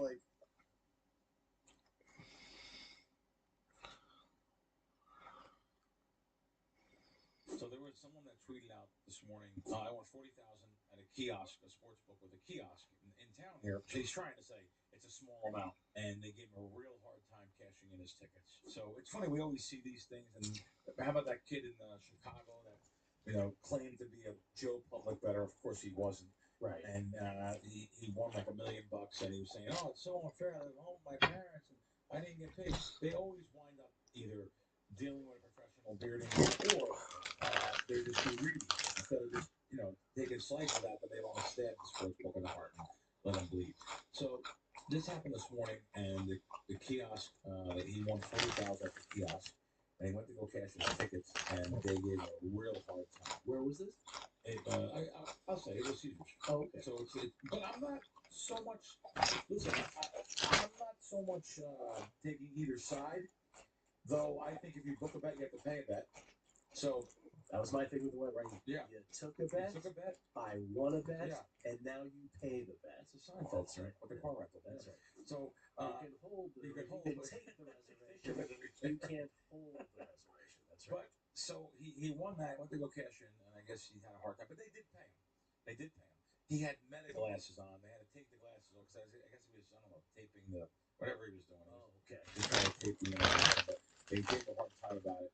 So my problem is this. Have a system of this is not to pick on Caesars, believe it or not. This is to anyone that has a kiosk or multiple kiosks.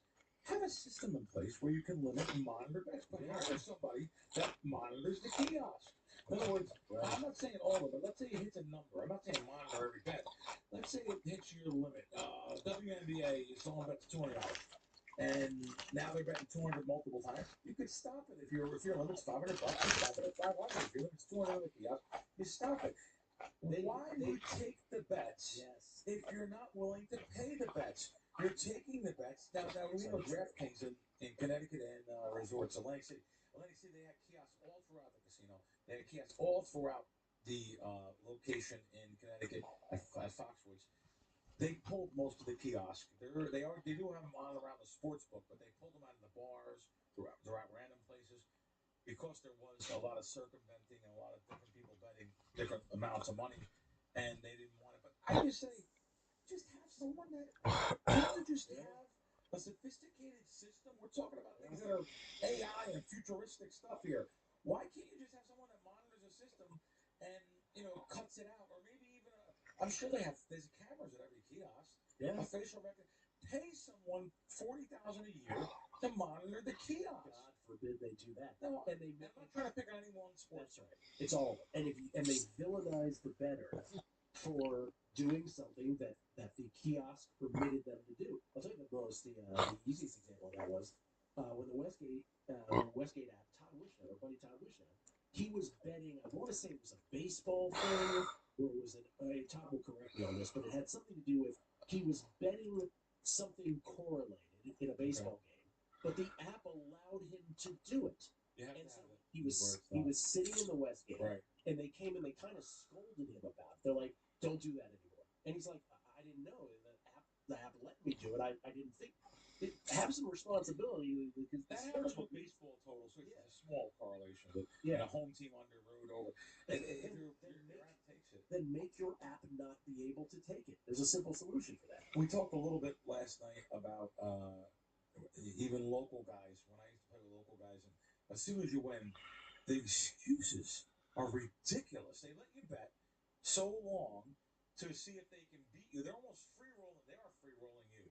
As soon as you win, you hacked my system. What? You hacked my system. You bet with a different IP address without a state. You have circumvented my limits. You've done it. They actually think you.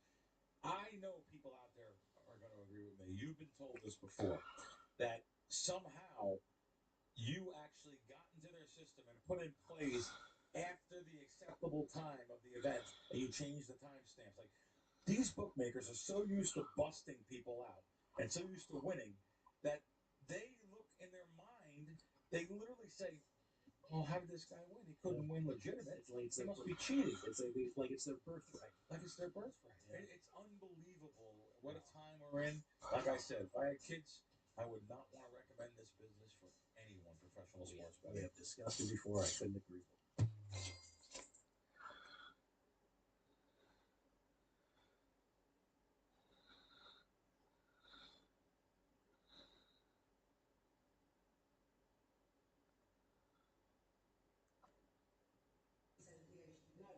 Now, the save action did this good compromise. It's voter ID, it's proof of citizenship, and it's also the mailing ballots. I said I'm not signing the housing bill. I want to see what happens with it. Look, the housing bill is housing. I made billions of dollars with housing. I know housing better than anybody, maybe anywhere. The president attending. I'm a housing profiteer. Yeah, exactly. I've made a lot of money being a slumlord, Right.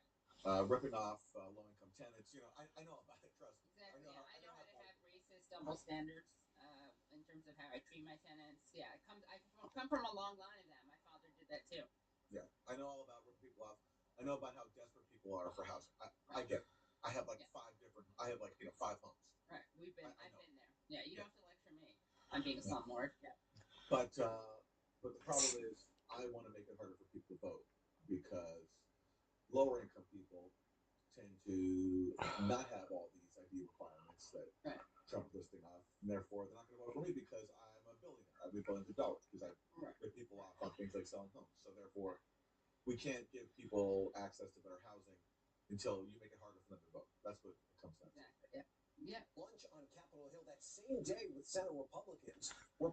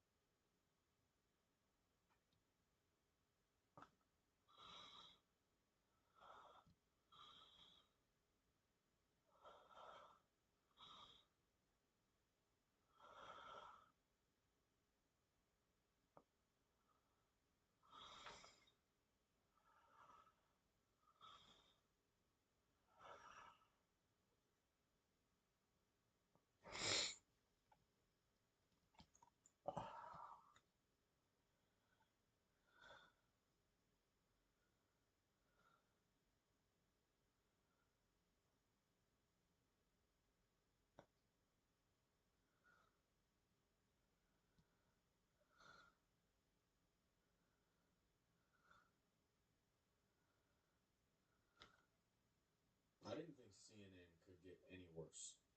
But in this video, you guys are going to see just how bad, just how dark they really are. And the most shocking part is that a lady from California, yes, super blue, dark, evil California, a lot of times, there's some good people in California, she is the one to expose the darkness on CNN. And their darkness has to do with how they try to frame this transgender teenager who's a biological male trying to say they are a female, who's competing in some California sports right now.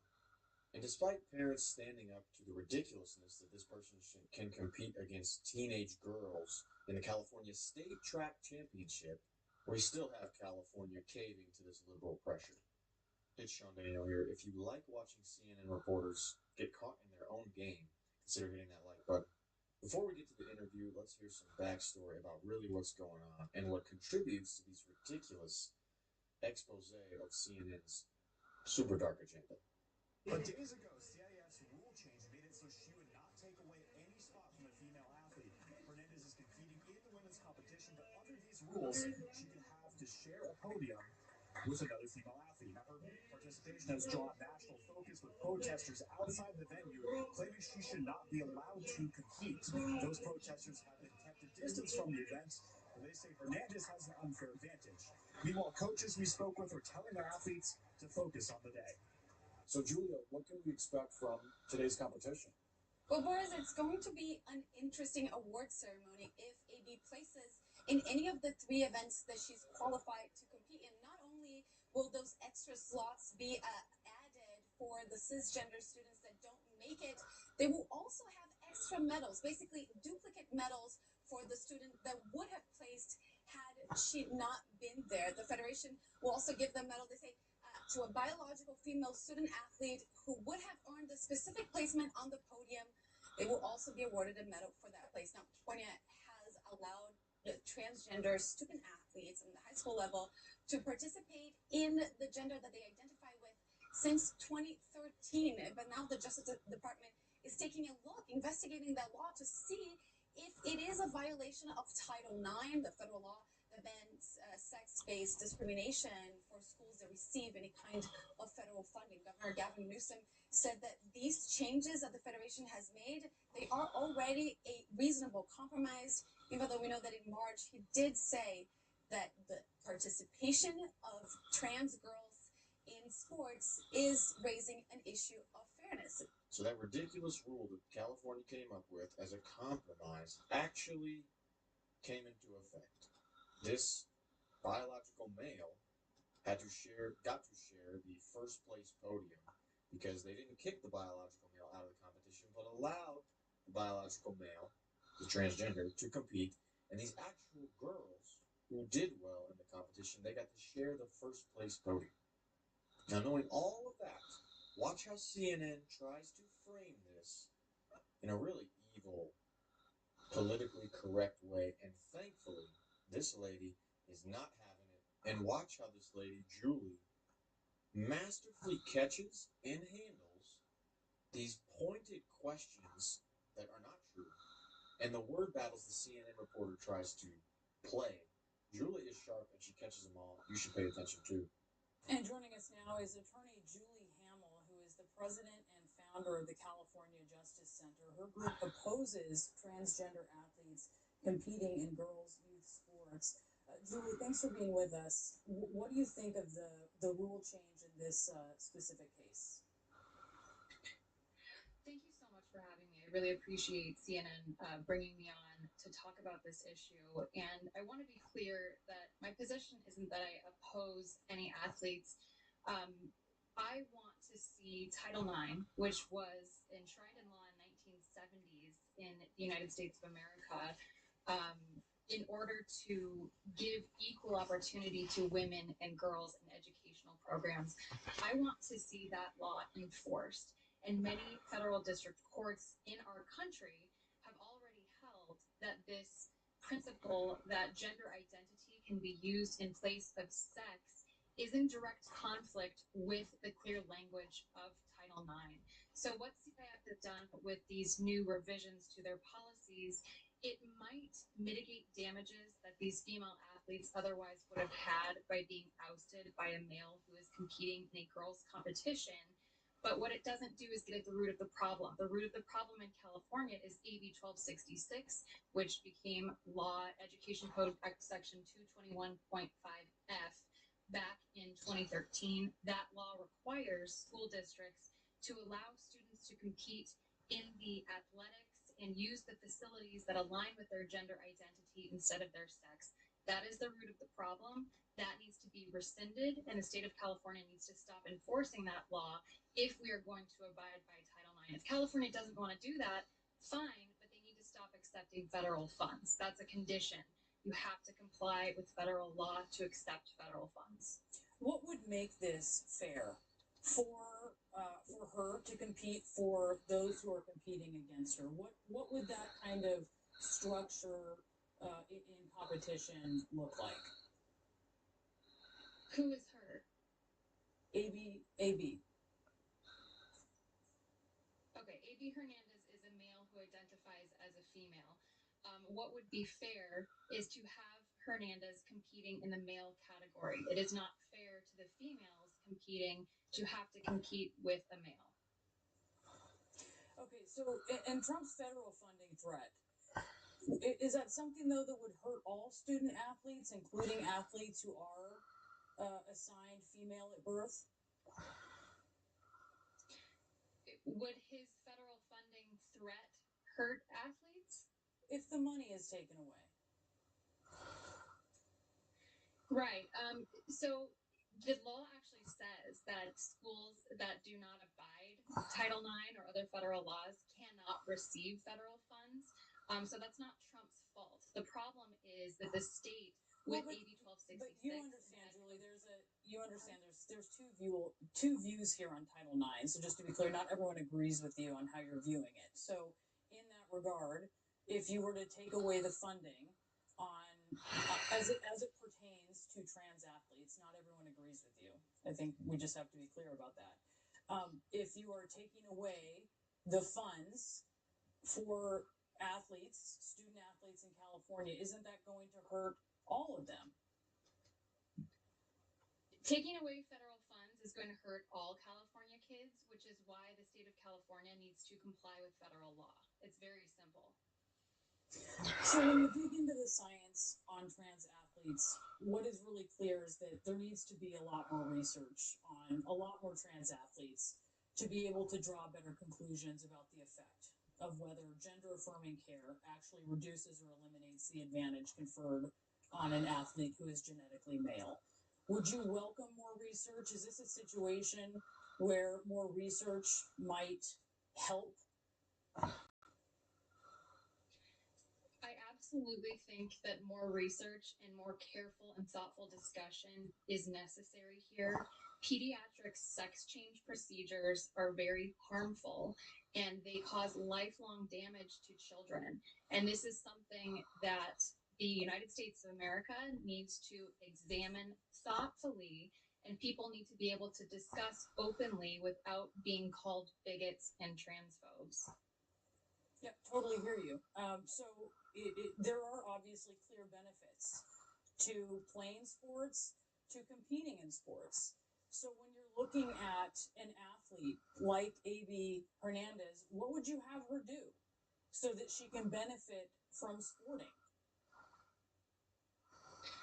I view AB Hernandez as the victim in this situation. I feel for him, and I feel that he has been lied to for his entire life, and it's probably very destabilizing and difficult for him right now to realize that what he's been told is not actually reality. He cannot become a girl. What he can do is compete in the male category. Okay, let's stick to sports. So you say compete in the male category or what? Or if the state and CIF want to create a separate category for people like AB Hernandez, and that's something that they want to do, fine. It is not fair to female athletes who have worked their entire lives for this kind of competition, who also, by the way, cannot speak out for fear of retaliation, which AB Hernandez's mother has personally threatened against them. So it's very unfair for our girls and women in California to have to compete with males, have to share facilities with males, and then not be able to speak up about the unfairness because people are going to label them as bigots. Julie Hamill, thank you so much for being with us. We appreciate it. Thank you. Boom! CNN lady had nothing logical to say that entire time. First, comment Oh my God, what can we comment? If you love that, comment. Julie Hamill from the California Justice Center handled that masterfully. Now, isn't it depressing and sad in a way that you cannot have a moral discussion with people like CNN reporters, with people like California officials who are in charge of impacting people's lives, and CNN reporters are involved and have the role of impacting people's mindsets and beliefs? It's sad you can only have a moral discussion with them on having transgenders compete in female sports. But you have to have a legal discussion with them. Now, I know you have to have separation of church and state, but the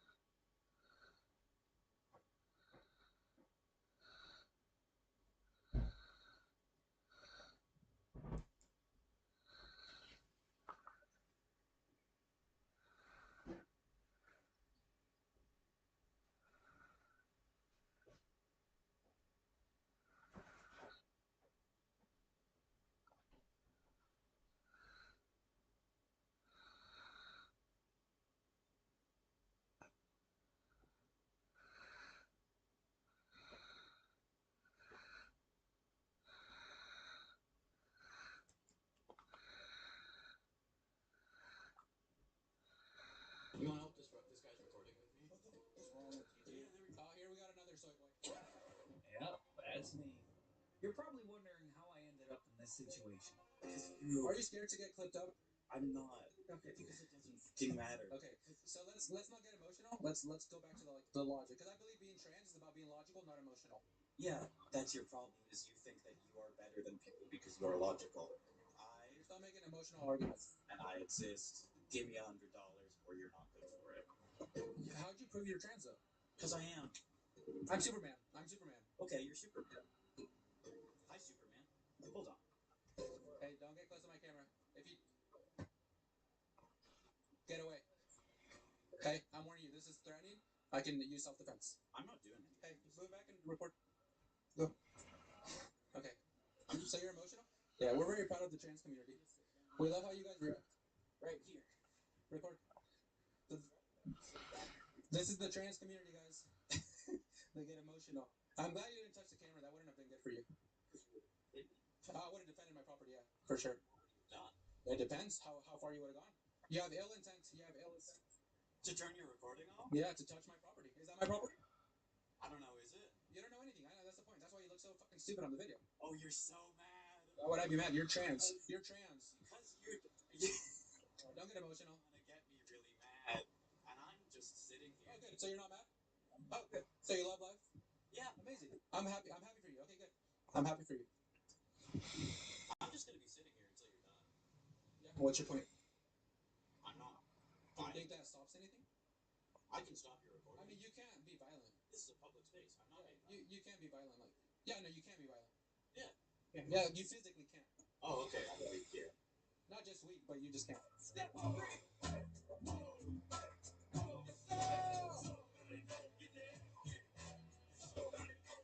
You want to help disrupt this guy's recording with me? What the fuck is wrong with you, dude? Here we got another soy boy. Sit down with me. What's up with you, man? You're emotional too? Just don't say anything. Sit down. Man, you guys are really emotional at this school. Dude, why the fuck are you here? Why are you emotional? That's a better question. Okay, you know, you two are... You showed up to a liberal arts college and you're trying to Yikes. a bunch of assholes for no... You know what liberal arts means? Yeah, does it hurt your feelings? Alright. Sit down with me. Yeah, sit down with him. Sorry. They're not going to give you $100. Bye. Have a great rest of your day. I actually have important to do. Like what? You go to a public school, brother. You're not that good.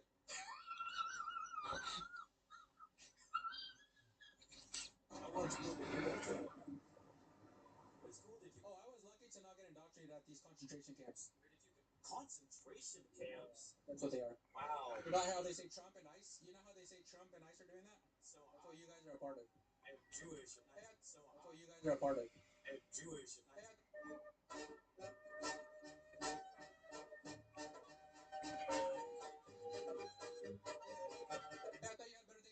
Obviously you don't, right? Hold on, sorry. Confused by. Did you not go to college then? I know, I can tell you're very confused. A lot of you people, like he's trans, you know, he's confused. He's saying we're horrible because we're going to college. Yeah, that. So guys, look, this person thinks that there's something that they're not, and they're calling me stupid. A day. I don't call you. Yeah. Hey, sit down with me. We're not doing any violence. We're just sitting down. You act like that's within your list of options. To sit down? No, to be violent. Yeah, you're really harping on that Because you just can't do anything. That's the thing. You want to sit down with me? Do you have to go to class? Disrupting. Can you please join this person? Can you please join this person? This thing? Awesome. So he proved he can win $100. Would you like to try to win $100? Yeah. Okay. What's your best argument? To prove that trans people exist? You know any? Yeah, so many. Like who? Well, this person. This person? That thing? Yeah. This person. This person? There, It's so mad. It's so funny. I'm not mad. That's what everyone says all the time. Yeah, I'm not mad. This is the fun part. Wait, don't let the thing distract you. Can you make an argument? I'm happy to go with it. I'm getting real up there. That really triggers you, huh? Why don't you say? Oh, train. Yeah, there we go. Let's train. I'm sorry. I'm curious what your Is that better? objective is. Do you think trans people don't exist? What? Still trying to confuse people into saying that trans people don't exist, so that they align with his idea. Are you gonna let her speak?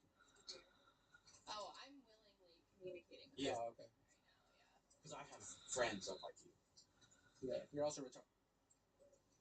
And you still don't have friends. You didn't refute that claim. Yeah. Do you need friends to be valuable? You clearly don't. Why do you have the nervous laugh so much? Because I'm doing something that I don't usually do. And Yeah. I think that was a laugh of joy, actually. Nice. Yeah.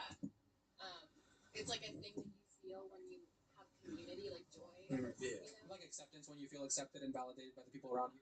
Do you feel that? No, do you feel that? You need that. It would be relevant if I felt it or not. My life isn't contingent on external appearances. You're like. That's why the super rate is so.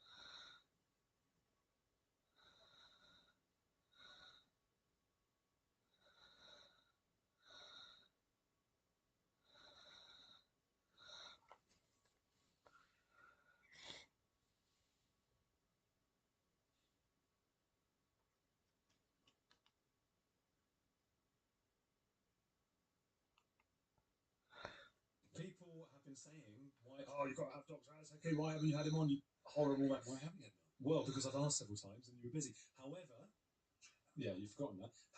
Tell me a bit about your background. What do you do? Who are you? Okay, so I'm a consultant psychiatrist. I'm quite rare because I'm also a psychotherapist, so I do both. And I worked in the NHS for 15 years now, work completely privately. The thing that people know me for is I'm the only consultant psychiatrist in psychotherapy that specialised in treating gender dysphoria with psychotherapy. And I did that. I ran a special service in the NHS for 12 years. I don't treat it now because the climate is so difficult. But I treat anything else. So that's what I'm known for. That's what all my research publications have been in. I see. Okay. This wonderful book. This wonderful. That's the early plug that you haven't read. Yes, I haven't read. Getting it is the first step. I have the book, and I wasn't sure at what point you were coming on, and then didn't get to read it because you have to read all these books. It's mad the number of people you interview, and like, how can you get through to the top of the pile? I'm reading Dawkins' new book. No, the order's wrong. Well, I'll tell him that when I have him on.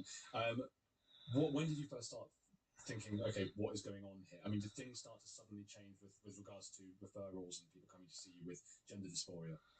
Well, if I hadn't done medicine, I was going to do fine art, and I couldn't decide. I got into both, and then the day before, I thought, well, I'll do medicine first, much to the relief of my parents. The other version of me would have gone to the slave, done fine art, and I'd probably be one of those people on a embankment selling pictures by the railings. And having come from an art background, I thought, this thing about sex changes, I mean, this is amazing. We can actually change people's sex. I mean, how on earth is it possible? So I thought, this is bloody brilliant. And my first job after I qualified was in plastics, a very junior houseman, and I was helping the plastic surgeons do the operations. I thought, okay, well, this is clever that they're. According to the Cape Breton Post's Christopher Connors, a former Cape Breton high school teacher, Douglas Andrew McKinnon, faces trial next year for alleged. So I was always more interested in mind than the body. And then when I went to psychiatry, nobody seemed to be thinking about it. And people were either not thinking about it, or a small group of people in gender clinics were also not thinking about it. So I thought, this is a bit strange. And then I went to the Portman Clinic, which is part of the Tavistock in Portman, and I was there for 12 years, training and working in forensic psychotherapy, and we all had a different niche.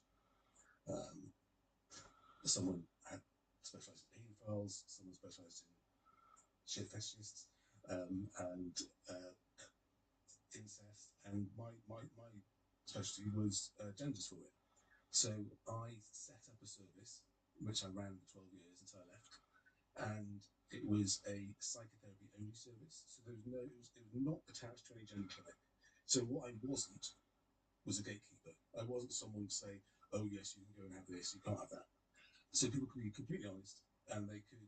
It was basically a neutral exploratory space for adults. That reminds me, the one time we went to Academy. And that 12 years really informed my understanding of what it was. Okay, and I suppose the next question then is, what is it? Well, it, and you think about the term trans, is really unhelpful term, it's an umbrella term. So you've got people that used to be called transsexuals who believe that they should be the opposite sex. There are small about them. There are a huge amount of what we used to call transvestites. Nobody talks about transvestites anymore. So the majority of people who refer to as trans are transvestites.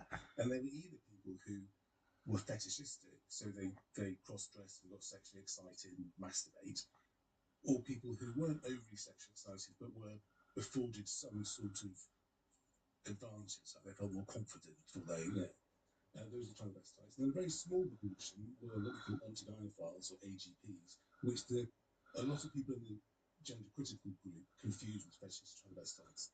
They think that every man who's obviously a fetishist transvestite is an AGP, but they're not. Autogynephilia is men who have this sexual fantasy of having female bodily parts. Okay, as opposed to fetish transvestites who have get arousal from the wearing the clothes. So the transvestite is you know that you're the sex you are, but you get something else that puts you on the external vestiges of the opposite sex.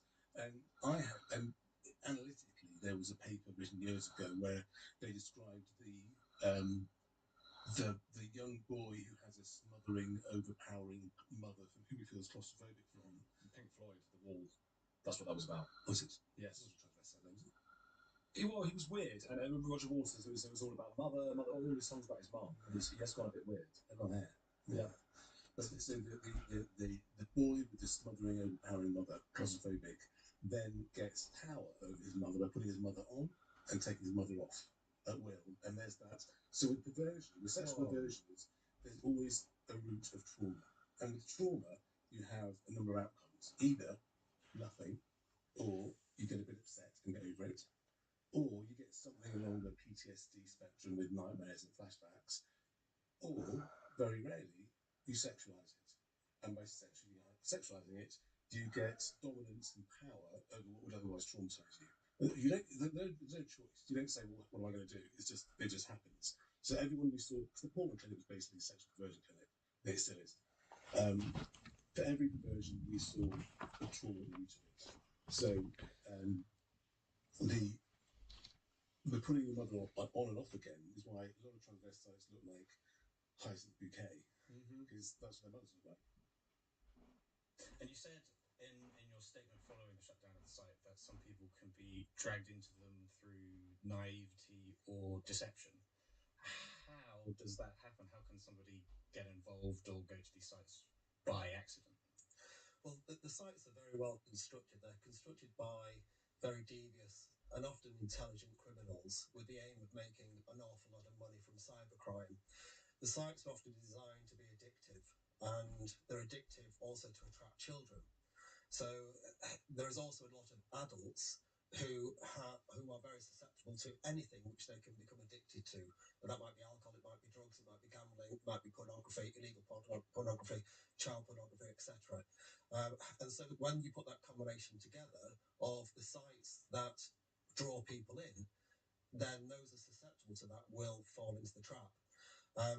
The adults using them, it could be those that are purposely hunting children, people that will groom children, and that's their intention. You'll also have people drawn into it, perhaps without the initial intention to do that. They might start, I work as a solicitor in this area, and I hear stories all the time. People often tell me that, look, I had a pornography addiction, legal pornography addiction, and just with the constant flow of sites and the new media and people trying to get you drawn into other things and offering you images, offering you videos, that often there's so much they become inundated with the information coming through. Do you want to buy this? Do you want to buy the other? And then invariably it tips over the line into the illegal activity.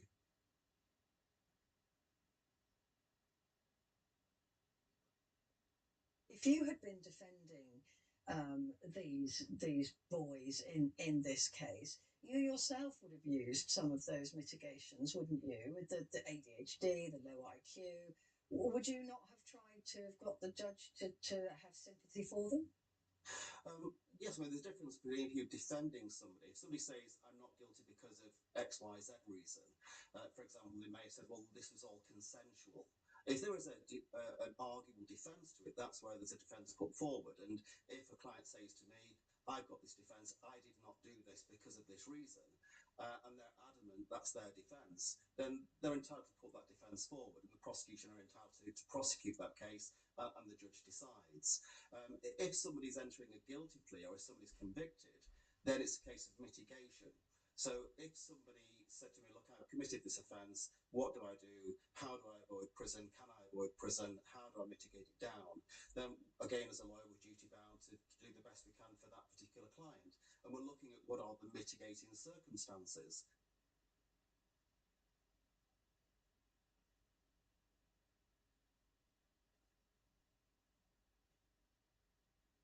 A long time, there's been a misconception that common law marriage exists in this country. And as a result, I've seen many times the situation where a couple is separating after a long relationship, and the financially weaker person finds themselves in an unexpected vulnerable position. There are now proposals that would go some way to rectifying this.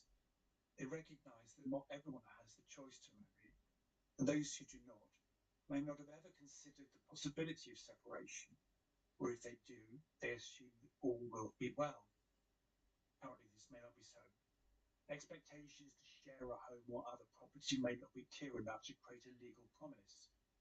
Claims can always be made for the support of children, but not for the parent themselves, and support only lasts while the child is dependent. So when children are older, support may be very short. So there'll be a gap between that on the one hand, and on the other what a common law spouse may need both now and in retirement. The law can't currently fill that gap. Government is now saying it will do something about it. We don't know for sure it will become law. We don't know what changes may happen in the process of its becoming law. We don't know what the transition will be, what are the rules for those already in relationships, but here are the basics. You have rights if you live together for 3 years or have a child together, including treating the child of one of you as the child of the family. It won't be the same as if you were married, but it should be enough to meet basic needs. There'll be opt-out. Yes, we don't have clarity on what any of that means either. Distinction between enough to run your life but not discretionary spending. So there may be a gap between the life you have had and what the court would give you, even if your ex can carry on with higher spending. If you're the birth parent of a dependent child, you'll still be able to make a claim for support for that child, and that might help to fill the gap. It may be the case that you can't make a claim for the child if you're not the birth parent, as now. So it's quite complicated. But it is intended to give basic help to many people who may otherwise find themselves in this vulnerable position. So we're supporting the reform to help it better supports families. And if we and you can help government to see the gaps that need changing, so much the better. Until then, the laws